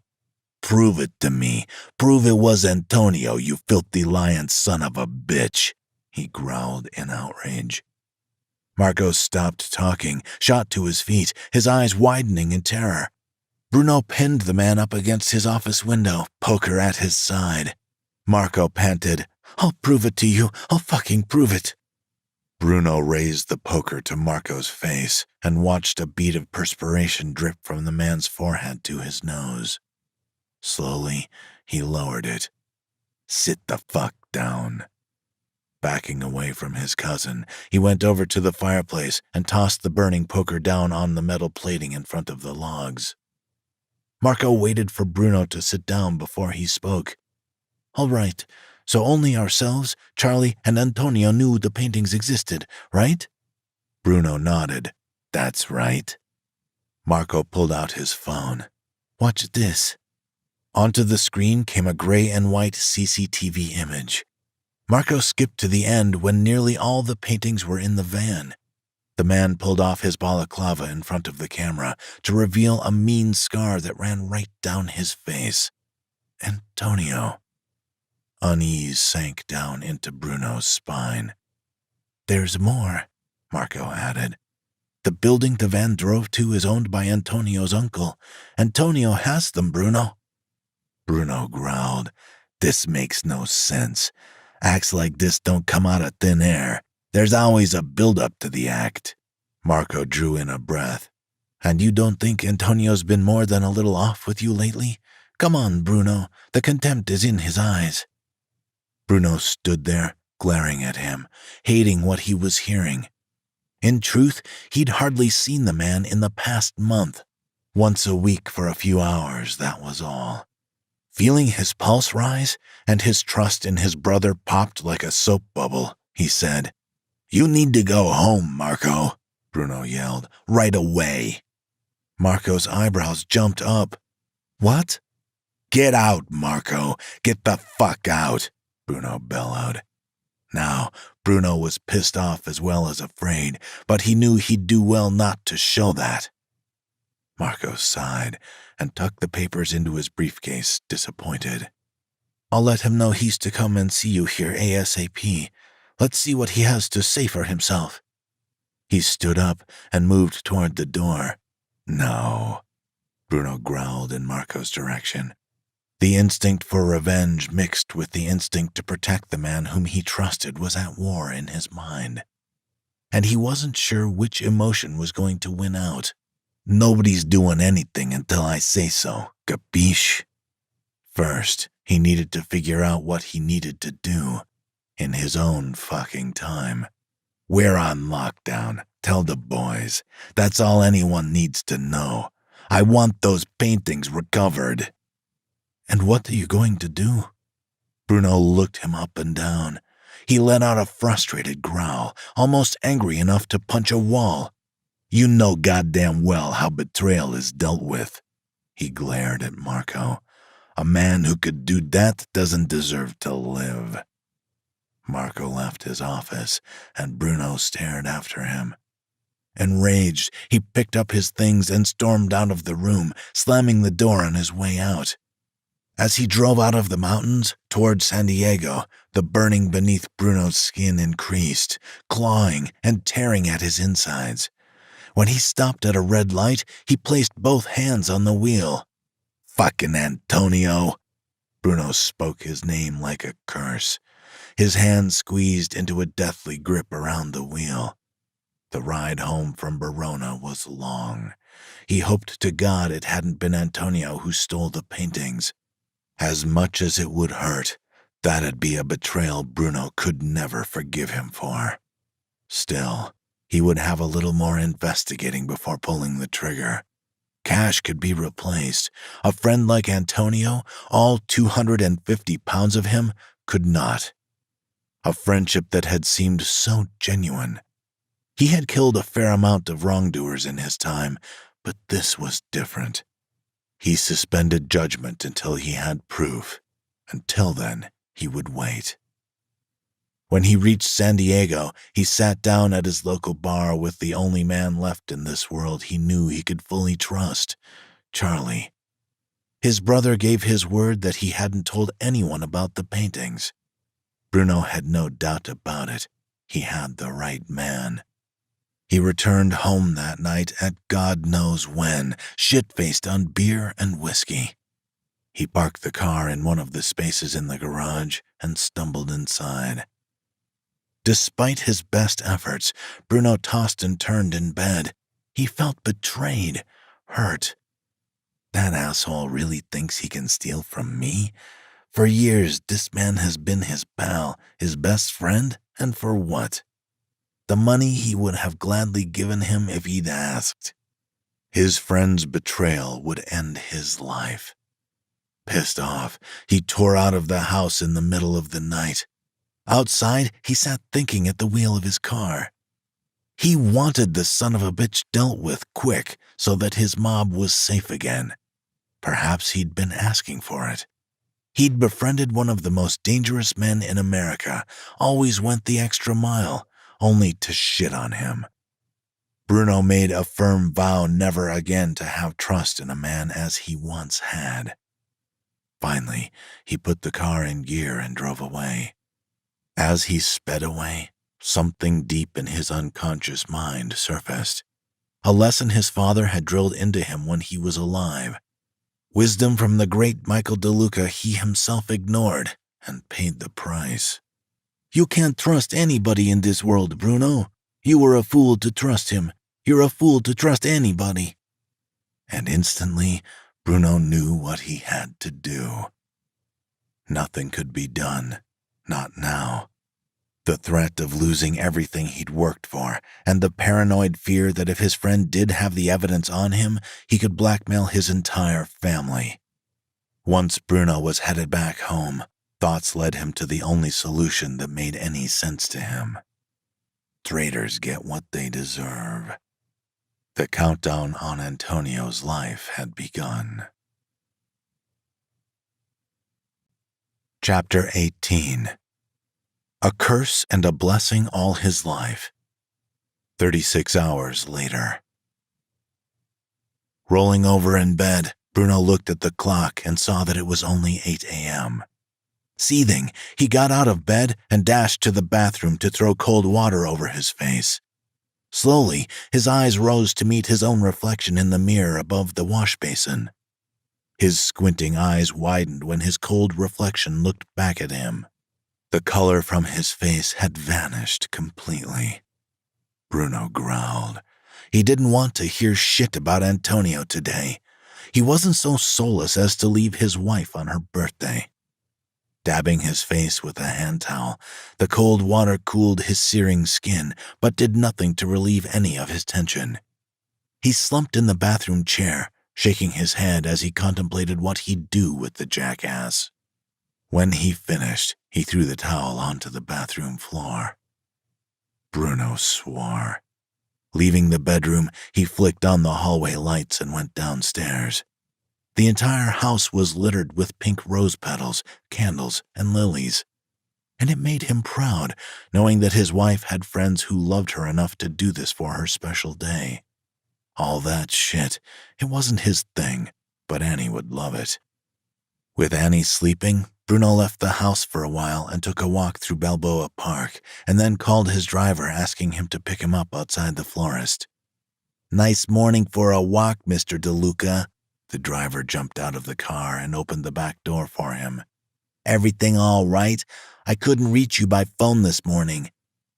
"Everything's perfectly fine. I just decided to sleep in this morning." "Sleep in?" He stared at Bruno, puzzled. "Really?" Bruno huffed. "Get in the goddamn car, Ernie."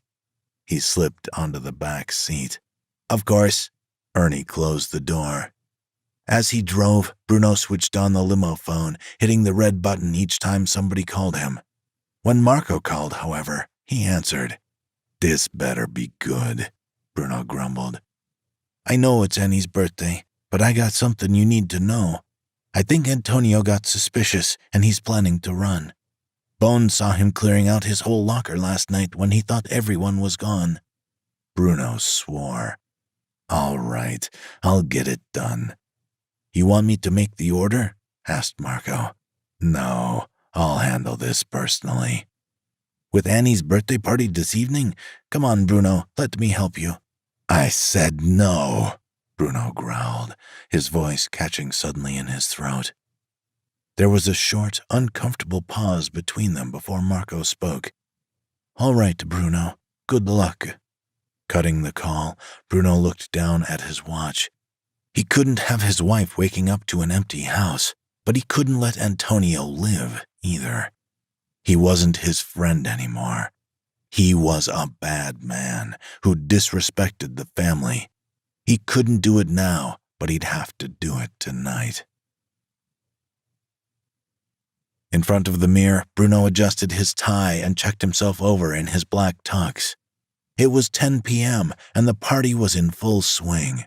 A shit ton of Annie's friends and relations were there, more than enough to cover him for the hour or so he'd need to disappear for tonight. When he was done, he went out into the hall and searched for Annie on the floor below. Spotting his woman in the middle of the floor, rocking a sexy little red number, he marched to the staircase. One leisurely step at a time, he descended the marble staircase towards his woman, watching her every move. The whole place smelled of perfume and champagne. A hip-hop playlist reverberated off the high ceilings, its seductive pulse threading its way through Annie's skin, claiming her every sexy little move, shoulders back, wiggling her hips, igniting the dirtiest pieces of Bruno's soul. It was hard to imagine what was to come that night. When one of her friends spotted her man, she tapped Annie on the shoulder, whispering in her ear. When she turned around, he saw her eyes scan him, all suited up, and she gave him a warm grin of approval. She rushed over to meet him at the bottom of the stairs. Giving him a peck on the cheek, she draped her arm loosely over his, lip-syncing to the live music playing. Her favorite pop group fresh from L.A. "Isn't it wonderful?" she gasped softly. Bruno smiled, but he wasn't listening one iota. Panning the room with his eyes, his gaze fell on Marco, and his mind immediately reverted to thoughts of Antonio's betrayal. He leaned in close to Annie's ear. "Let me go see if I can't find some better champagne." She smiled with a giddy excitement. Crossing the floor, he made a beeline for the kitchen, then went down into the cellar. The second the door shut, Bruno immediately picked up the phone there on the wall and dialed Antonio's number.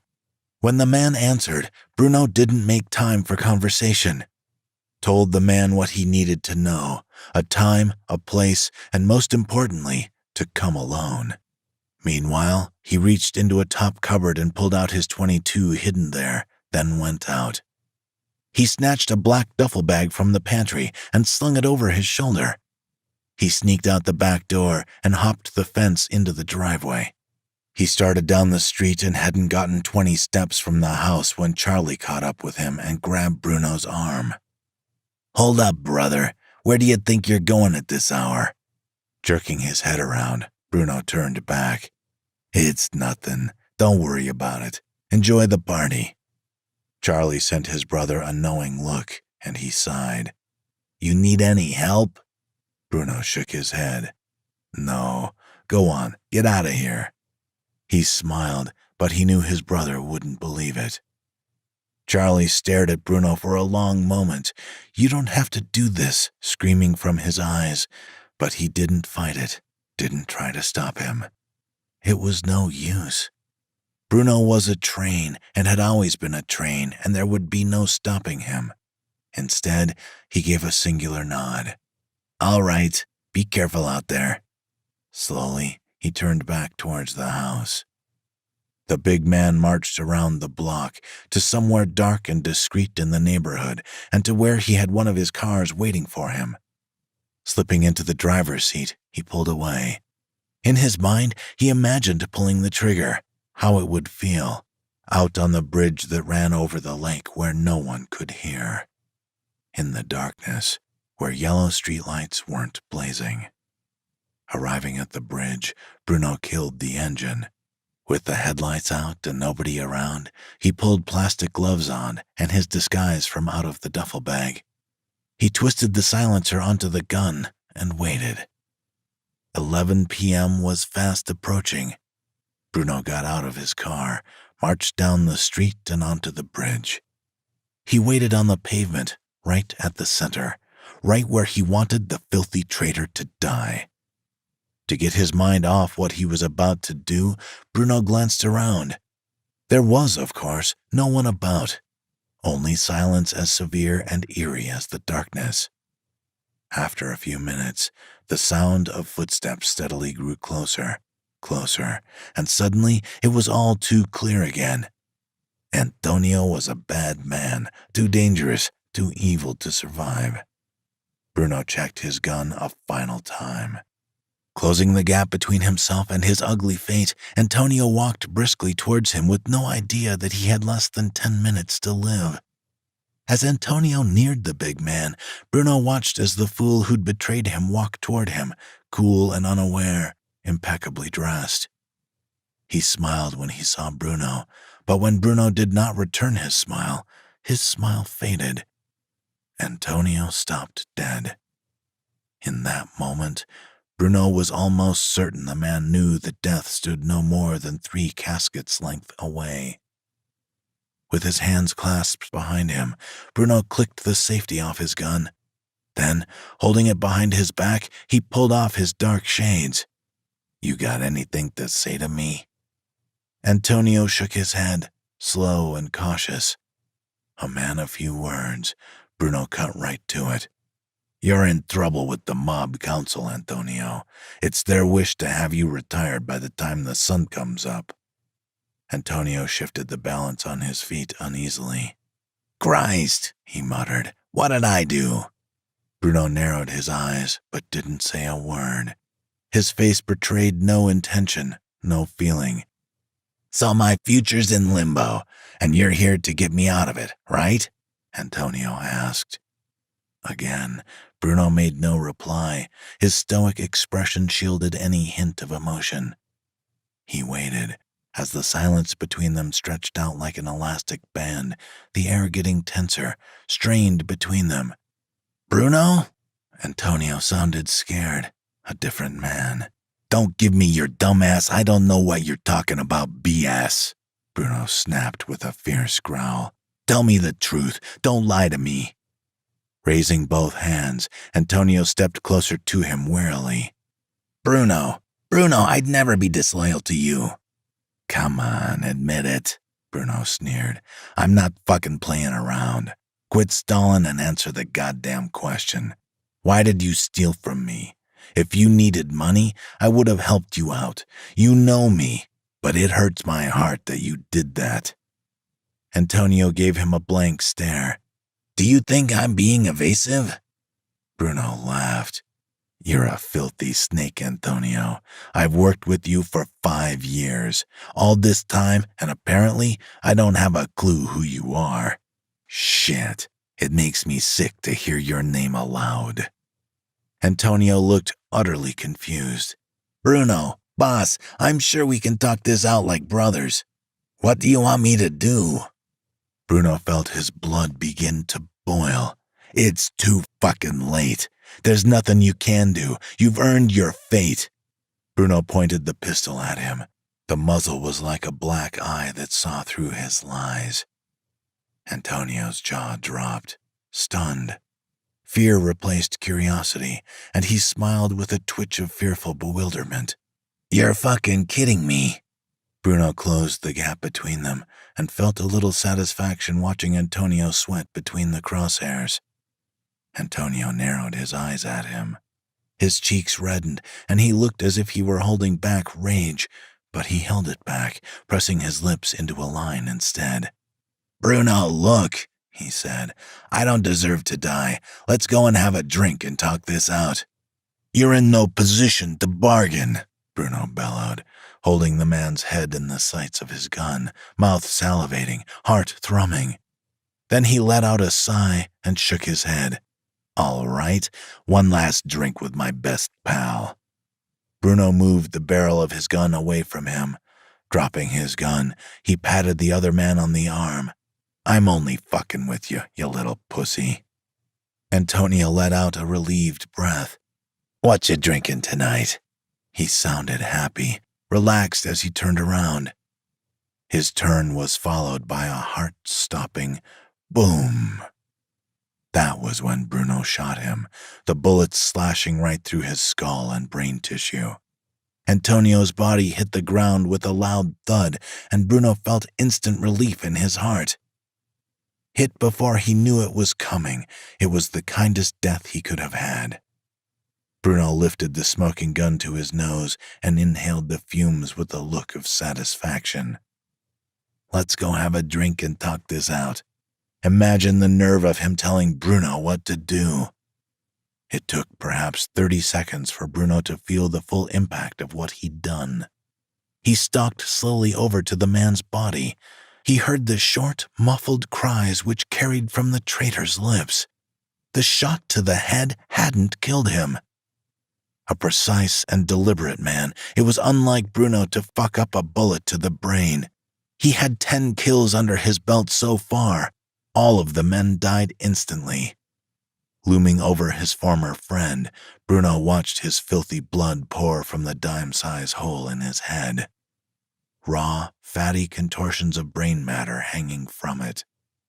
His face so pale, his eyes a horrific mixture of terror, desperation, and pain. It's guys like you who give the mob a bad name. Dying, Antonio panted and whimpered. reaching with the tips of his fingers on the outstretched arm for his gun, which had landed cruelly a hand's length out of his reach. There would be no mercy. It was too late for that. Shooting himself dead was his final wish, and even the hands of fate decided that was asking too much. With the heaviest sigh he may have ever heaved in his life, Bruno crouched down to where his friend lay, close to death. Blood ran river-like from the corpse, which lay still, his head cocked lazily to one side. Bruno's jaw tightened a few times, and his cold, efficient eyes scanned the remains of somebody he'd once thought was truly a great man. This wasn't the man he'd known. He stared at him, and the face he looked into may as well have been the face of an absolute stranger. Antonio died crying and begging. Assuming he'd be remembered for anything, the man who would forever be remembered as a traitor and coward, too. A filthy fucking traitor who'd sold out. Certain that he was dead, Bruno let out a deep breath. He removed the golden Mafia ring from Antonio's hand and said in a flat monotone, "Rest in peace, my brother." Rising to a standing position and stepping over, not around, the body, Bruno hurried away. Heading south, he left the bridge and scurried into a small park across the street. 2 uniformed cops stood on the corner. Damn it to hell. He was in a hell of a mess if he couldn't get out of here, fast. Quickly, he stripped off his clothes and put on a black skull suit and balaclava. He gave the suit he'd worn to commit murder to a homeless bum out by the bridge. In assholish fashion, Bruno beat pavement back to his car and shoved Tony's gold ring into his jacket lying on the seat. Then he swiftly put some serious miles between himself and the bridge, not even mildly affected by what he'd just done. A level of detachment that had been both a curse and a blessing all his life. He didn't look back. Chapter 19. As lovely as she is fearless. Annie's dog instantly started barking from the other side of the front door when Bruno arrived home 3 hours later.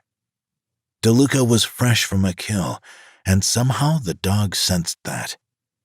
Bruno poised his hand on the cool knob, forming his fingers around the brass.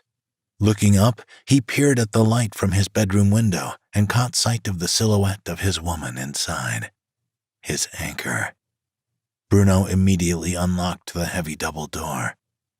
Inside, his woman would be as angry as her dog sounded, not to mention heartbroken.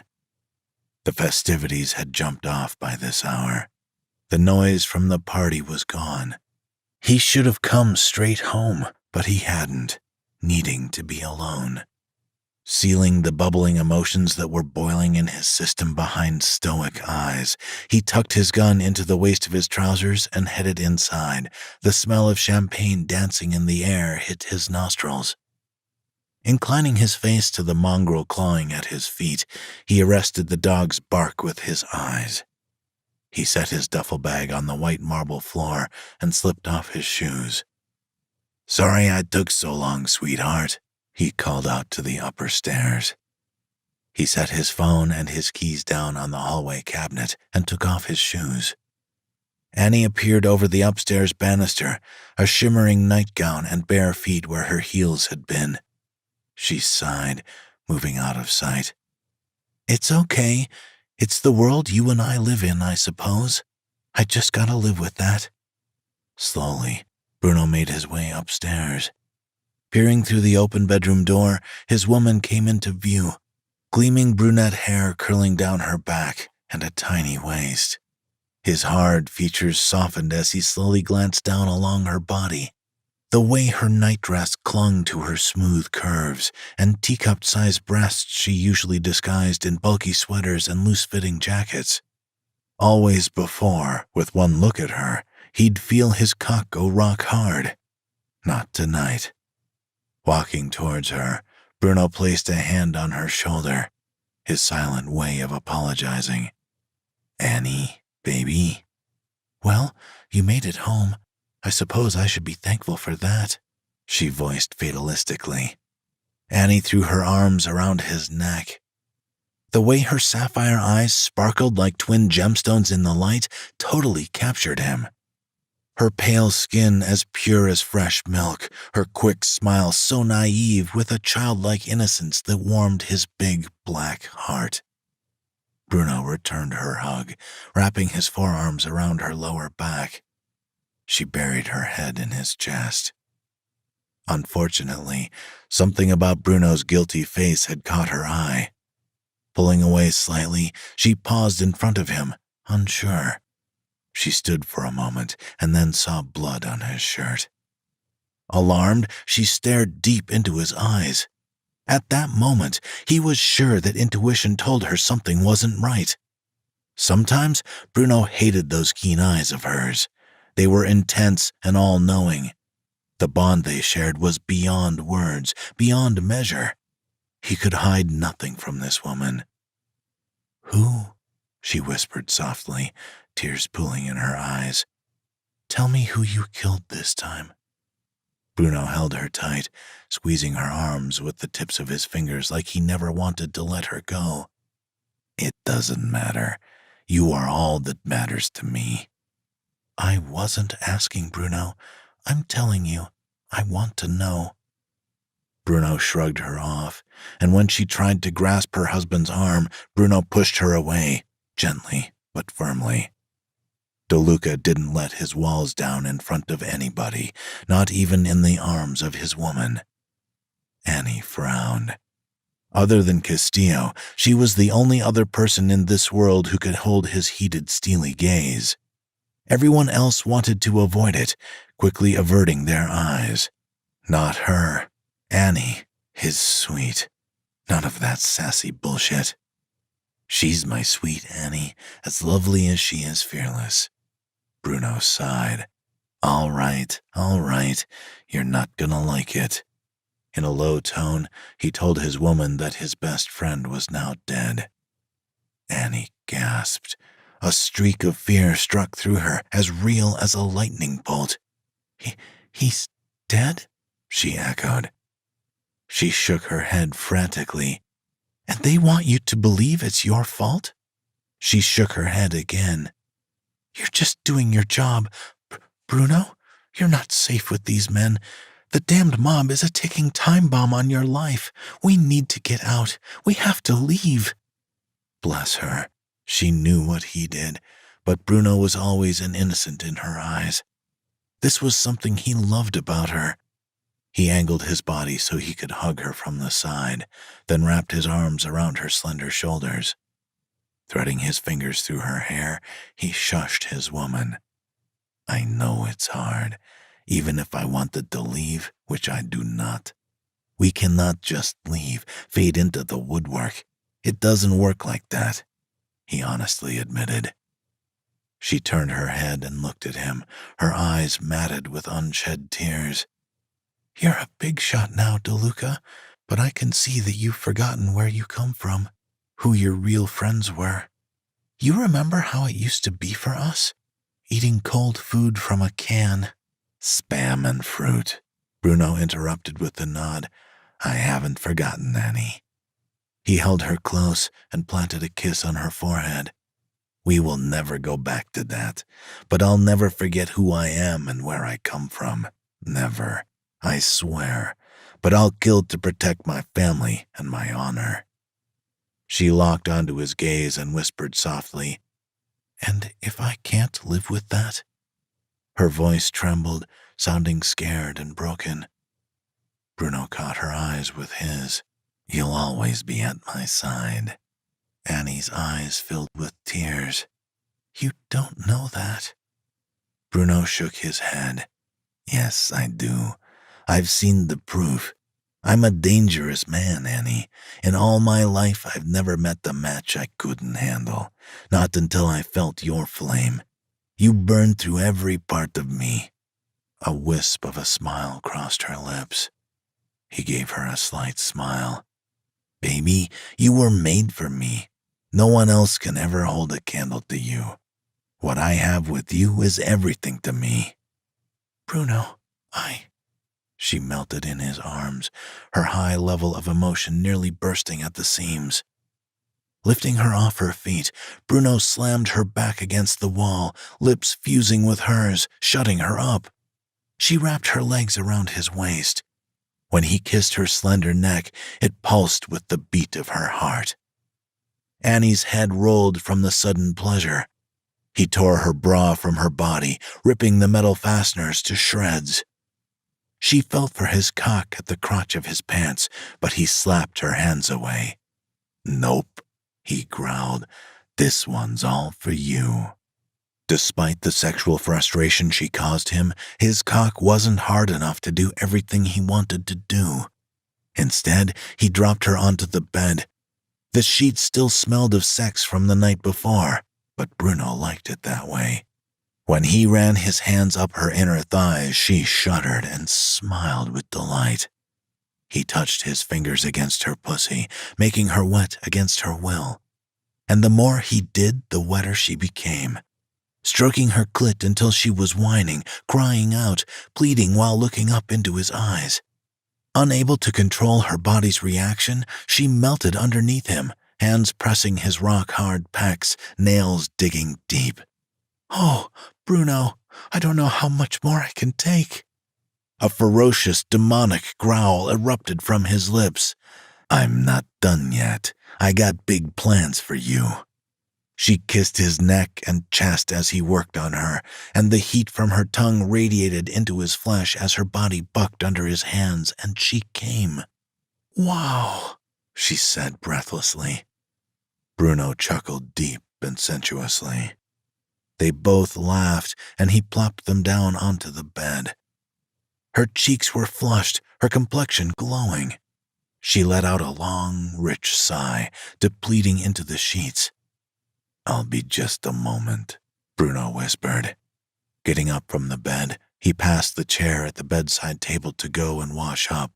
As he did, he knocked his jacket, and Antonio's big gold ring dropped to the ground, the heavy metal falling to the floor with the clunk. Turning over, Annie leaned over the edge of the bed to see what it was. "Whoa, what's that?" In a great rush of excitement, she leaned over the bed and brought up the shiny gold ring from the ground. Clutching his hand around hers, Bruno took Antonio's ring and paused for a long moment before he put it in his pocket. Annie's eyes searched his face while looking concerned for him. "What are you thinking?" Bruno met her gaze and held it. "Only that I got so lucky. Really lucky with you, my sweet Annie." Annie blushed. Reaching out, she stroked his cheek. "Me too," she said, smiling proudly. Chapter 20. The Bitter End. 1 month later. The Friday before Christmas was icy and bleak. In the last dark month since Antonio's murder, Coronado had been bitterly cold, with low-hung clouds that promised snow, but never quite delivered. Even though Christmas decorations hung from every mantel and window in Bruno's home, it was difficult to feel festive.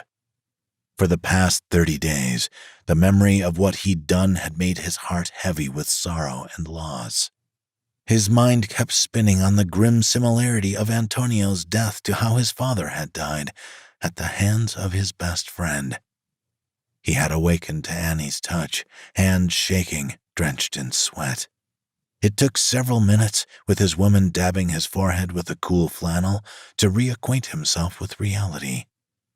"Shh."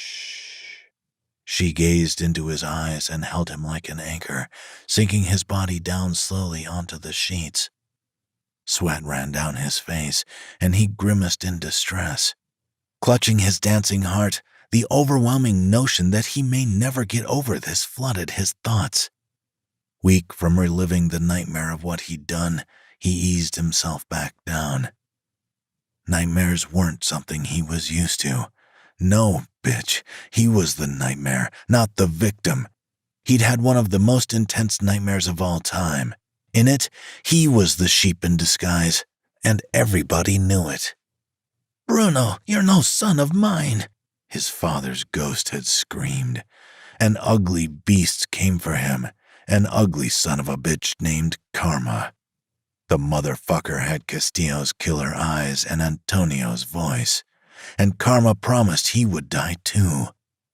Deeply disturbed, he could not go back to sleep, not now.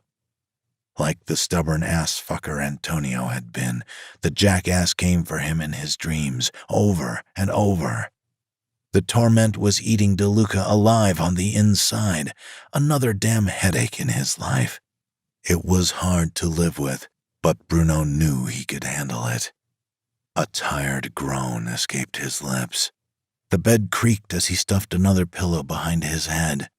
Lifting up the covers, he gazed at Annie's heart-shaped face.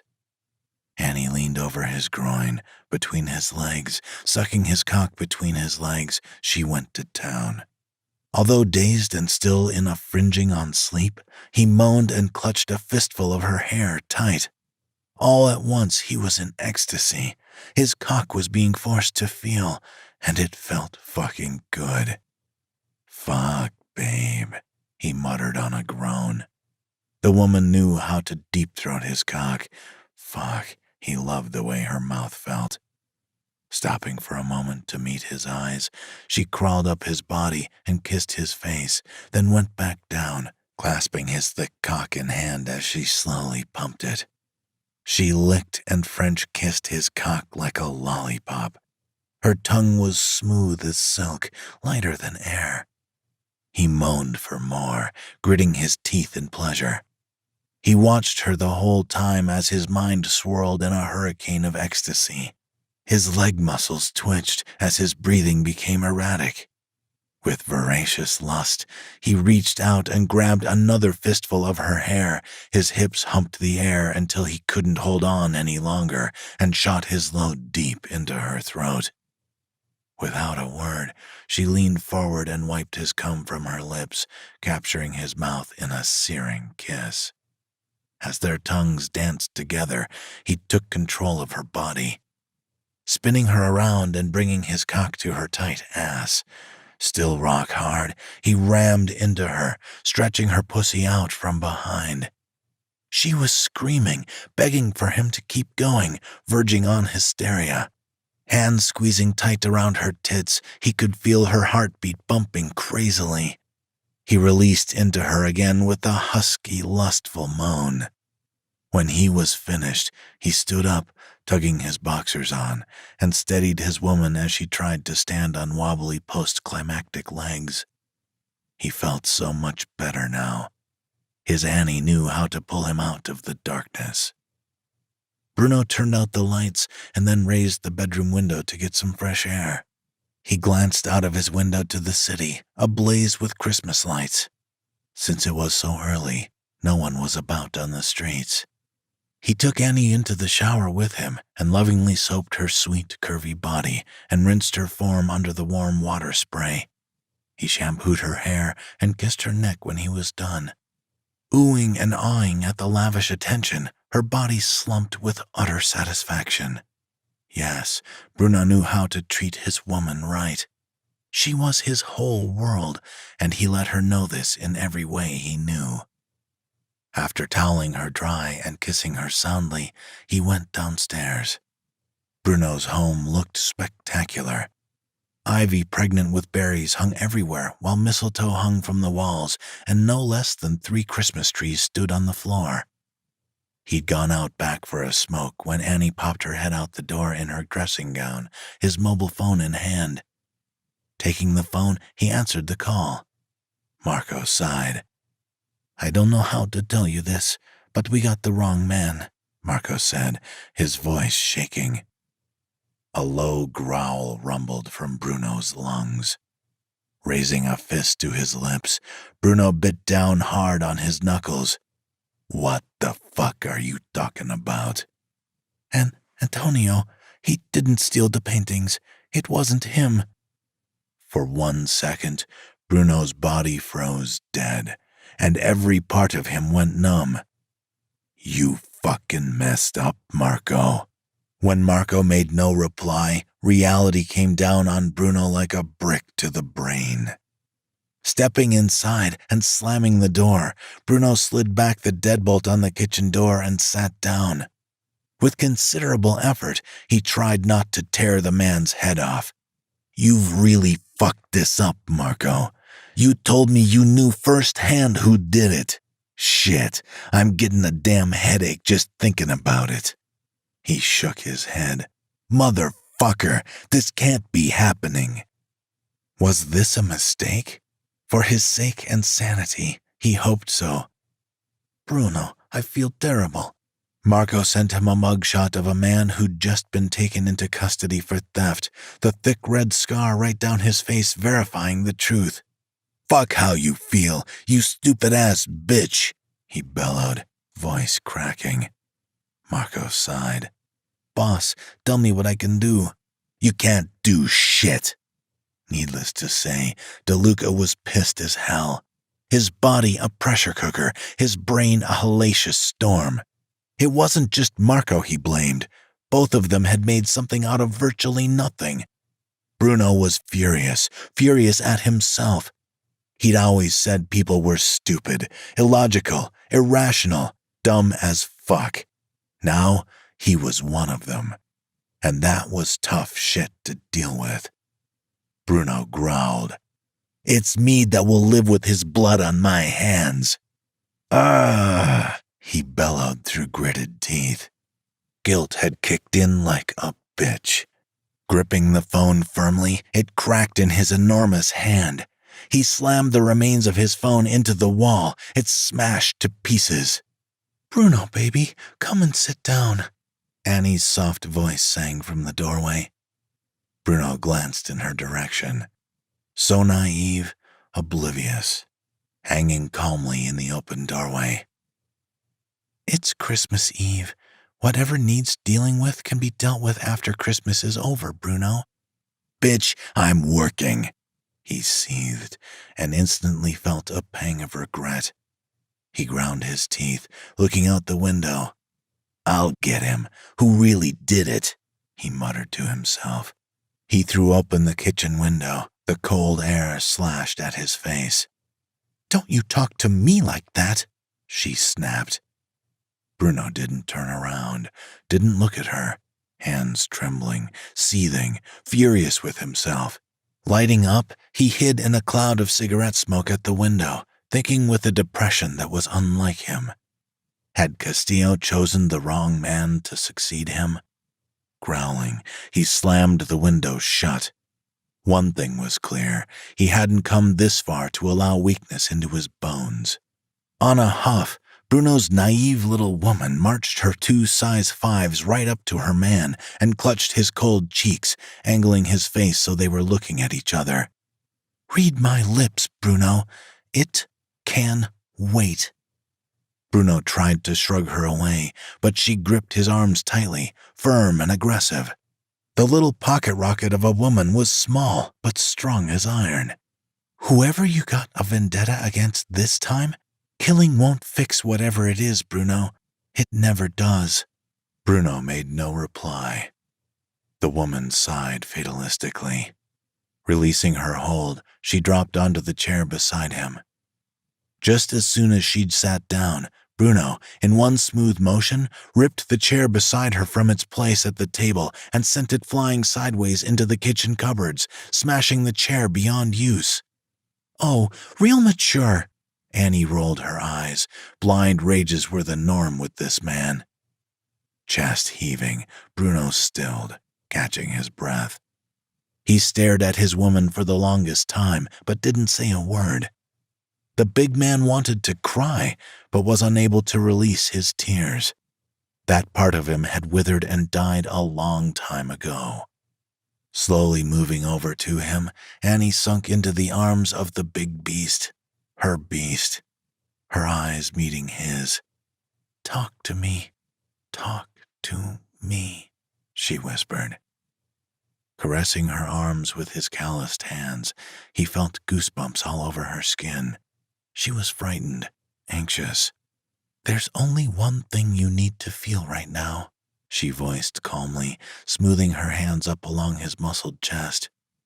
Dropping to her level, He touched his lips to her ear. "I'm sorry," he whispered. She tugged him closer until his cock could feel her soft mound through their clothes. A deep, seductive craving to take her right now shot fire through his veins. He growled. Now was no time to play. Pushing her aside firmly but carefully, Bruno stormed out of the kitchen and bolted up the stairs. In the bedroom, he went over to the dresser and put on his suit in rapid, almost robotic movements. Far from okay, he had to get out.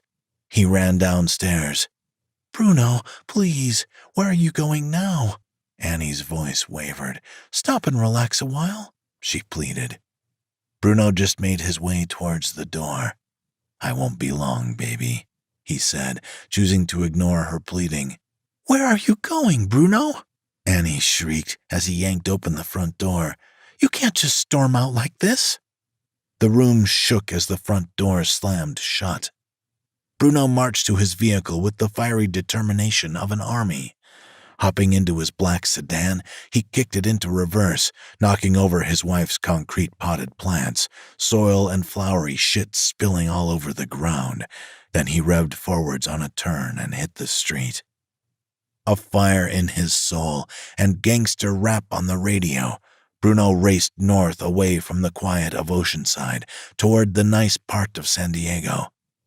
Kicking the car into higher gear, he gripped the wheel hard into a tight turn to avoid veering off the road, then raced down the clear streets at 60 miles per hour to the heart-stopping boom of the speakers. Leaning forward to the windshield, the day was clear, but all he saw was fireworks. This was the last fucking straw.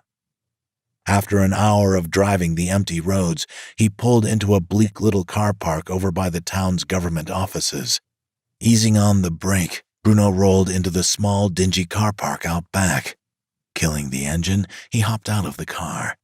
Seagulls coursed the air overhead as he looked over to the sign for the Coronado graveyard. Marching up the foggy walkways of the graveyard, Bruno passed through the world of irregular rectangles, cemetery headstones that marked the graves here and there. His legs moved as though possessed, like the walking dead, numbly drifting through time. The silence in the graveyard was as gray as the air, as deadly as the man who roamed through it. When he reached Antonio's final place of rest, feelings slowly returned. Reaching into his pocket, he pulled out a cigar and noticed that his hands were shaking.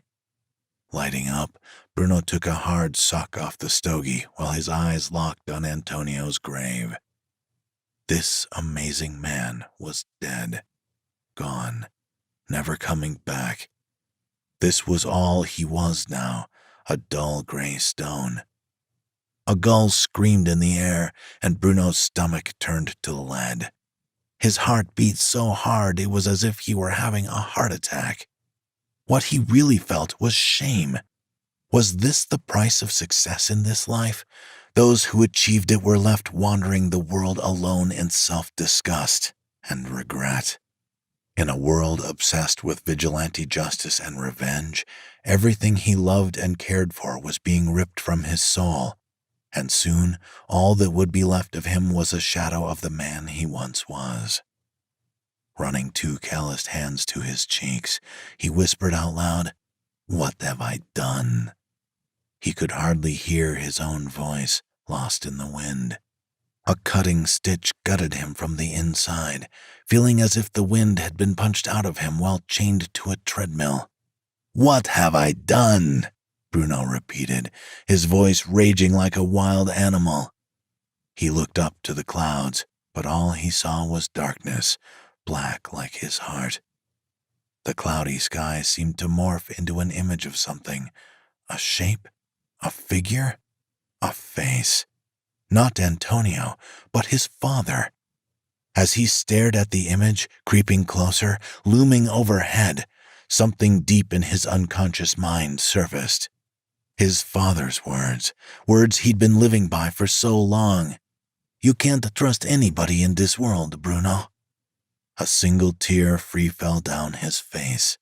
The big man fell to his knees, shaking his head. Why would you say that to me, Dad? Why?" But the clouds were as silent as the cemetery itself. Tears began to flood down his cheeks and chin, and he cursed it. Swiping the tears with the back of his hand, he closed his eyes and relaxed his body, praying for this feeling, all feelings, to melt away as they always did. He had seen too much violence, too much tragedy to let this get to him. It was tragic, but normal. It shouldn't be affecting him like it was. Get control of yourself. Get control of yourself. If you don't, who's gonna lead the crime family? Slowly lowering his eyes to Antonio's name engraved on the tombstone, he vowed, "Antonio, my brother, I swear, I'll break the fucking man who did the crime you paid for. I'll break the shit out of him. I'll break him slow, so he feels the impact of what he's done." Even still, disgust gripped his heart and lungs, squeezing hard. Bruno huffed. He hated himself, but what happened had happened.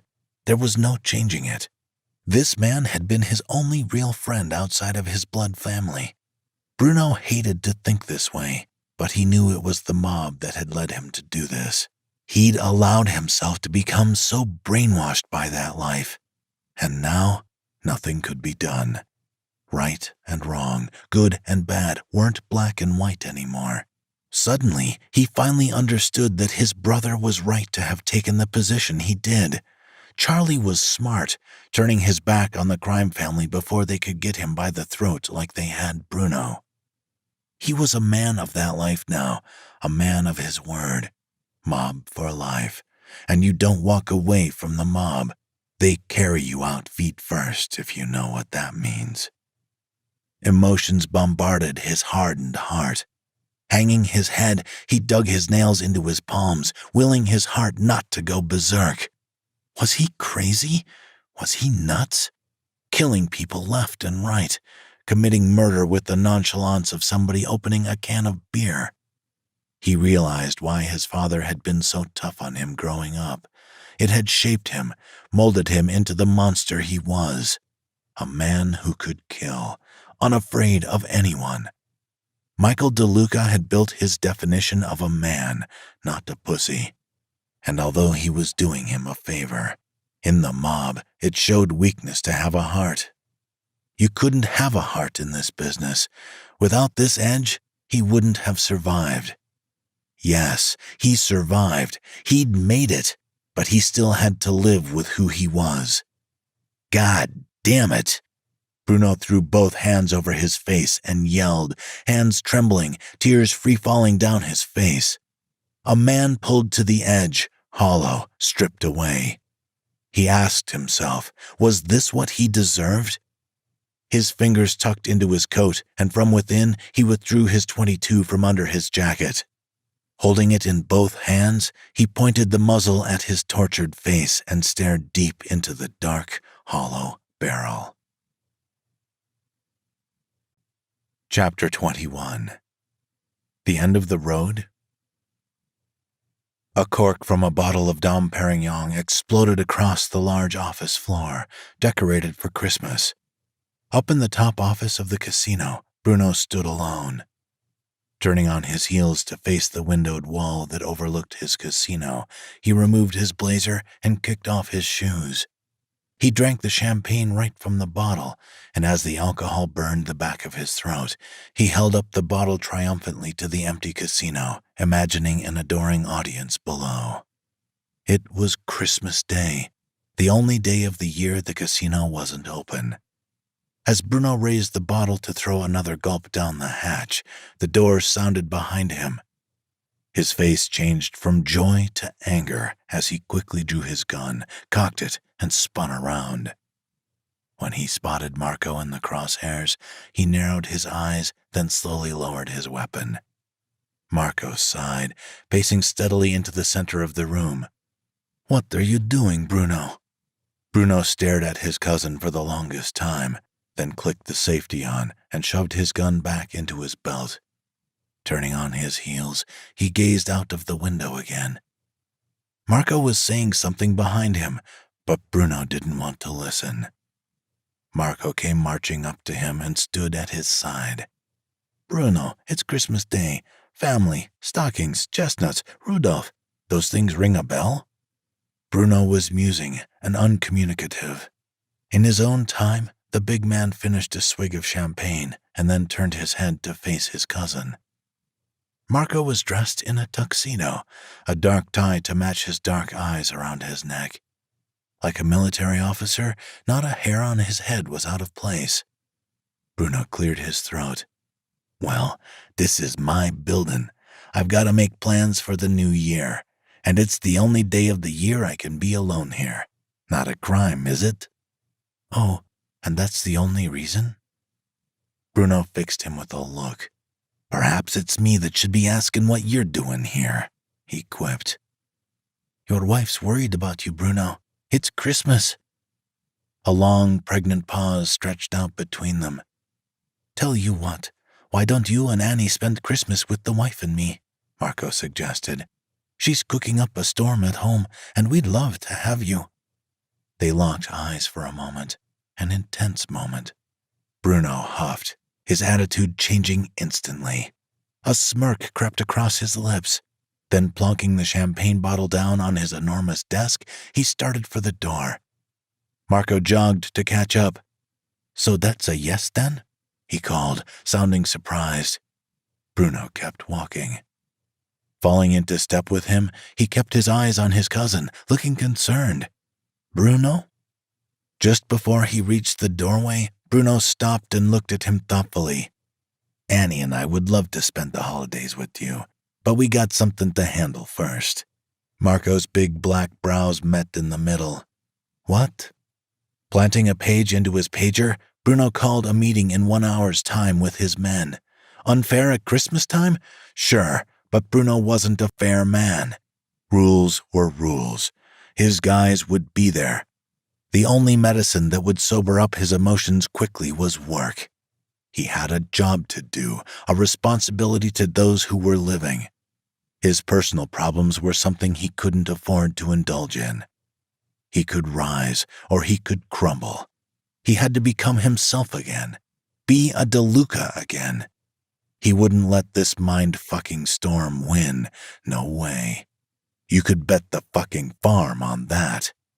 Bruno opened the door, with ice in his veins and revival igniting in his eyes. "Why, Bruno, it's Christmas Day. What's the big emergency?" Marco laughed. "Because I said so, that's why." Then, without looking back, he left. A black Mercedes limousine appeared around a corner and squealed to a stop at the front gate of the mob's iron-gated warehouse, which was manned by 2 sturdy Italian men. There were 3 men inside the vehicle. One was the driver. Rolling to a stop, the driver killed the engine and got out to open the passenger doors. When his door opened, Bruno stepped out of the vehicle. He looked around, then ambled towards the front door. Marco followed close behind him. Meanwhile, the common room inside was packed and noisy. Everyone was merry and drinking, toasting to the holidays. Only the doorman stood quiet and alone, waiting expectantly for the boss. When the boss approached the doors, he narrowed his eyes through the peephole in the door, then whistled to the others. At once, the room quieted ominously, so it could be heard with startling clarity when the outside door slammed open with a huge bang that made everybody look up. The big man, DeLuca, glanced at his men as he marched into the dimly lit room, his muscular body nothing but perfection in his expensive Italian suit tailored just for him. Making a beeline for the meeting table, the solid click-click of his leather shoes and heavy weight resonating underfoot. A path cleared for him as he crossed the room. When Marco entered the warehouse, he cleared his throat. "Everybody take your seats. This is a formal meeting, fellas, not the bar crawl." He gestured for everyone to sit down at the hulking oak table. The mob men exchanged apprehensive glances, then they all gathered around the meeting table. Everyone squeezed together to give enough room for all the guys. Taking a standing position at the head of the table, Bruno was silent for a long time, mentally preparing for his audience. Marco came to stand beside his cousin. Everyone watched the two formidable men, both silent, both composed. Their composure wasn't for the men, though. It was for them to keep a clear mind. Bruno took one look at them and cleared his throat, his steely eyes angry as hell. The men shrunk in their seats under his gaze. DeLuca had no idea what he was going to say, but he knew the message he needed to send.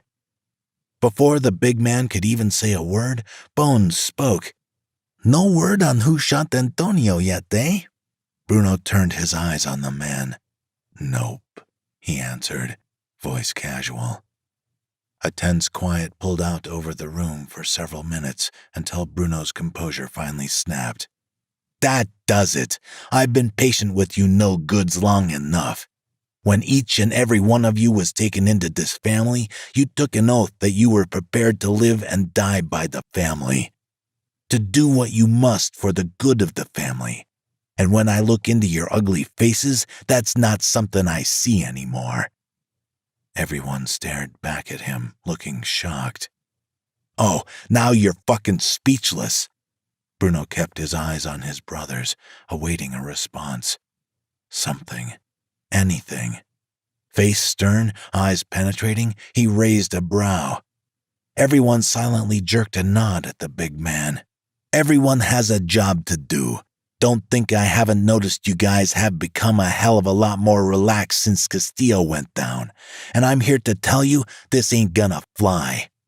He glanced at his cousin. Marco nodded. "You listening, fellas?" Marco's baritone rumbled. "You disobey the boss's rules, you don't toe the line, and you'll suffer the consequences." Snapping his head around, Bruno gave his men a swift, piercing look. "Listen, we all miss Bobby. We all miss Castillo. We all miss Antonio. But what do you want me to do? Tell you it's over? Tell you it's finished? Well, I'm sorry to disappoint you, but this ain't the end of the road. It's only the beginning." As he spoke, it was as if a magical current threaded swiftly through him. A long, invisible wire had pulled him from the guilt and ripped off his somber feeling. "All that I do for you. And how do you repay me? With laziness and trouble. I won't have it. Not anymore. This is a test of strength that I refuse to fail. And if any of you have a problem with that, if this ain't what you want, you got one chance to walk out that door." Everyone looked at each other, dumbfounded, but no one moved. "All right, then. It seems we got a solid understanding." From within his jacket, he produced a fresh bottle of champagne. Popping the cork, he raised the bottle high. "For all the sacrifices, for all the hurt, we'll come back stronger." Cheers filled the common room. Bruno took a swig, then handed the bottle to Bones at his right, who also took a swig and passed the bottle on. "You got the rest of the day to get the shit from this year out of your system. Then I'll see you all here at 7 a.m. tomorrow morning. Capiche?" "Capiche," his men grumbled in unison. "All right then, everybody out. Have a merry fucking Christmas," Bruno called out. The place cleared quickly. Then Bruno and Marco were alone at the bar in the common room. Marco polished off his drink. "You about ready to make a move?" Bruno glanced at his phone, feeling the growing count of missed calls from his Annie. "Yep." He hopped down from his stool and marched over to the stairs to the basement, the metallic chink of his keys in hand sounding as he moved. Downstairs, he crossed the gym towards the office door and checked to see if it was locked. Before leaving that day, he eyed the gym and his eyes fixed on Antonio's locker. The metal door hung wide open and crumpled in the center from when Bruno had punched it open in a fit of pure rage. Walking slowly over, he pulled open the tiny door and peered inside. It was empty. Bruno lowered his eyes, shook his head, cursing himself for doing that. He had to stop this. Just as he went to leave, his eye caught something else. Bobby's locker. The tragic deaths would always be there.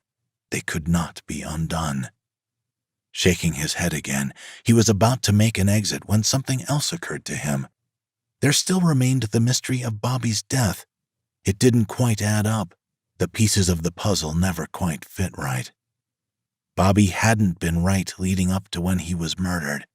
His eyes were hollow and vacant, like the mob had washed his sweet soul away, subtracted him from the world. Being here, where it was so quiet, helped Bruno realize that. Bruno took out the boss's keys that he'd inherited all those years ago when Castillo went up. He then crouched to the ground and opened the locker with the small key. Nudging the locker compartment wide, he peered into the locker, stocked with his gym shoes, a 6-ounce water bottle, boxing gloves, and Bobby's gold mob ring. Why would that be in here? It was tradition. They wore their rings religiously, always, never took them off. So this was especially odd for the son of the boss. If Castillo had seen the boy wasn't wearing it, he would have nearly killed him with his own 2 hands. It niggled at Bruno. With a growing sense of foreboding, he reached out to take the ring in hand, and when he did, he noticed a small piece of paper rolled up inside like a napkin in a holder. Slipping out the paper, he unrolled it, and dropping the ring to the ground, held it open with both hands.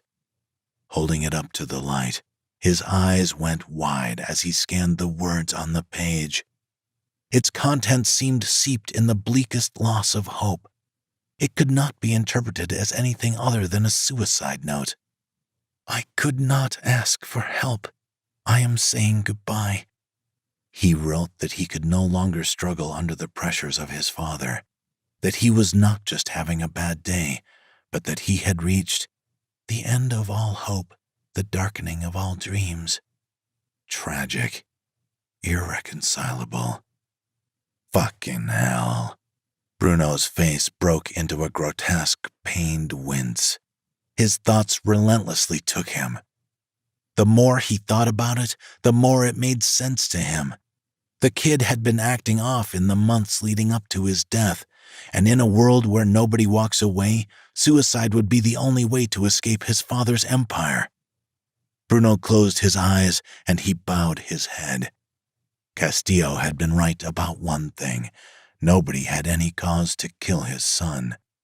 What he could never know was that it had been him that caused his own son to commission his own death, his own boy smothered by expectations. He must have hired someone to do it, and that is why he was found all shot up. That would explain the man Castillo had in bits and pieces that one night. Bruno scrubbed his hand to his face and exhaled a frustrated sigh. There were so many variables that could have changed this kid's terrible ending. "Bruno, you about done?" Marco's voice echoed from upstairs. Bruno immediately scrunched the paper, shrinking it to a tiny, compact ball in his enormous hand, then glanced towards the stairway as Marco came down the stairs. His cousin, like everyone else, would have a luxury Bruno would never have, the luxury of not knowing what Bruno knew. Just as Marco came into view, he released his bone-crushing grip on the ball of paper and, bringing his palm to his mouth, tossed his head back and swallowed the cancerous secret whole. Anyone else would run away. Anyone else would leave the mob forever, too weak to face it. "Bruno, you ready?" Marco huffed. Bruno gave a slow, cold grin. He wasn't going anywhere. Epilogue. Tests. Life's full of them. I came from the gutter to touch the bright sun, and today, people call me a champion. People say they want to be like me, and I laugh. If you think I'm a good man, the Robin Hood of the streets the press tells you I am, you are set to be harshly disappointed. I'm no animal, but I'll do what I've got to do to survive. I'm a wanted man with blood on my hands. I'm the product of a dark life, and it's broken me in places that can't ever be fixed. This life can and will make your life a living hell. It's a rigged game and you're live bait. In this life, you make a mistake and learn from it. Make it once more and it will be the death of you.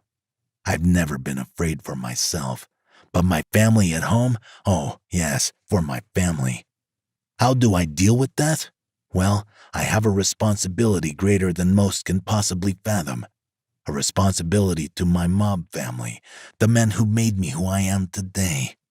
I guess you could call it a pain in my ass and a privilege. My life is a truth stranger than fiction. A winner, not a quitter. I'm only just getting started. But for you, a word of advice. You should never, ever trust my kind. Bruno DeLuca. This has been Bruno, a dark mafia romance. Written by Raven Scott. Narrated by Jack Callahan. Copyright 2020 by Raven Scott. Production copyright by Raven Scott.